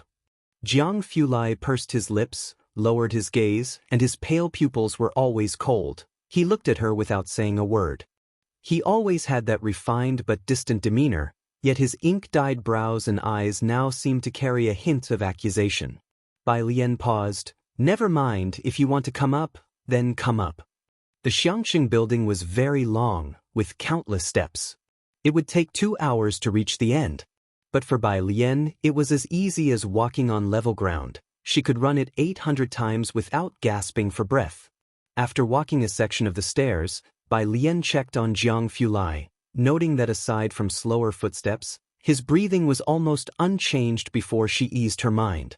However, she still slowed her pace, chatting with him while walking towards the middle. It was past 5 in the afternoon. The two finally reached the top of the city wall. At this time, the sun had not set, but around the bright red sun, the clouds had already been dyed in various colors. Bai Lian propped her hands on the city wall and looked up at the sunset over the mountains, her black hair somewhat disheveled by the wind. Her posture was casual and relaxed, her gaze facing the wind. The sunset glow here is really nice, she commented. Jiang Fulai removed his cap, lazily resting one hand on the wall. His simple, clean clothes were worn with a cold elegance. Standing shoulder to shoulder with her, he looked in the direction she was looking at. His back was straight, yet his demeanor was relaxed, always exuding an effortless nobility. Indeed, it's not bad. Bai Lian glanced at him and then smiled. Bai Li didn't leave a corpse behind. The enemy had taken his body away. Bai Zhongyu had been the top scholar in both the regional and provincial examinations. Chen Yi had jokingly asked him if he was aiming for the honor of top scholar in the national examination as well, to ride a horse down the street in celebration. Unfortunately, just before the final examination, he received news of Bai Li and rushed to Xiangqing to take over Bai Li's position. Bai Zhongyu said that the yellow sands beneath Xiangqing were where Bai Li lay buried. Bai Lian believed him. Neither of them spoke again. The sunset gradually reddened the sky, the light pouring over them, causing Bai Lian's skirt to flutter in the breeze. In front of them was the sunset, and beneath their feet the city wall. It was like a richly colored oil painting. Many people came to Xiangqing building to check in, but few ever reached the highest point. Only a few girls not far away. They were a bit tired and sat cross-legged in a skewed position, facing the direction ahead. They both looked so good. The girl sitting in the middle couldn't take her eyes off the young man and woman standing at the very edge of the city wall, sighing in admiration. On June 26th, the scores for the students blocked from the college entrance examination were released. The fervor over the college entrance examination scores had already passed. The media had finished reporting everything that needed to be reported, but at this moment, the top universities around the country were tense. Especially Beijing High School. The principal hadn't even gotten out of bed when he received a call from Director Pan of the Education Bureau, who urged him on the phone, "Why are you still sleeping? I'm already at the school." The principal, having been excited all night, had just fallen asleep when the phone awoke him. He got up to check the time on his phone. It was only 5 o'clock. Understanding Director Pan's feelings, and since the principal couldn't sleep either, he simply got up, washed his face, took his keys, and went to the school. Director Pan was already waiting by the conference room door. "Where is Teacher Lu? Why hasn't she arrived yet? The head of the bureau and the others are waiting for me to report the scores of Bai Lian and Ning Xiao." Beijing High School was being quietly isolated by other schools. Fortunately, the overall results of this exam were good. If either Bai Lian or Ning Xiao secured the top provincial ranking, all the difficulties would be resolved, and the peak moment for Xiangcheng's education would arrive. "Don't worry," the principal turned on the lights and boiled a pot of water. "I have already notified Teacher Lu." Lu Lingxi was rushed over by several calls from the principal. She was the homeroom teacher of Bai Lian and Ning Xiao, and their ID cards and admission tickets were in her possession. When Lu Lingxi arrived, the homeroom teachers of Class 8 and Tang Ming's class were already there. On the 26th, there was less traffic on the score-checking website, and it was no longer lagging. As soon as Lu Lingxi arrived, she saw the scores displayed on the computer screen of Class 8's homeroom teacher. They belonged to Chen Zhu. Name: Chen Zhu. Subject: Score: National Ranking Chinese, 127 Mathematics, 121 English, 132 Science, 258 total, 648 Provincial Ranking, 41 National Ranking, 1189. As it was the college entrance examination scores, there was no school ranking, but a provincial rank of 41 and a national rank within 1,000 had already broken Xiangcheng's historical record. Director Pan adjusted his glasses and his eyes brightened. "Very good, well done, Teacher Lu. Are you here? Please check your class students' scores quickly." Lu Lingxi clearly couldn't wait for Bai Lian and Ning Xiao either. These two always worked at a snail's pace. Last night, Bai Lian said she was printing her paper when Lu Lingxi sat right in front of the computer, took out the class statistics sheet, and first entered Ning Xiao's name and examination number. Today there was no delay. The school system was faster at releasing scores than any other place. Director Pan watched the page without moving and spoke to the principal. "Ning Xiao's estimated score is 700, right? Could he be in the national top 100? "Not sure." The principal, the data personnel, and the homeroom teacher of Class 8, among others, all stood behind Lu Lingxi, almost holding their breath. Even if not in the top 100, there should be within the top 200. Jingjing University should have. In just 2 seconds, the page appeared. Name: Ning Xiao. Chinese, 139 Mathematics, 141 English, 148 Science Comprehensive, 290 total score, 718 Provincial Rank, 2 National Rank, 6. As the scores refreshed, the principal's unfinished words suddenly stopped, and the classroom fell silent, leaving only the beep-beep sound of the printer and the sound of the air conditioner running. Director Pan stared at the ranking at the bottom and didn't dare utter a word. After a long while, the usually composed Class 8 homeroom teacher, Teacher Li, couldn't hold back, exclaiming, "This? National Rank 6? No. Teacher Lu, check it again." One teacher found it unbelievable and asked Lu Lingxi to verify once more. Lu Lingxi's fingers stiffly pressed the enter key again. It was indeed National Rank 6. The office was still silent. Xiangcheng High School had only ever competed with Beijing High School. The teachers, the principal, and the people from the Xiangcheng Education Bureau had always hoped that Bai Lian and Ning Xiao would perform a bit better, but even in their wildest dreams, they only hoped to surpass Song Min. As for the national ranking, they had never participated, so they had never even dared to dream of it. Director Pan, leaning on the principal's arm, almost sat down on the ground, murmuring in a daze, "Principal, didn't you say his estimated score of 700 would be about rank 100 in the national papers? With these scores, even Song Min couldn't have achieved this, could he? Is this rank 100? The principal didn't answer. He was fixated on the second-to-last line. Provincial rank 2. Without taking his eyes off of it, The principal spoke. Lu, Teacher Lu, check Bai Lian's score. As soon as these words were spoken, everyone in the conference room came to their senses, and Director Pan, trembling, said, Ning Xiao is ranked second in the province. She must be first, right? The director of instruction swallowed and boldly imagined, Ning Xiao is sixth, she's fifth? Or fourth, third? Her usual scores were much higher than Ning Xiao's. Lu Lingxi reopened the page, her fingers trembling somewhat. She moved several times without entering the correct numbers. The homeroom teacher of Class 8, unable to stand by any longer, directly snatched the mouse from Lu Lingxi's hand, compared Bai Lian's ID number with her examination number, entered the numbers, and pressed enter. As everyone speculated, Bai Lian's score appeared. Name, Bai Lian Chinese, 150 Mathematics, 150 English, 150 Science Comprehensive, 300 total score, 750 provincial rank, 1 national rank. 1 The voices in the office that were still guessing suddenly disappeared, leaving only the sound of breathing. All eyes were on the computer screen, viewing the last line of ranking. National rank, 1, National Exam Champion. In an era when women were not allowed to take part in the imperial examinations, the champion title that Bai Lian was owed from that period, she claimed in this new era. It was as if she was proclaiming to the whole world. The Bai family's young miss from those years had forcefully reoccupied everyone's attention. Won't you take a ticket to celebrate for Sister Lian? If you find any errors, ads pop up, ads redirect, broken links, non-standard content, etc., please let us know reports so we can fix it as soon as possible.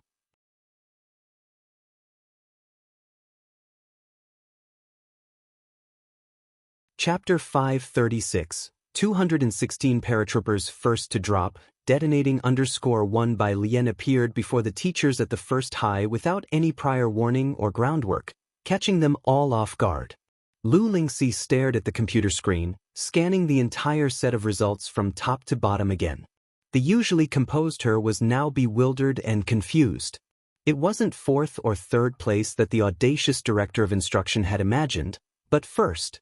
In Xiangqing, where it was already difficult to have a student get into Jiangjing University, to have one secure the first place in the national exams? It was something never before seen in the history of Xiangqing First High. The most the principal of First High dared to hope for was to surpass Song Min and take the first place in Beijing. Song Min was a rare genius in Beijing, and even surpassing him was considered their limit.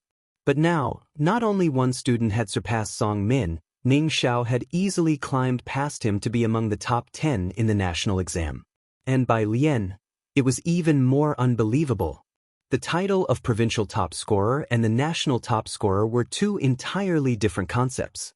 If it had been a student from Jiangjing who had achieved the national top scorer, no one would have been surprised. After the national exams were standardized, many people were dissatisfied. The resources and education that Xiangqing received were completely different from Jiangjing.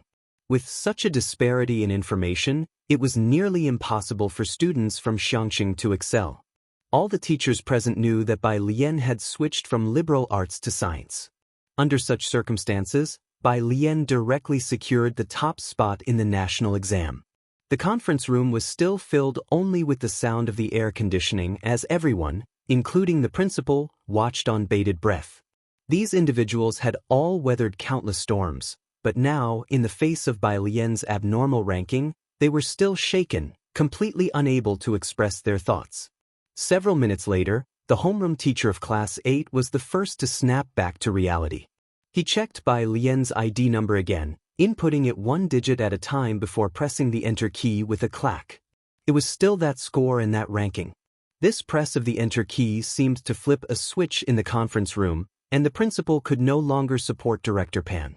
Holding his phone with trembling hands, Director Pan notified the Office of the Education Bureau about the great news: first place, first in the national exam. The director of instruction removed his glasses, wiping them with the corner of his clothes. Principal, your banners were not prepared enough. The principal had only secretly prepared a banner for the provincial top scorer. Teacher Lu, your class 15 really is. Tang Ming's homeroom teacher came back to his senses. The others congratulated Lu Lingxi. Congratulations, Teacher Lu, for having such outstanding students as Bai Lian and Ning Xiao. Lu Lingxi, listening to the other teachers, remembered when Bai Lian first came to class 15 with a score of 85 in integrated science. Who would have thought that a year later, not only did Bai Lian not repeat the year, but also secured the top spot in the national exam. Okay, Lu Lingxi took a photo of the computer screen with her phone, and then said, "We still have 2 students in our class who haven't checked their scores. They were Yang Lin and Pu Xiaohan." Oh right. The principal, giddy with joy, was getting the factory to rush out printing banners. There are 2 more students. Pu Xiaohan with a 654, Yang Lin with a 691, the same score as Tang Ming. However, as Yang Lin's student number came before Tang Ming's, she ranked ahead of him. Your class really did well in Chinese, the homeroom teacher of class 8 commented as he looked at their Chinese scores. Pu Xiaohan scored 141 in Chinese, Yang Lin 140, and Tang Ming only 129. Lu Lingxi indeed knew how to teach. The average Chinese score of class 15 was always 10 points higher than the other classes. They must have written their essays quite well. Lu Lingxi was not surprised. Meanwhile, the grinning principal couldn't stop smiling. Yang Lin, Pu Xiaohan, and Tang Ming have done very well, extremely well. Any one of these 3 scores would have shattered the historical rankings of Xiangqing First High. Prepare the honor roll quickly. Tomorrow morning at 8:08, we will celebrate at the school gate. The principal was already in contact with the banner rush orders. Hang them all, said Director Pan, who had finished his phone call. Let's also hang a few at the entrance of the Bureau of Education. He exchanged a glance with the principal, and they could both see the thoughts in each other's eyes. This time, Xiangqing First High was truly soaring to the heavens. National number 1 and 2 in the top 10. 6 within the top 50 of the province. Be modest in demeanor, but grand in deeds. However, with such great results from Xiangqing First High this time, it may be impossible to keep a low profile. Xingyi Martial Arts School.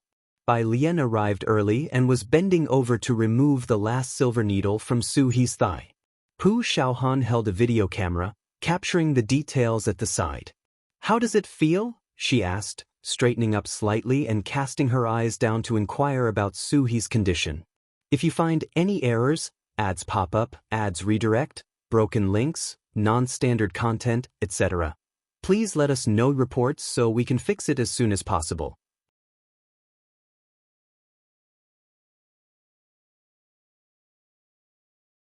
Chapter 537, 216 paratroopers first to drop, detonating under _2 Su He stood up, his fists clenched, his arm muscles bulging, feeling the abundant strength within his body. After over 2 months of acupuncture, he had fully recovered to his previous condition. Miss Bai, Su He looked at Bai Lian, excitement barely concealed on his stern face. I seem to have fully recovered. Bai Lian put away her silver needles and nodded slightly. The phone vibrated several times, and Bai Lian took out her phone. Beside her, Hall Master Jean asked Bai Lian, Miss Bai, are you going to Jiangjing soon? Soon. Bai Lian nodded. She swiped open the screen and saw several text messages.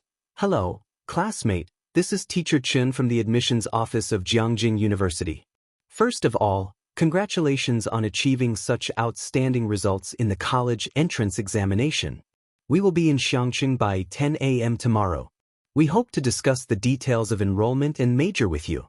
If you have any questions, please call this number. Apart from Jiangjing University, there were messages from other schools too.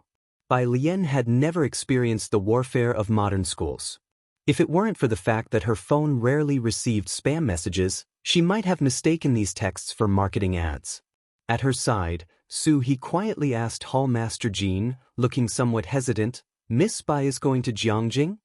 He had been in Xiangqing for more than 2 months and had not seen Su Nanjing. He had thought the Su family might have forgotten about this place. Did Bai Lian mean she was going back? Hall Master Jean nodded. Miss Bai is going to go to school in Jiangjing. Going to school in Jiangjing? Su He followed Hall Master Jean in surprise. accompanying him as he saw off by Lian. Pu Xiaohan packed up her camera. Today, a few shielded students received their scores, and Ji Heng had invited these hard-working kids from class 15 to dinner. And Pu Xiaohan also planned to show the graduation video she had filmed to Ji Heng. After getting his confirmation, she would post the last video of the third year of high school to her account, formally bidding farewell to their senior year. Jiangjing. Old Mrs. Su paced back and forth in the study. In front of the computer, Su Jiue sat upright, entering her admission ticket number and ID number. Behind her, Ji Mulan watched the computer screen intently, without looking away. Su held a cup of tea, also appearing calm. Old madam, the young lady also said she got all the scores she should have. The butler smiled. The papers were so difficult this year, second place in the country is definitely not a problem. The old lady turned the sandalwood Buddha beads in her hands, remaining silent. Don't put too much pressure on Yaya. Su looked at Su Ziyu's slightly trembling hands. Su Jiue carefully pressed the enter key, and a row of scores appeared. Name: Su Jiue Chinese, 141 Mathematics, 142 English, 150 Science Comprehensive, 292 Total Score, 725 City Ranking, 2 National Ranking, 3 Ji Mulan, seeing these excellent scores, couldn't help but cover her belly, now visibly showing months of pregnancy. National Ranking 3rd. This was the first time she felt such overtly high scores.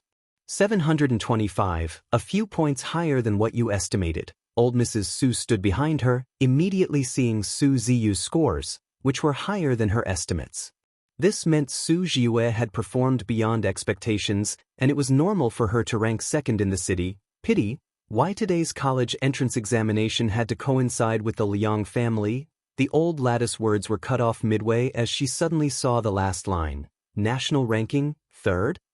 The butler also exclaimed in shock. Miss, aside from that Liang student, who else scored higher than you? Su Jiue could not think of anyone. She pushed up her black-rimmed glasses and took out her phone to inquire about Liang Hui's scores. Su En stood behind Su Jiue. He didn't understand much about this year's college entrance exam, but he had heard Su Jiue and Su Wenyao discussing its difficulty. 3rd in the country, Yaya is already very impressive. Wenyao was only in the top 10 back then. The question now is who is second. First place was undoubtedly Liang Wuyu without a doubt. Old Mrs. Su had always thought Su Jiue could be second. Hearing now that it was 3rd, she couldn't help feeling a bit disappointed in her heart. But even if it was 3rd place, it was still an unprecedented high score for the Su family. She held the Buddha beads, brought her hands together, her mouth mumbling, "May Buddha bless us. Butler, is the hotel booked?" At that moment, Su Jiue also received a screenshot sent by Liang Wuyu. She whispered carefully, "This isn't right, something is very wrong this year, Liang Dog isn't first. The first place isn't from our school." What? Su En jumped in shock. Jiangjing High had always been the best school in the country, with every year's national top scorer emerging from there. This year in Jiangjing, many had been betting whether the top scorer would be Liang Wuyu or Su Jiue. No one thought the national top scorer would be someone not from Jiangjing. Su En bent down, looking at the screenshot on Su Ziyu's phone.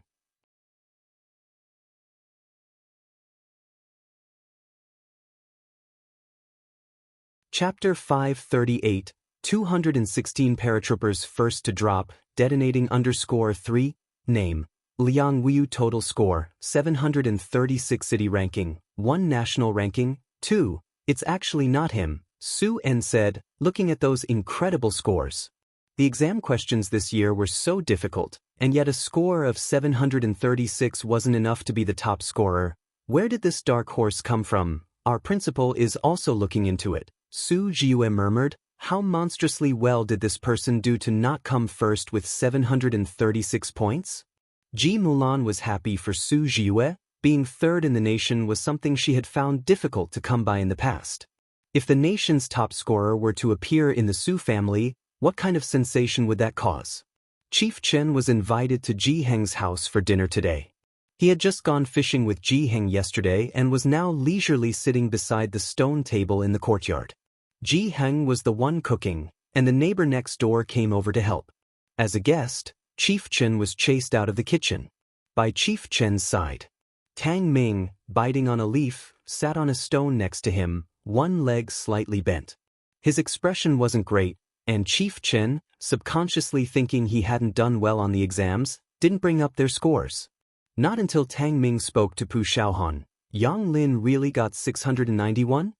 Banyan leaves gently fell onto his leg, which he flicked away with his hand. Yeah, Pu Xiaohan said sympathetically. How did you only get 691? Tang Ming felt as if his heart had turned to ash, already anticipating what Jiang Fulai's expression would be when he arrived. I did too poorly in Chinese. Don't you think your Chinese exam was too freakish? Chief Chen sat beside the two.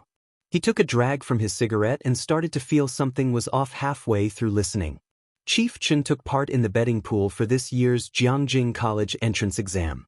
Although he had been out of touch with the college entrance exam for a long time and wasn't too concerned about it, he had heard that the exam was difficult this year. You scored 691 on the college entrance exam? He remembered Bai Lian's total score of 450, and upon hearing Tang Ming's 691, he reflexively asked. Tang Ming, seeing Jiang Fulai's cool and distinguished figure appear at the entrance of the yard from the corner of his eye, grimaced, Uncle Chen, can't you stop poking at my wound? 691 points on the college entrance exam, a wound? Chief Chen's mind was a mess. Jiang Fulai came bearing wine, his slender fingers holding the neck of the bottle, placing the pottery jar of wine casually on the stone table. His hair partly obscured his brow, casting faint shadows on his face. Tang Ming hurriedly got up from the ground. Teacher Jiang Fulai, dressed in a simple casual outfit, swept a cold gaze over Tang Ming with his faint eyes. His features were sharp and fierce, and without uttering a word he walked past him with an air of, "Do I know you?" as if he already knew about Tang Ming scoring the same as Yang Lin. Tang Ming. Finally, Chief Chen came to his senses, shouting, You scored 691 on this year's college entrance exam? Yeah. Tang Ming was despondent. Chief Chen asked without thinking, with such a high score, why do you look like that? Ah. Tang Ming looked up, his tone numb. Bai Lian 750, the academic god 718. And me, with the same mere 691 as Yang Lin, who hardly studied at all, you'll probably have to sleep with my eyes open tonight. Bai Lian, 750 for the college entrance exam? Ning Xiao, 718? Two 691s? Chief Chen slowly looked up, confirming Tang Ming wasn't joking. After a long while, he turned to look at Tang Ming, who sat with a gloomy face, then raised his eyes to see Ning Xiao coming out carrying a pile of fruit. He glanced at Pu Xiaohan taking photos with a camera, and finally, let his gaze fall in the direction of Bai Lian's room. The sunlight filtered through the gaps in the banyan leaves, spilling into Chief Chen's eyes. Dazed, he suddenly realized, who among Jiang Fulai's acquaintances isn't complex? Bai Lian's room door was open. Jiang He was playing chess beside her. Her guqin was placed by the window, and at the moment, she was sitting on the piano stool with the composition from Dean Jian by her side. Her left hand pressed the strings of the guqin, while her right hand lazily picked up the ringing phone. The caller was the principal of Xiangqing No. 1 High School. Congratulations, Bai student. Thank you. Bai Lian casually plucked the strings, her voice as cool as ever, her tone indifferent and lazy. Even though the principal had anticipated Bai Lian would be calm, he hadn't expected her to be this composed. The Education Bureau and local media reporters want to interview you. The principal paused for several seconds before continuing to inquire, Is it convenient for you right now? No, thank you. Bai Lian refused. The principal wasn't surprised by her response. Okay, we've prepared some scholarships for you. When will it be convenient for you to come and collect them? There will be a celebration ceremony at the school gate tomorrow. But I suggest you don't come for a while. The school's phones have been overwhelmed with calls from reporters. Bai Lian listened carefully until the principal finished speaking, then hung up the phone. A shadow loomed overhead. Bai Lian put down her phone and looked up at the approaching Jiang Fulai. His typically aloof gaze fell on her, his casual jacket zipped up to the collar. National exam top scorer, to the grasslands or to Jiangjing first?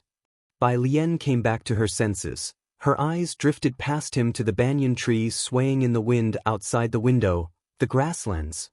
She weighed the principal's words. Xiangqing was recently flooded with reporters and nosy folks.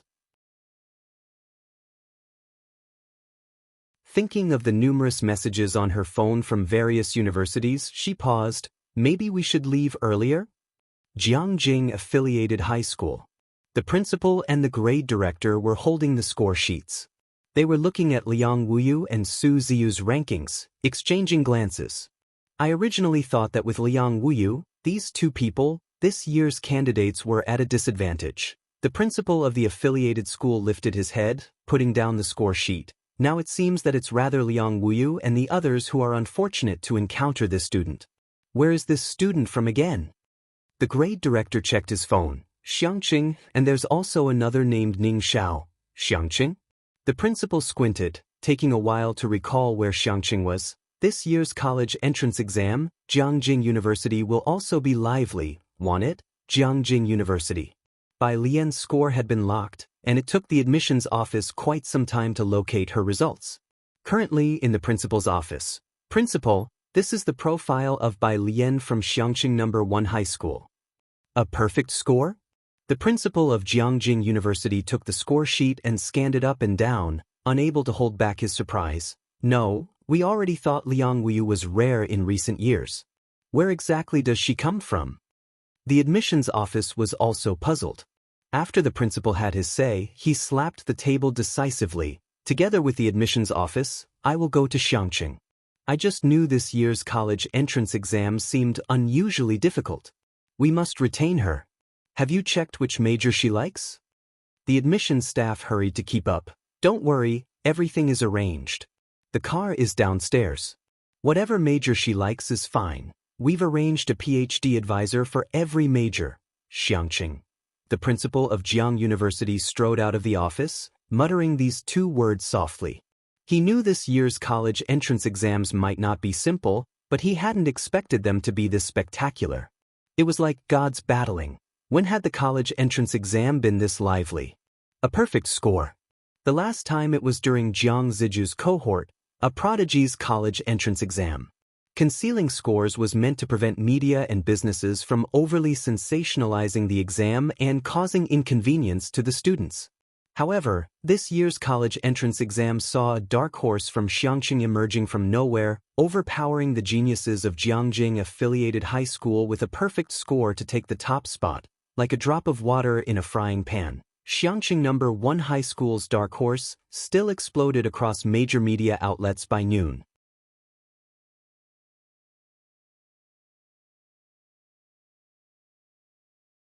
Chapter 539, 217 Heard that you are Bai Lian's father. I specially came to visit _1 the Song family. Mrs. Song held scissors, snipping at the flower branches now and then.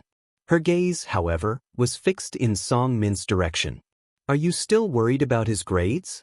Mr. Song looked at Mrs. Song's absent-minded state and chuckled. Song Min had never given them any worry, especially regarding academics. It's strange. Why hasn't the principal called today? Mrs. Song's thoughts drifted far, and with a snip, she cut a branch without speaking. Song Min sat on the couch, slightly leaning against it, his fingertips tapped on the magnifying glass icon on the website to the right, his eyes coolly watching the grades page. The page spun for a while before it displayed his score and ranking. Total score, 686 provincial ranking, 5 national ranking, 36. A score of 700 was a watershed mark, with nearly every point below it accounting for several ranks difference. Especially in the 400 to 500 score range, with nearly 1 million students across the province, a single point could mean a difference of tens of thousands of ranks. This time, the national ranking was still within Song Min's estimation, but the provincial ranking made Song Min stand up involuntarily.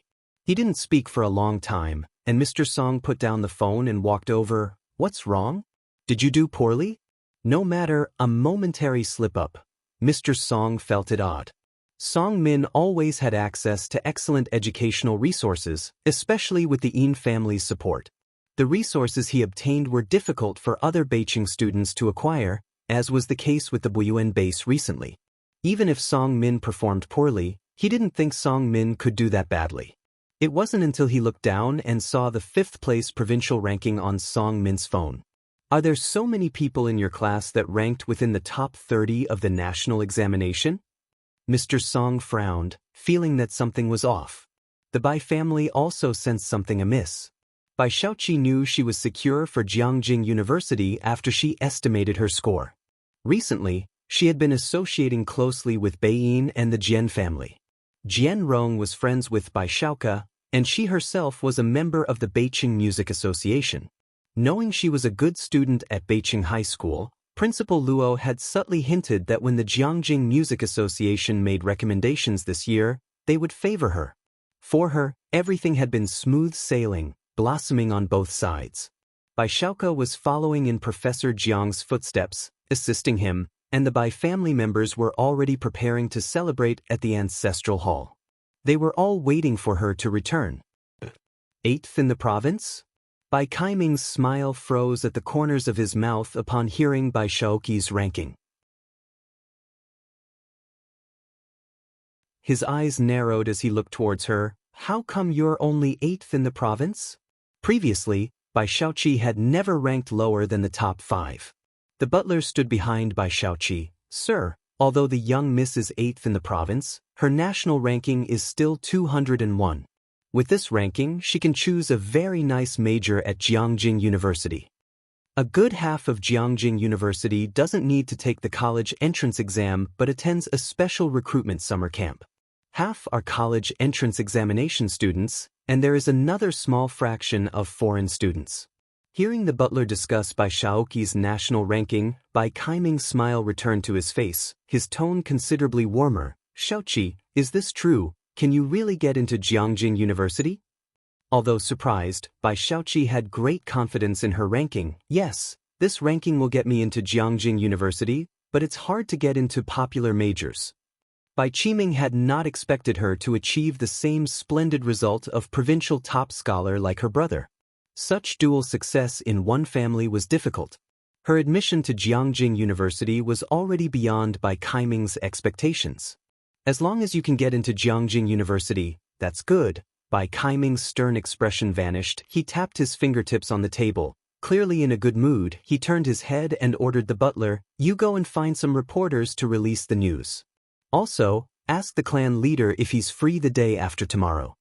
He had already booked the banquet hall at Jiahao, which was also an excellent opportunity to expand his connections. When Bai Xiaoke had earned the top scholar place, he had arranged for many reporters to publicize it widely, and the Bai family's stock had soared. Although Bai Xiaoqi's achievement was somewhat less, having 2 members of a family admitted to Jiangjing University was also a cause for celebration. Bai Qiming was in high spirits. The butler responded with a smile. The next day in Xiangqing, the principal, beaming, was hanging red lanterns and a bunch of banners with the security guard at the gatehouse. 2 large rows of fireworks were set up on both sides of the gate. Move this one a little to the left, a bit higher up. The principal held a firework while positioning it in the center, then turned to direct the guard in hanging the banners. The school entrance was crowded with people, mostly parents of students coming to share in the joy. Since the year before last, in order to shape the students' values, the education department had been very opposed to hyping up stories of exam top scorers, so the principal hadn't invited reporters to publicize it extensively. Right at 8:08, the principal set off the fireworks punctually.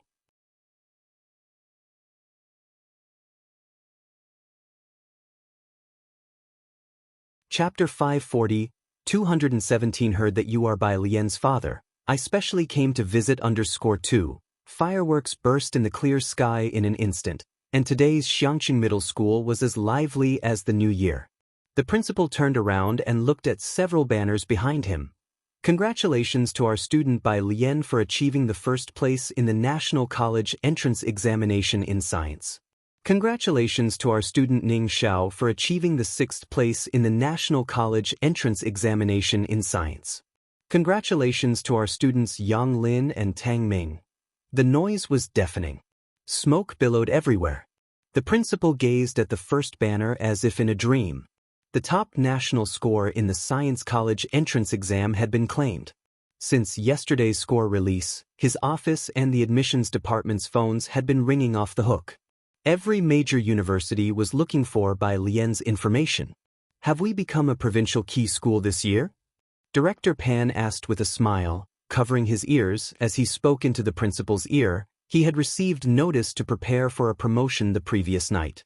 More than a provincial key school, the principal glanced to the side and whispered into Director Pan's ear, "You don't know, the admission office's phones have been exploded." Once Xiangqing Middle School produced a national top scorer, it couldn't have been kept a secret even if they didn't publicize it. Some media had already been riding the wave of popularity, but fortunately, they did not expose the photos of a few students, otherwise the education department would have stepped in to rectify such trends. Media outlets had already started promoting the names Bai Lian and Ning Xiao, and students who had left Xiangqing to study elsewhere were planning to transfer back this year. Besides that, more students from this year's middle school exams would be choosing to attend Xiangqing Middle School. The source of a school student body is also very important. Otherwise, why would those few universities compete for top college entrance examination scorers every year? Today, Xiangqing Middle School rejoiced with everyone. The official reporter from Xiangqing Channel got the news firsthand yesterday and conveyed the educational philosophy of Xiangqing Middle School. She asked the principal a few official questions. The principal straightened his clothes and answered cautiously, "Our school students performed well, but the key lies in the study methods shared by students Bai Lian and Ning Xiao, the study methods of the top national scorer." The reporter's eyes lit up. "May I ask if we could chat with these students on the line? I believe all students are curious about these high-scoring students." The principal hesitated for a moment. He imagined what the responses would be when the reporter interviewed those students. "Bai Lian, because the programs I like are not included in the Wenchong plan." Ning Xiao, never mind his aloofness, he might just answer with a, "Oh." Yang Lin, no idea where she's working, she can't be found. Tang Ming, how did I only score 691? Thinking about it, it seemed a bit arrogant. To save the reporter from a potential heart attack, the principal politely declined on behalf of the students. The students are all too busy to chat. In the crowd, Mom Zhang and Dad Zhang both rushed to grab 2 portions of celebration candies. Mom Zhang stared at the names on the banner, names she was all too familiar with, and said dreamily, "A's was supposed to graduate with them." "He's going to come out too," Dad Zhang patted her shoulder. "It's not entirely a bad thing for him either." The evening of the 27th, due to the overwhelming attention, Bai Lian had to leave ahead of time. Before leaving, the group gathered again at the Zhang household. Mom Zhang, to celebrate their successful graduation and college entrance examination victory, had bought a bunch of groceries while Chi Yundai was also invited over from the cake shop. He lived close to the school and was among the first to learn that Bai Lian had become the national top scorer. With a cigarette between his fingers, he involuntarily looked at Bai Lian upon arrival at the Zhang household. Not bothering to cook himself, he only asked Pu Xiaohan, who was beside him while Bai Lian was trimming the flowers, "Is Miss Bai really the national top scorer?" "Right, what's the matter?" "Qi Lu, you've asked several times already." Pu Xiaohan looked at Qi Yundai with confusion. In Pu Xiaohan's eyes, Qi Yundai was an even more formidable lawyer than Zhao Jingzhou, and she felt that Qi Yundai shouldn't be so shocked just because Bai Lian scored the top mark on the national exam. Qi Yundai's fingertips pressed down on the lighter, and the pale blue flame curled towards the cigarette. "It's nothing." His gaze swept toward Bai Lian, who was standing by the window, head slightly bowed, methodically pruning the flower in her hands, her apricot eyes tranquil. To her, it seemed getting the top score on the national exam wasn't as important as the flower she was holding. Pu Xiaohan wasn't a Jiangjing local, she didn't understand what coming first in the national exam meant, but Qi Yundai knew, if Bai Lian didn't stray off the path, her achievements would definitely not be lower than He Wen's. She was headed for Jiangjing, and that school would be bustling too. The small courtyard of the Zhang family was very cool, and Tang Ming couldn't help but ask Wen Qi while picking vegetables, "Dude, how did you guys do in the Chinese exam anyway?" Next to him, Pu Xiaohan set down the camera. bowing her head and giving him a glance. Just took it like that. Pu Xiaohan's essay for the college entrance exam, graduation photo, excerpt. A very ordinary grade 12 year, and Lu's mom also had one less worry. After that, no one was ever late on Monday mornings again. The sports field was still the same sports field. Nothing had changed, only Bebe and the others never went to play football again. This year's graduation photos have already been taken, our grade 12 is drawing to a close, and his grade 12 will start anew. Why cling to that graduation photo with one missing spot? In Beijing, the Bai family was also very lively. Gui Yueqing stood beside Bai Qiming, greeting the clan leader of the Bai family, making her first formal appearance at the Bai family. There was a banquet for guests at Jiahao Hotel tomorrow, but Bai Qiming specially arranged to receive people from the Bai clan today.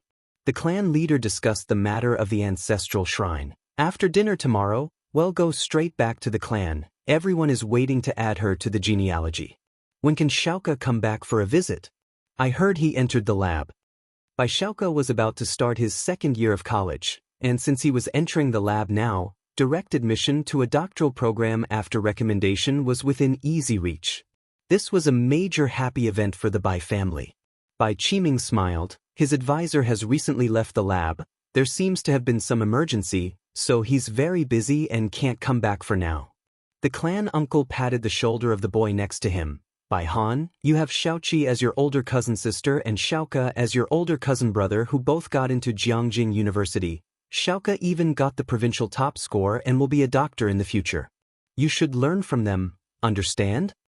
The boy glanced at Bai Xiaoqi and curled his lip, his gaze sweeping around. I don't want her, I want cousin sister Bai Lian. At the mention of Bai Lian, the atmosphere tightened for a moment. The clan leader remembered who Bai Lian was and smiled faintly, not saying anything. The clan uncle also glared fiercely at the boy, complaining that he had misspoken. Bai Qiming's brow furrowed. Gui Yueqing, dressed in a Chong Sam, stood in front of Bai Qiming, and seeing everyone else's reaction, she subdued her emotions. Just then, a servant from outside came in. Sir, the principal is here. It was the principal of Beijing High School. Bai Qiming smiled. He must have come to congratulate Xiaoqi. Butler, go and ask Xiaoqi to come down and stop practicing the piano. This was the principal of Beijing High School, so the clan leader and the rest of the Bai family got up to greet the visitor. At the gate, the principal was accompanied by a middle-aged man wearing a striped shirt, who had glasses on and was carrying a jacket on his arm, looking refined and imposing.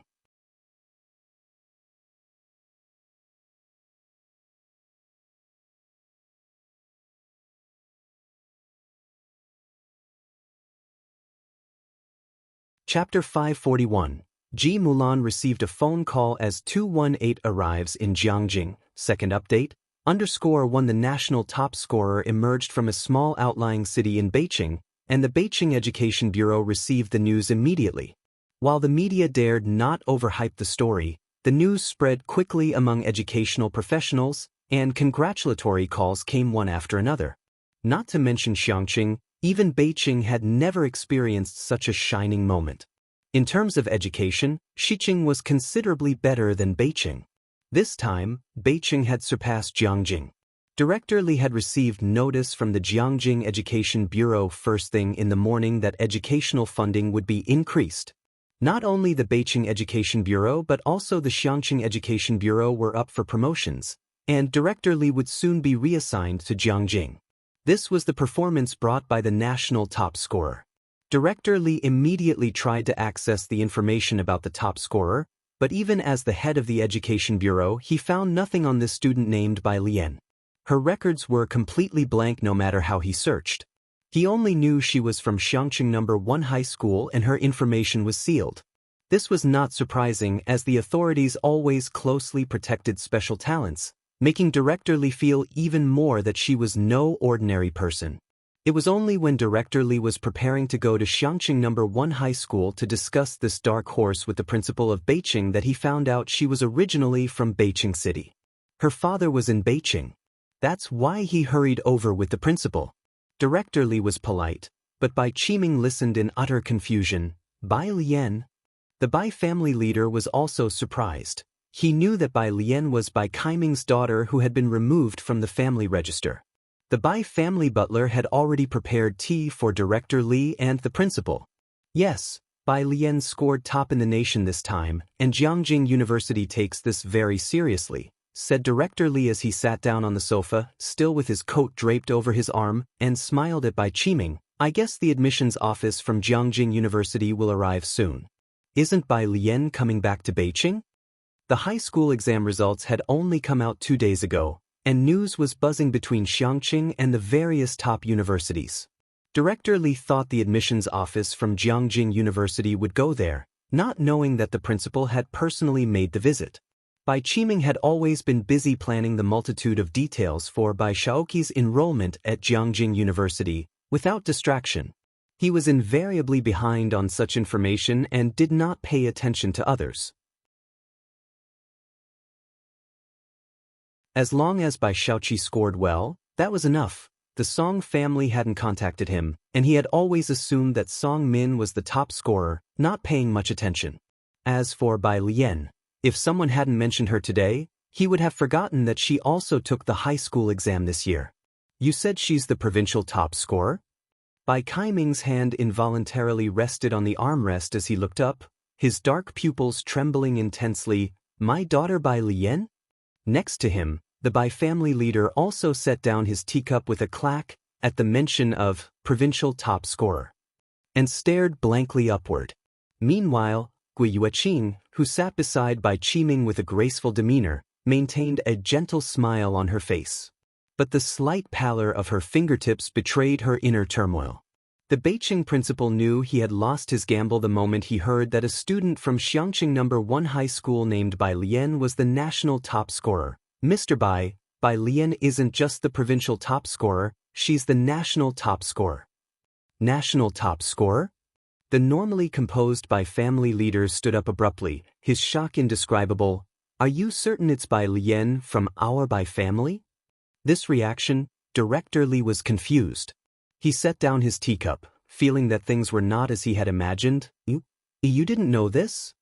Seeing Bai Qiming sitting on the sofa in a state of both shock and distress, Director Li felt something was off, stood up, and took his leave.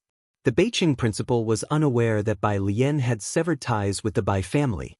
His visit today was for Bai Lian's sake. After all, she was a member of the Bai family, and he did not want to create enmity with her over the matter with Bai Shaoqi. Sensing something amiss, he left apprehensively with Director Li. After the visitors left, the Bai family's hall remained silent. Even the ever-diplomatic butler, holding a tray, stood frozen in place. Upstairs, Bai Shaoqi changed her clothes and came down the stairs, her expression puzzled. Dad, family leader, what's going on with you both? Her question dropped like a pebble into still water. The family leader clasped his chest, turning to Bai Qiming. Qiming, take me to Xiangqing to find her. We must bring her back and have her rejoin the Bai family lineage, no matter what. When Bai Shaoqi was the provincial top scorer, the Bai family had ignored the fact that he was an illegitimate child, visiting him 3 times in earnest. Now with Bai Lian as the national top scorer, even the family leader was willing to lower his pride and personally go to Xiangqing to invite Bai Lian back. Until now, there had never been a national top scorer in the Bai family. Of course, the Bai family only knew that Bai Lian was the top scorer in the national exam, but they did not understand the true significance of this distinction. If you find any errors, ads pop up, ads redirect, broken links, non-standard content, etc.,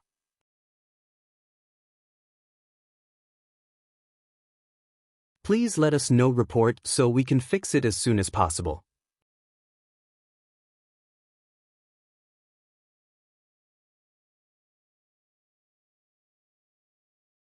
Chapter 542, 218 comes to Jiangjing. Ji Mulan received a phone call, second update, _2 even so, it was enough to make them rush to Xiangqing overnight. As for tomorrow's celebration banquet, they couldn't care less about it now. 28th, early morning. An expansive airport near the border grasslands.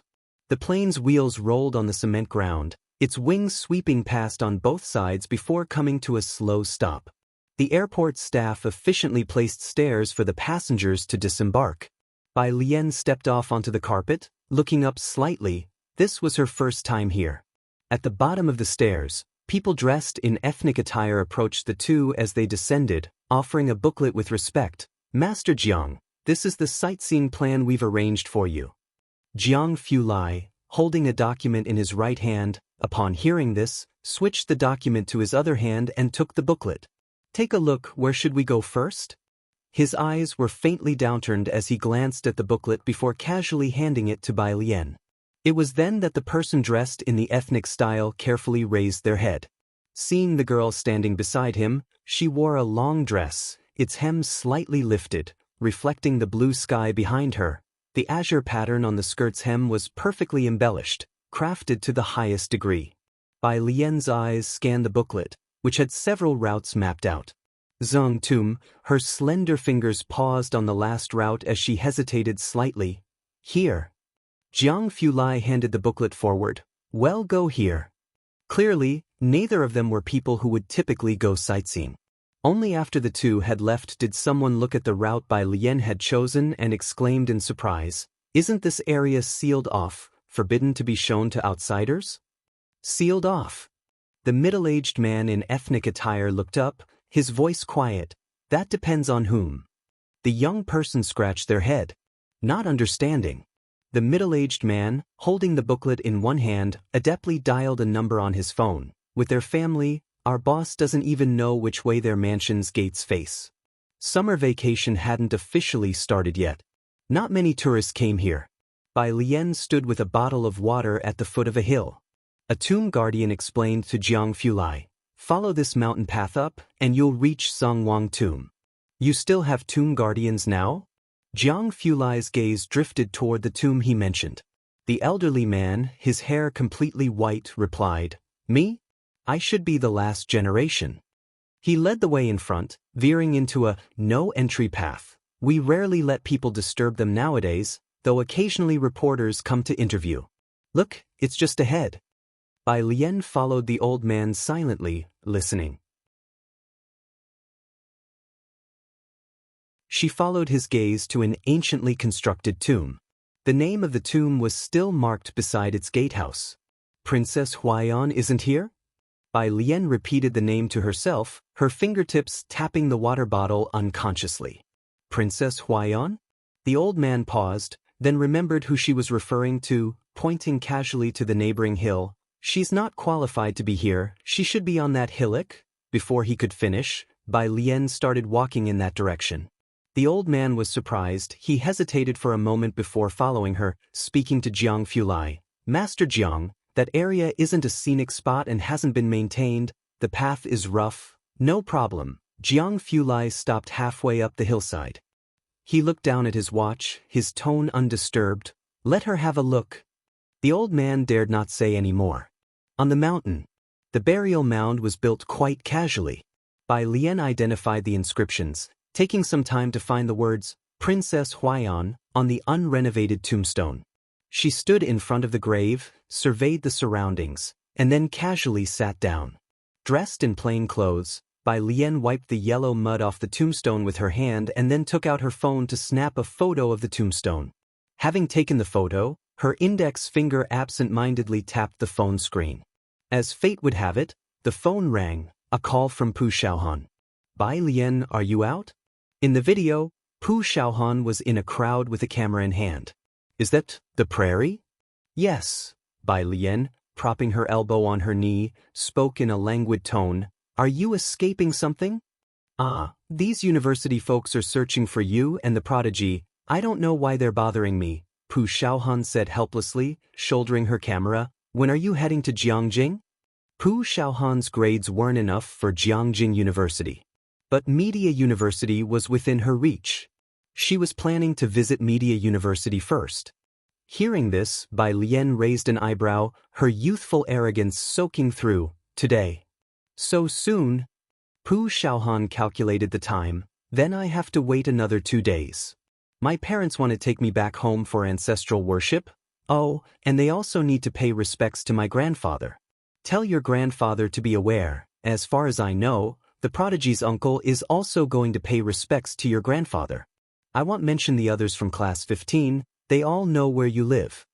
If you find any errors, ads pop up, ads redirect, broken links, non-standard content, etc., please let us know reports so we can fix it as soon as possible.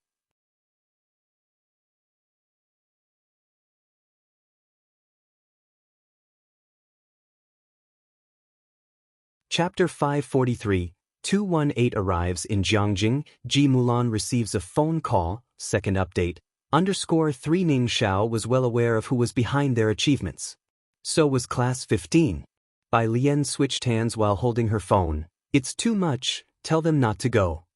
Pu Xiaohan looked vaguely into the camera. I'm not finished yet.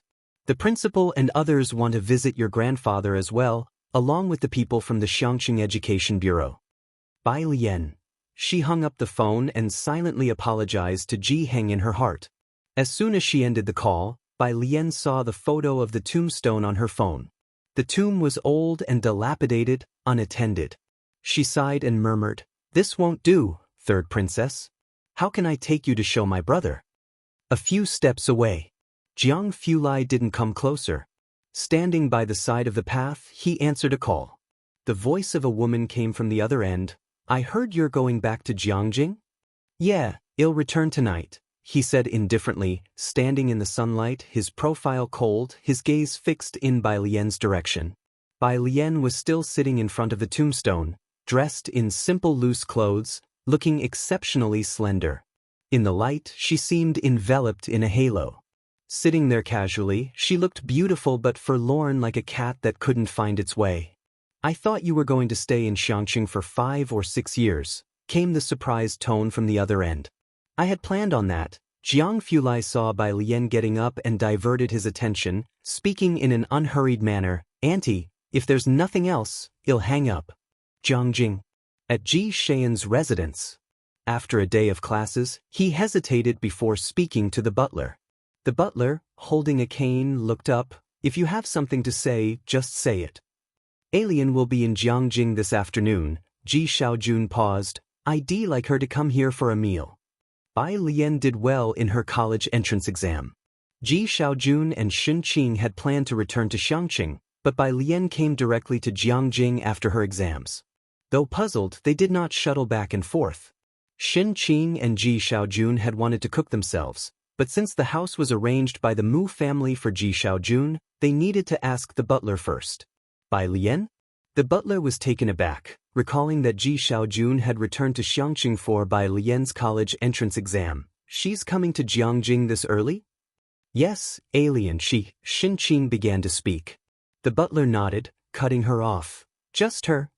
Not just her, Ji Xiaojun considered. Xiaojiang would probably come over too. The butler stood up with his cane, nodding. Even if you're receiving guests, don't forget your studies. The news of Bai Lian's arrival in Jiangjing was not shared with anyone else.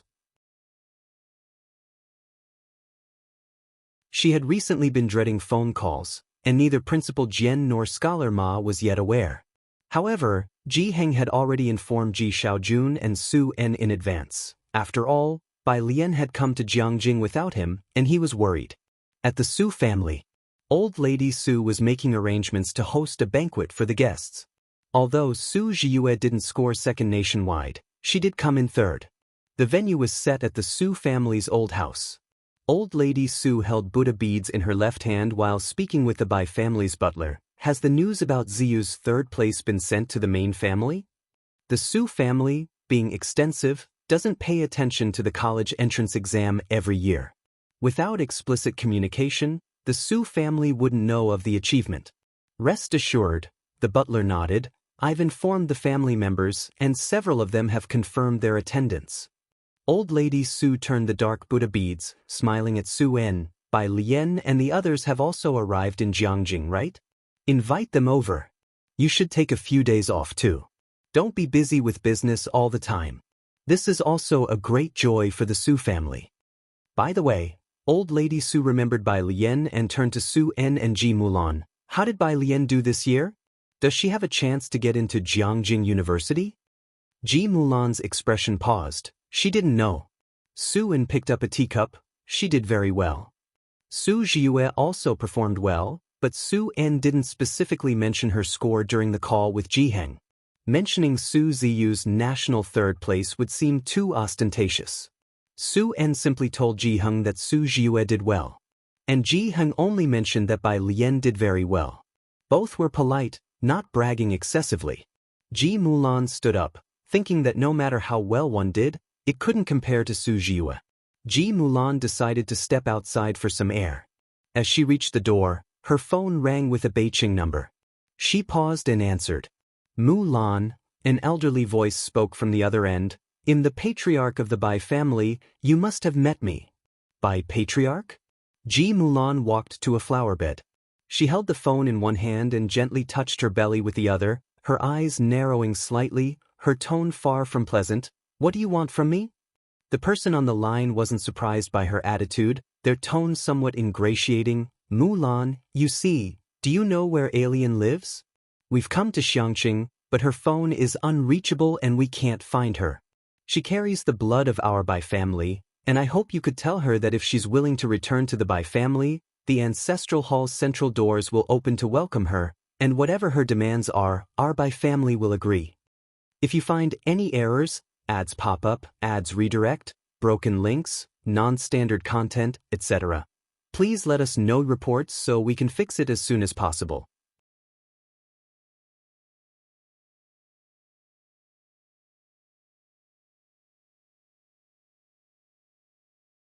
Chapter 544, 219 has returned to her rightful place. _1 Ji Mulan's relationship with the Bai family was strained.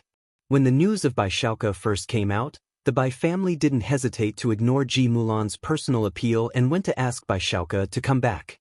She, always accustomed to pride, faced setbacks in both marriage and her children. She took it to heart. The current attitude of the Bai family. Thinking back to the college entrance exam, Ji Mulan knew that Bai Lian might have performed better than she imagined, but surely not well enough for the head of the Bai family clan to personally call. "Alien." Ji Mulan's hand stopped moving, her tone casual. "What do you want with her?" She knew that Bai Lian had transferred her household registration to Ji Heng's name but was unaware that Bai Lian had been struck from the Bai family's genealogy. There were indeed some improprieties in how Qiming and the others handled Shuk's incident back then. Fate has played cruel tricks on us all. But now, you have married into a good family, which is a blessing in disguise, the head of the Bai family gently persuaded. "I know the Su family has considerable assets, but after all, Bai Lian carries the Bai family name, with our blood flowing in her veins. The Bai family clan typically favored sons over daughters.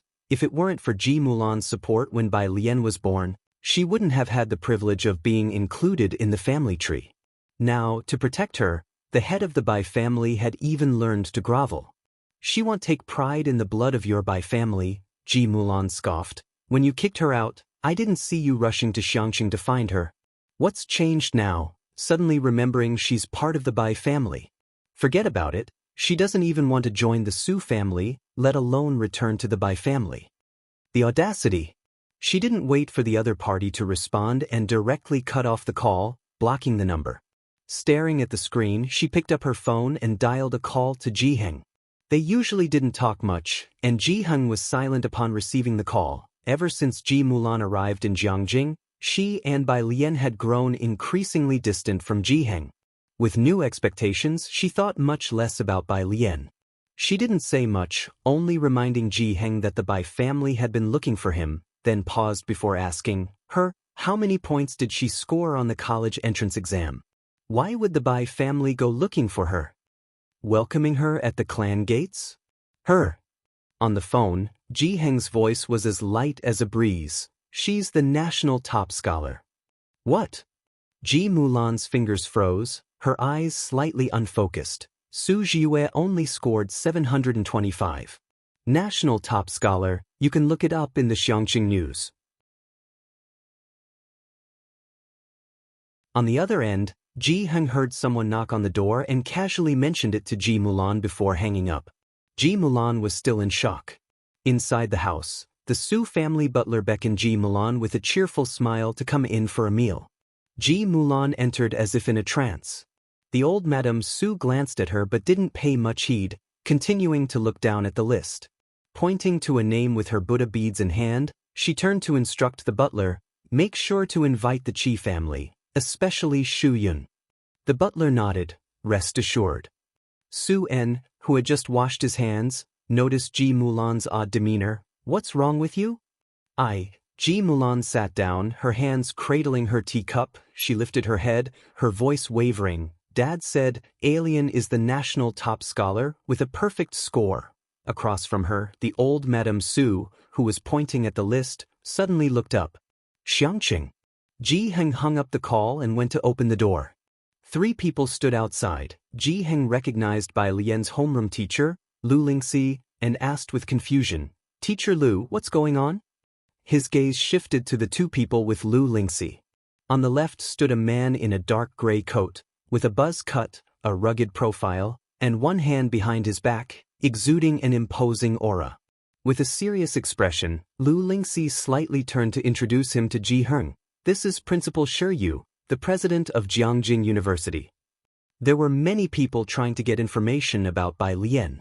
Lu Lingxi didn't know why these people couldn't find Bai Lian's home address, but she didn't reveal anything. The president of Jiangjing University was different. Lu Lingxi knew that Bai Lian wanted to attend Jiangjing University.